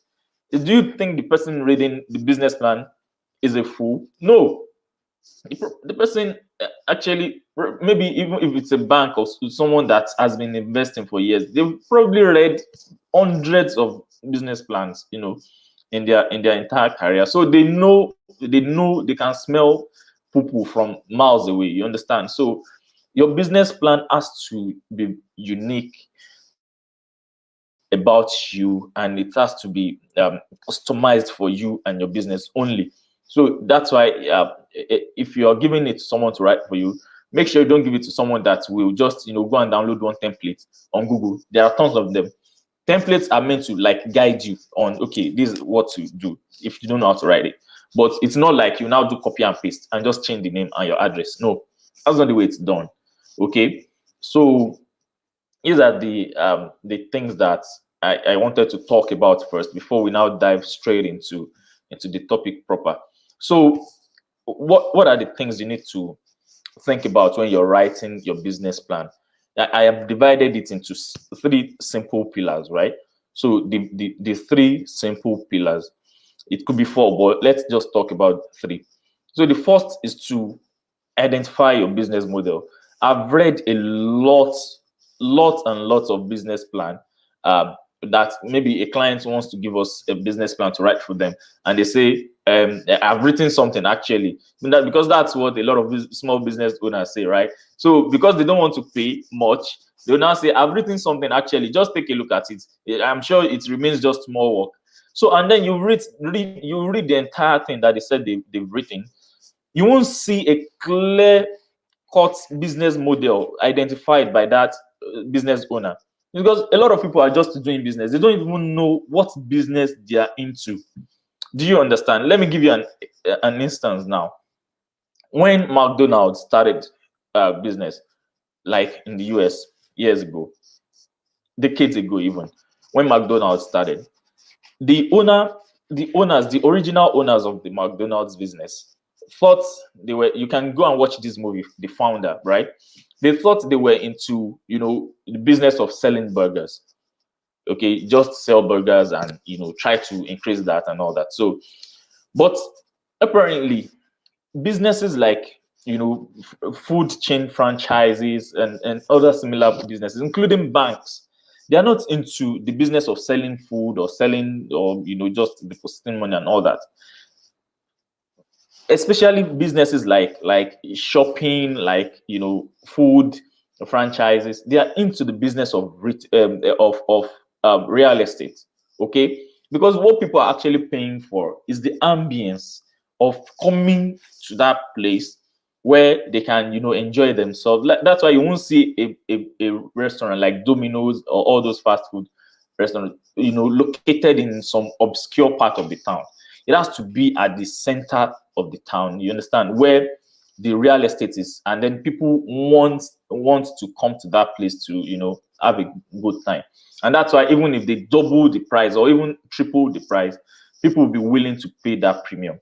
So this is identifying your business. And if you're selling just one thing, if you're selling one product, that product could be sold in 10 different ways, different ways, different business models. So let me give you an example. Let's say you're selling Indomie. I'll give you the simplest example that everyone can relate with. Let's say you're selling Indomie packs, like you're selling cartons of Indomie. So you could sell it two different ways. You could retail it to Mama Do Good, all those Indomie joints and Aboki and everyone that sells cooks Indomie. You could do that. You could also go to, so that way it will be pay per product. Like someone comes, they pay, you sell to them, cash and carry, right? That's your business model. So your revenue model that way will be markup. So if you're getting the product, one carton for 100 naira from the makers, the Toleram, that manufacturing Indomie, you just mark it up. You put your own 20 naira on top of the 100 naira and you sell for 120, right? So that's a markup revenue model. Okay, but you could also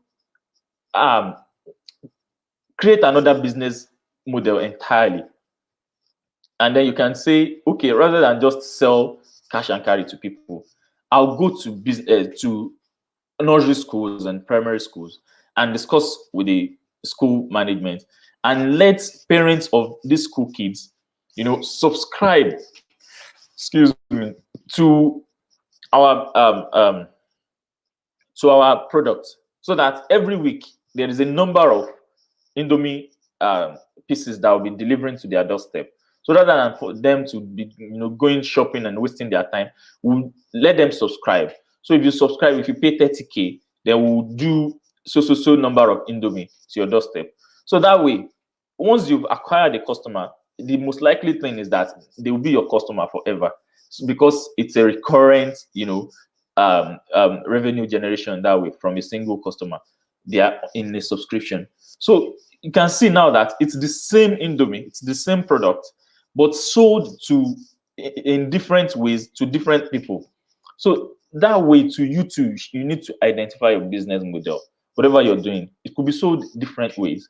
You need to be sure about your business model and not confuse things, because it will save you a lot of energy. If you know your business model, then the next thing, which is where I'm going, you will know who your market is. Who are you selling to?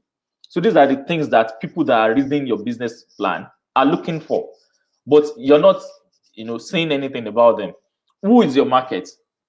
And I'll tell you, a lot of people make a lot big mistakes in this segment of the business plan, and I'll give you examples.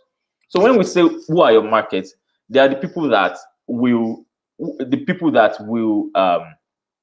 pay for this product that you've created, or this service that you're rendering, or this value that you've created and you're looking for who to buy. These are the people that have the problem. Okay, that's why your solution, your product must solve an identifiable problem. It's very important. Okay, so your market, you need to be able to identify them.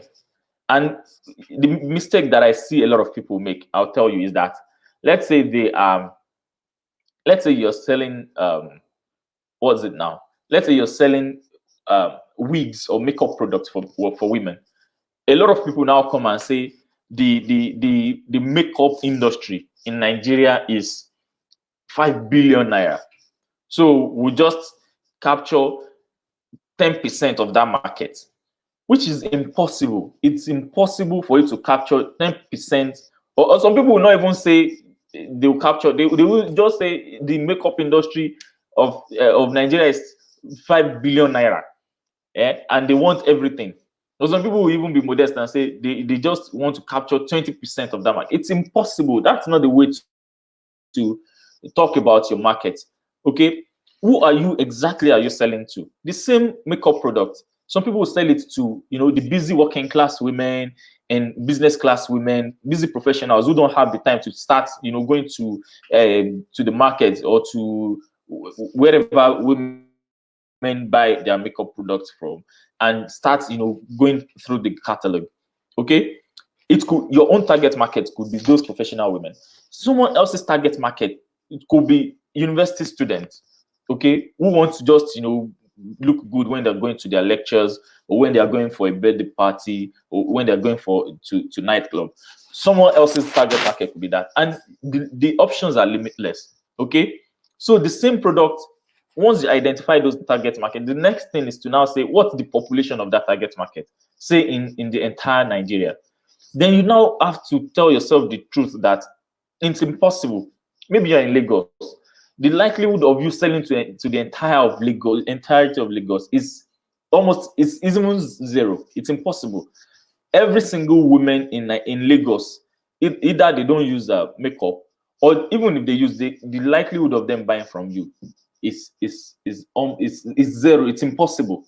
Okay, so you need to now tell yourself and say, okay, what is the most likely, the modest, a percentage of that market that you can capture. So you should be able to say, okay, maybe you'll be able to capture just 1%. Some people is just 0.5% of that market over the next, say, 5 years. You understand? So that is the way to look at your market. And then you need to identify your market, the profile of your market. What is their age range? Is it from 15 years to 25 years, or from 20 years to 35 years? Where do they live? So some people, their target market are on the island. Maybe you sell premium products. You don't need to be looking, let's say you sell premium shoes of 40K, 50K, 150K, 500,000 naira shoes or bags. You can't take those kind of bags and go to Yanekwaja and be marketing it to people there. You understand? It's impossible. It doesn't mean people staying at Yanekwaja are, stricken by poverty or anything. No, it just means that they are not your market for that particular product. But if you're selling something else, maybe something that has to do with probably food, or something that is like essentials of life, you can take that to that kind of place. So these are the ways to identify your market. What that does for you, clearly identifying your market, what it does for you is that it saves you a lot of time of running after everyone. Because I've listened to a lot of small business owners, especially young people, and you ask them, who is your target market? And they say, everyone. We actually sell to everyone. Or you ask them, who are your competitors? And they say, we actually don't have any competitors. Maybe they feel like that makes them stand better, because it's impossible. You must have competitors, because that thing you are bringing, it's something that people are already using to solve that problem before you're in the market. Even if you're creating something new entirely, something was already solving that human need before you're coming to the market. Okay, so let's say, for instance, you're starting a car wash, and the place you're starting this car wash is a new place, like a new site, a new estate, and there are no car washes around, right? Okay, it could be tempting, and you say, we don't have any competition. But the next question you should ask yourself is, how are people washing their cars before we got here? Maybe they are using their gate man, maybe they are using their kids, maybe, all those questions, those are the things that you should answer. Those are your competitors. So the next question you now ask is, how will you entice those people in such a way that they will leave all those other options. Maybe there is a harm. Maybe the people that are washing their cars currently are scratching those cars because they are just gatemen. They don't know how to handle cars properly. So those are the values that you now propose to your customers that will make them dip hand into their pocket and bring to you. You understand? So identifying your target market is very important, and knowing what the size of that target market is, and that's what we've talked about knowing what, attach a number to it. What's the size in population? What's the size in naira and kobo? You need to know that. And then the last but not the least is the financials of your business plan. It's very important. And it's not just something, because I've seen very funny business plans where they'll just do a small table and say, first year, they will make 100 million. Second year, they will jump to 300 million. Third year, and then they'll just do it, and you start wondering. A detailed financial forecast is necessary for your business plan, because let me tell you, once an investor looks at probably the executive summary of your business, the next thing they are looking at is the financials. Before they will now come back to, they want to see, okay, once they understand the business from the executive summary, this is what you're selling, this is the product problem you're solving, this is the solution you're bringing to the market, this is how you're solving it, these are the people, everything will be in the executive summary, right? The next place they are going to is to look at your financials, which is the last part of the business plan. So they look at it. What is the revenue you're generating? You need to state it clearly. Where will this revenue come from? Okay, if you have 5 revenue streams, clearly show them. Maybe you're selling makeup products, but makeup products are different, right? Or women accessories or something. So if you're selling women accessories, maybe the wigs and attachment, state that one clearly. Don't just lump everything together. If you have other accessories, maybe nails, I don't know much about women accessories, but if you have different revenue streams, some companies, right, they have the product revenue stream, they sell products, they also do services. So you need to show them and how much you make on those revenue streams annually. The best practice actually is to break down the first year of your forecast into months, 12 months, and then the subsequent years you can now do them year by year, right? So, and then the length of your business of your financials could vary. It could be between 1 year. Some people will ask for 1 year. People ask for 3 years. Some will ask for 5 years, and so on and so forth. So, those are the things you need to take seriously. So your financials, you do the statement of profit or loss, which is broken down to your revenue. The simple breakdown of statement of profit or loss, your revenue, then what are the expenses, and you then get whether you're profitable or loss. So what is your revenue? What are the expenses or the cost, which includes probably cost of sales and then the expenses, and then you have your profits or loss, and then the balance sheet, which includes your assets and liabilities. So maybe you invest in a car, or you buy, you're into a restaurant business, so you need to buy what you use to cook, all those things. So those are your assets. And then if you also maybe bought a property and all that, so, and then liabilities, maybe you take a loan. So I will Mr. Liberty will put a link out. So I have a well-detailed course that takes the how to write a business plan, like bit by bit, chunk by chunk, step by step. It's just, they are just like 5-minute videos every day that will, by the time you're finished with those videos, you have your own business plan in your hands. So it's just 5K. The link will be supplied. So because the financial part is actually where people kind of mix it up and they don't get it. So the once you have access to that link and you're able to click it, I've actually taken the course out. I've stopped selling it, but for this particular program, I'm reopening it for a very short while. Probably in the next 24 hours, I'll take it off again. So once you do that, just click on it and do the payment. In the course, in fact, you'll be seeing a screen like this, and I'll also show you the tool to use to do the financials without it will just be asking you questions that, okay, let's say, what are you selling? You just put it, I'm selling bread. It will now ask you, how many bread do you sell every month? You just put it, we sell 300 every month. That's all. What is the price for each bread? You put it, 200 naira.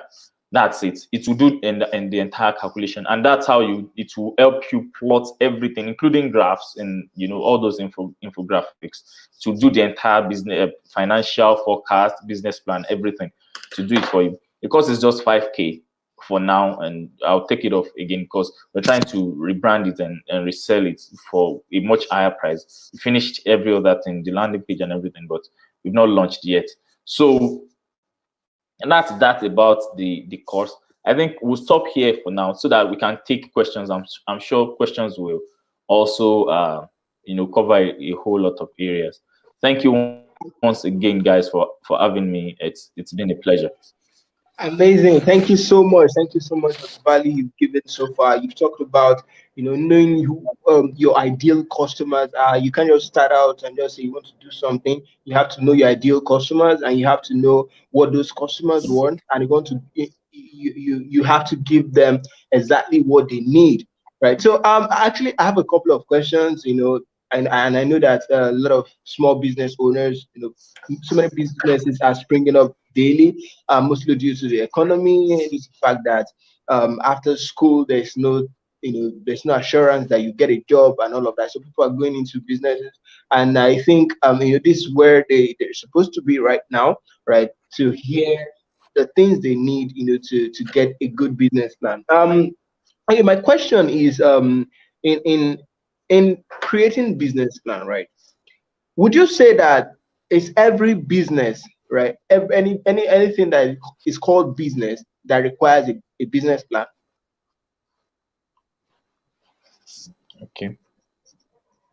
Okay. So is it every business that requires a business plan? Yes, every business requires a business plan. But does that business plan has to be something big of 50 pages, 100 pages? The answer is no. If you're starting out as yourself, okay, I tell a lot of business plans because I don't try to bamboozle people just because, okay, you have to pay me so that I can write business plans for you. No. If you're just starting out on your own, maybe you're just a solopreneur, and you just want to try out the idea that you have. You've identified a problem. You've probably even tried to sell it, and people are paying for it. You need to sit down and plan your business. It's very important. But does it have to be hundreds of pages or 50 pages and all that? No. Okay, but you need to, just these little things that we've explained now, you need to do it for your business. You need to clearly know who you're selling to. It will save you a lot of money, time, and energy. Okay, you see a lot of people, they are trying to sell to this place, they're trying to sell to that place, they are trying to do this, they're trying to do that. A lot of entrepreneurs, and it's not efficient. They are making losses. Let me give you an example. Maybe you make the packaged, maybe you package chin chin, for instance. I'm just saying, okay, the flamboyant thing could be for you that maybe you should partner with a supermarket and put it there, okay? But you need to ask yourself the question of how much cash do you have? How quickly does that chin chin get off the shelf of this supermarket? Because if it doesn't get off the shelf like every day, the implication of that is that those chin chin will just be sitting on the shelf of that supermarket. What that does to you is that it ties your money down. You're not able to, recycle that money in your business. Another reason why you should plan your business very well and put pen to paper.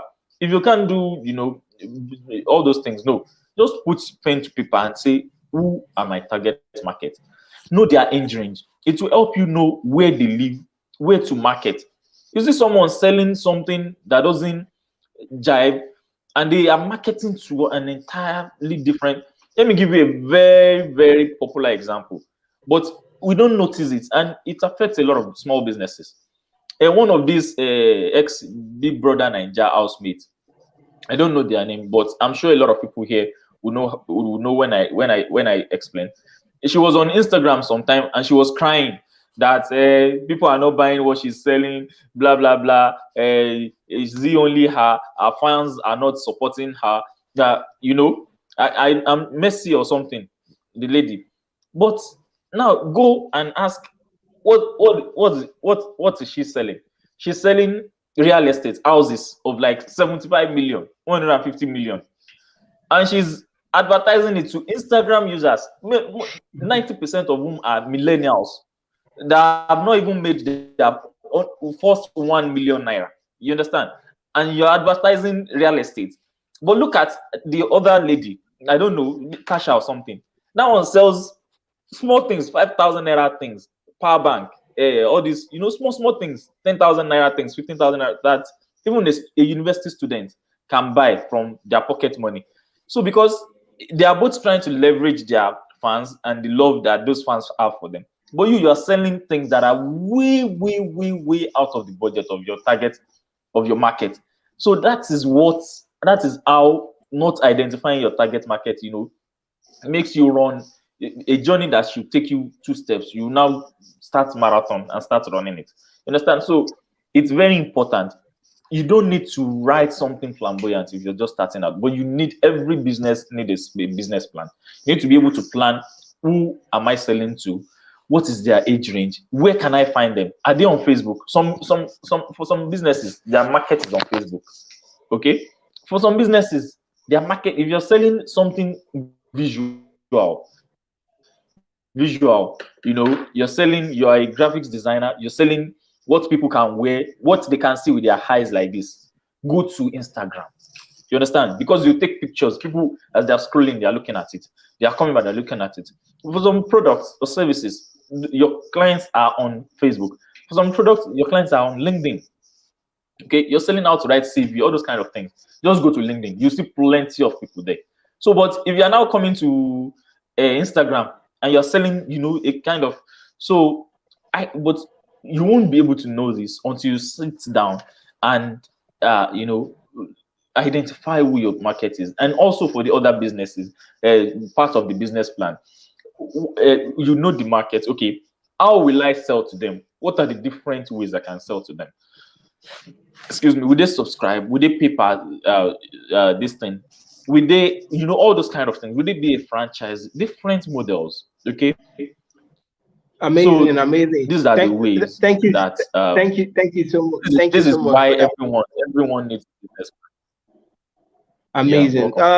Quickly, let's check the comment section to see questions. But before that, well, would you say that you need to have a business plan before you start a business, or you need to have a business before you get a business plan? Which comes first?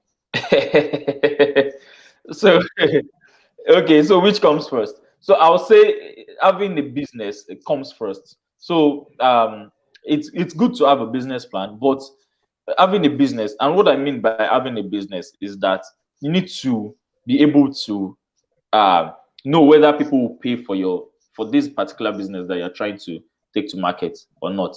So it doesn't mean you just jump to the market, blindly. You still scribble some things down. You've identified a problem. Maybe you notice that in your area, you don't have any standard, private school or something. It could be anything. Now I'm just trying to use, examples that are very closer to home, things we see every day, so that we don't go complicated and start, talking tech like Mr. Liberty, who is a tech guru. Okay, so you've identified the problem. The next thing is to go look for and say, okay, who are the people who likely need the solution that you're proposing? Okay, and ask them if they will actually pay for that thing. Once it gets their buying, or you can even, it's called pitching, where you create maybe a dummy product, and you can even, run ads to it. marketers do it every time, so that you know whether people are actually willing to pay for that thing. Once you're able to do that, then you know that, okay, you have a viable business idea here. You can go ahead and plan it. So you can write a business plan, even if the business is still an idea phase, but you need to have, at least proven the market a little bit and know that people will buy. So you don't just write an elaborate and bogus business plan on something that is still in your head. You don't have any idea at all whether people are going to pay one kobo for it or not. Amazing. Thank you so much for that. Thank you so much for that. You have to start the business first, but at the same time, the business plan is very important. But you first have to identify an idea and validate that this idea is something that people want, right? So we have a question from Folarin Adekunle. It says, how do I specifically identify the size of the market? Okay, so how do you specifically identify the size of the market? So it's a step-by-step process, but I may not be able to cover it here because of time. But it's in this course that I am asking you guys to. It's just 5K. Everything, the way you put a figure to it, it's in the course. I heard you guys to get it. It's just 5K, and you get a lifetime access to it. You can learn at your own pace. It's just 5-minute videos every day. And you can choose to watch more than that every day. So, but they are implementable, what's it called now?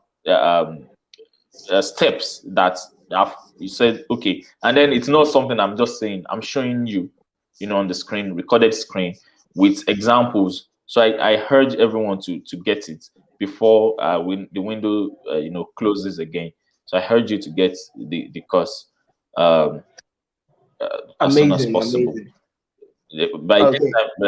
By this time tomorrow, I'll close the window so that we can finish the packaging and all that.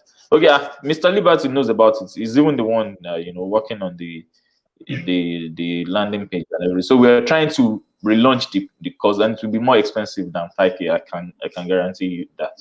So you need to get it like tonight, right now. Amazing. Thank you so much. Okay, so there is another question that says, are there specific places where the information, size of one's business can be gotten? Are there specific places? I think of one's business can be gotten. Okay, specifically, okay.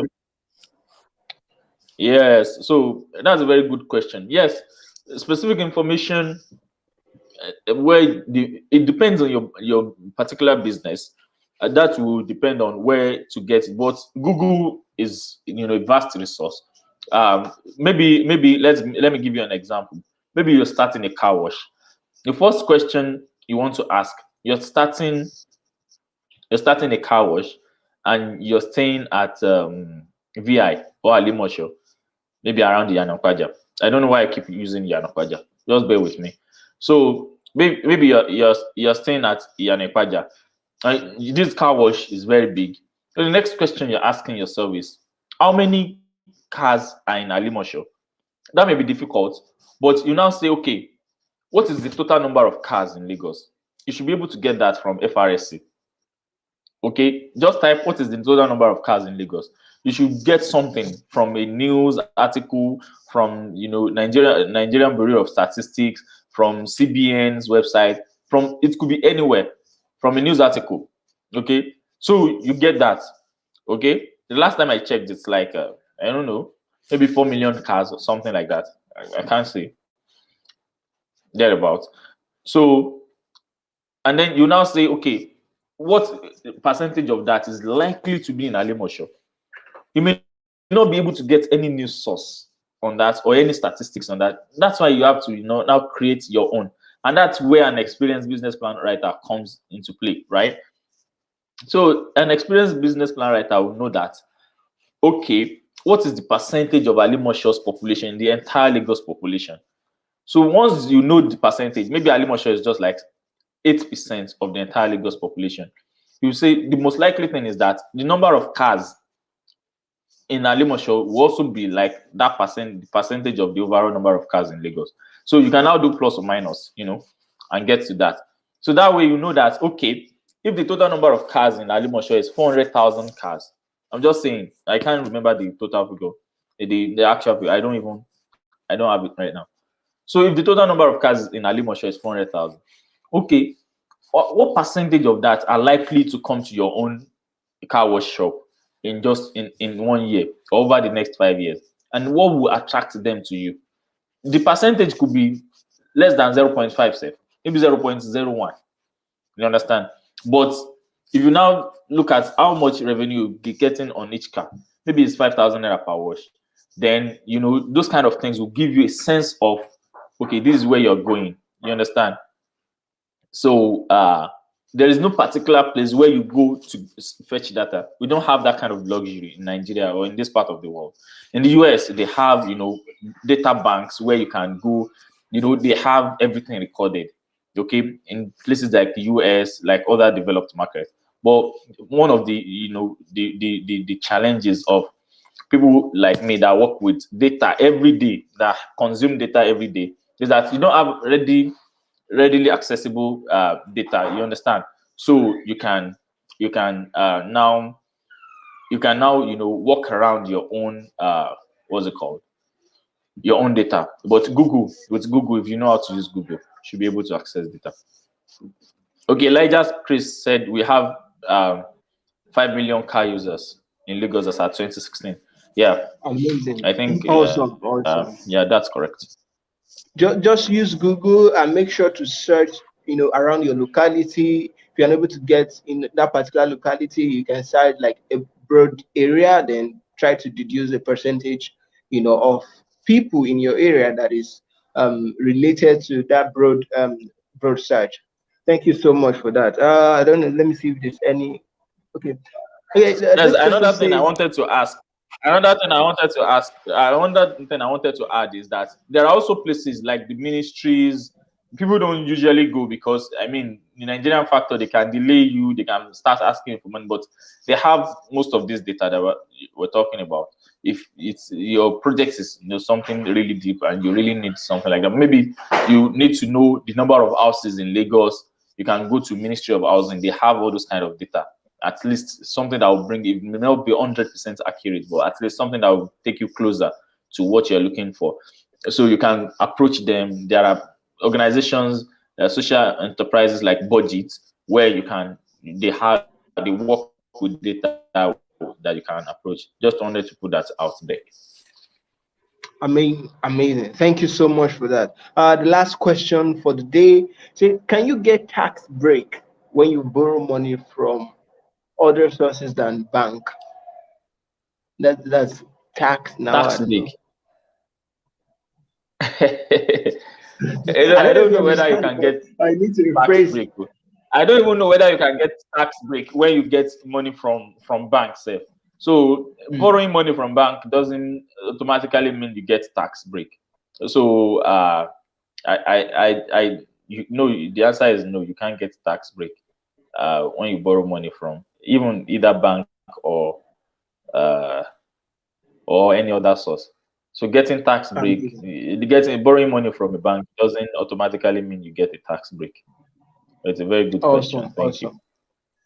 Thank you so much. Thank you so much, guys. Thank you so much, Mr. Real One. Thank you for giving value. And the link to the course is on the screen, so you can just visit the course page until before it's taken down, and it's going to teach you how to put up a business plan for your business, for your startup, or for what you're about to start.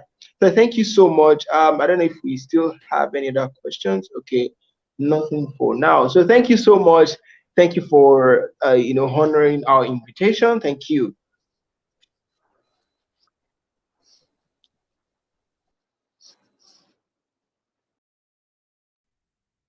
Okay, thank you so much, guys, for staying tuned. We're done with today's sessions of the Citraks Summit. We've had a couple of people come on board to talk about. We talked about cybersecurity. We've talked about business plan. We've talked about branding, very important. We've also talked about how to go into speaking engagements. by Remy Wadukun. She really broke that down, what you need to do, if you'd like to take your speaking engagement to the international audience. So thank you so much for joining. Tomorrow is going to be explosive. I mean, explosive. We're having amazing, the amazing that Jo, right? John Ovidi, he's going to be here with us tomorrow. Do not miss it. The same time, 5 p.m. At the same time, tomorrow we're going to be announcing the 3 winners of our website. So we mentioned that we'll be giving out website design service to 3 lucky winners. So we'll be announcing them tomorrow. That also we're having John Obidi, we're having so many other speakers coming up, during there were amazing people. So tomorrow is the grand finale. You have to be here. So thank you so much for joining, and have an amazing evening.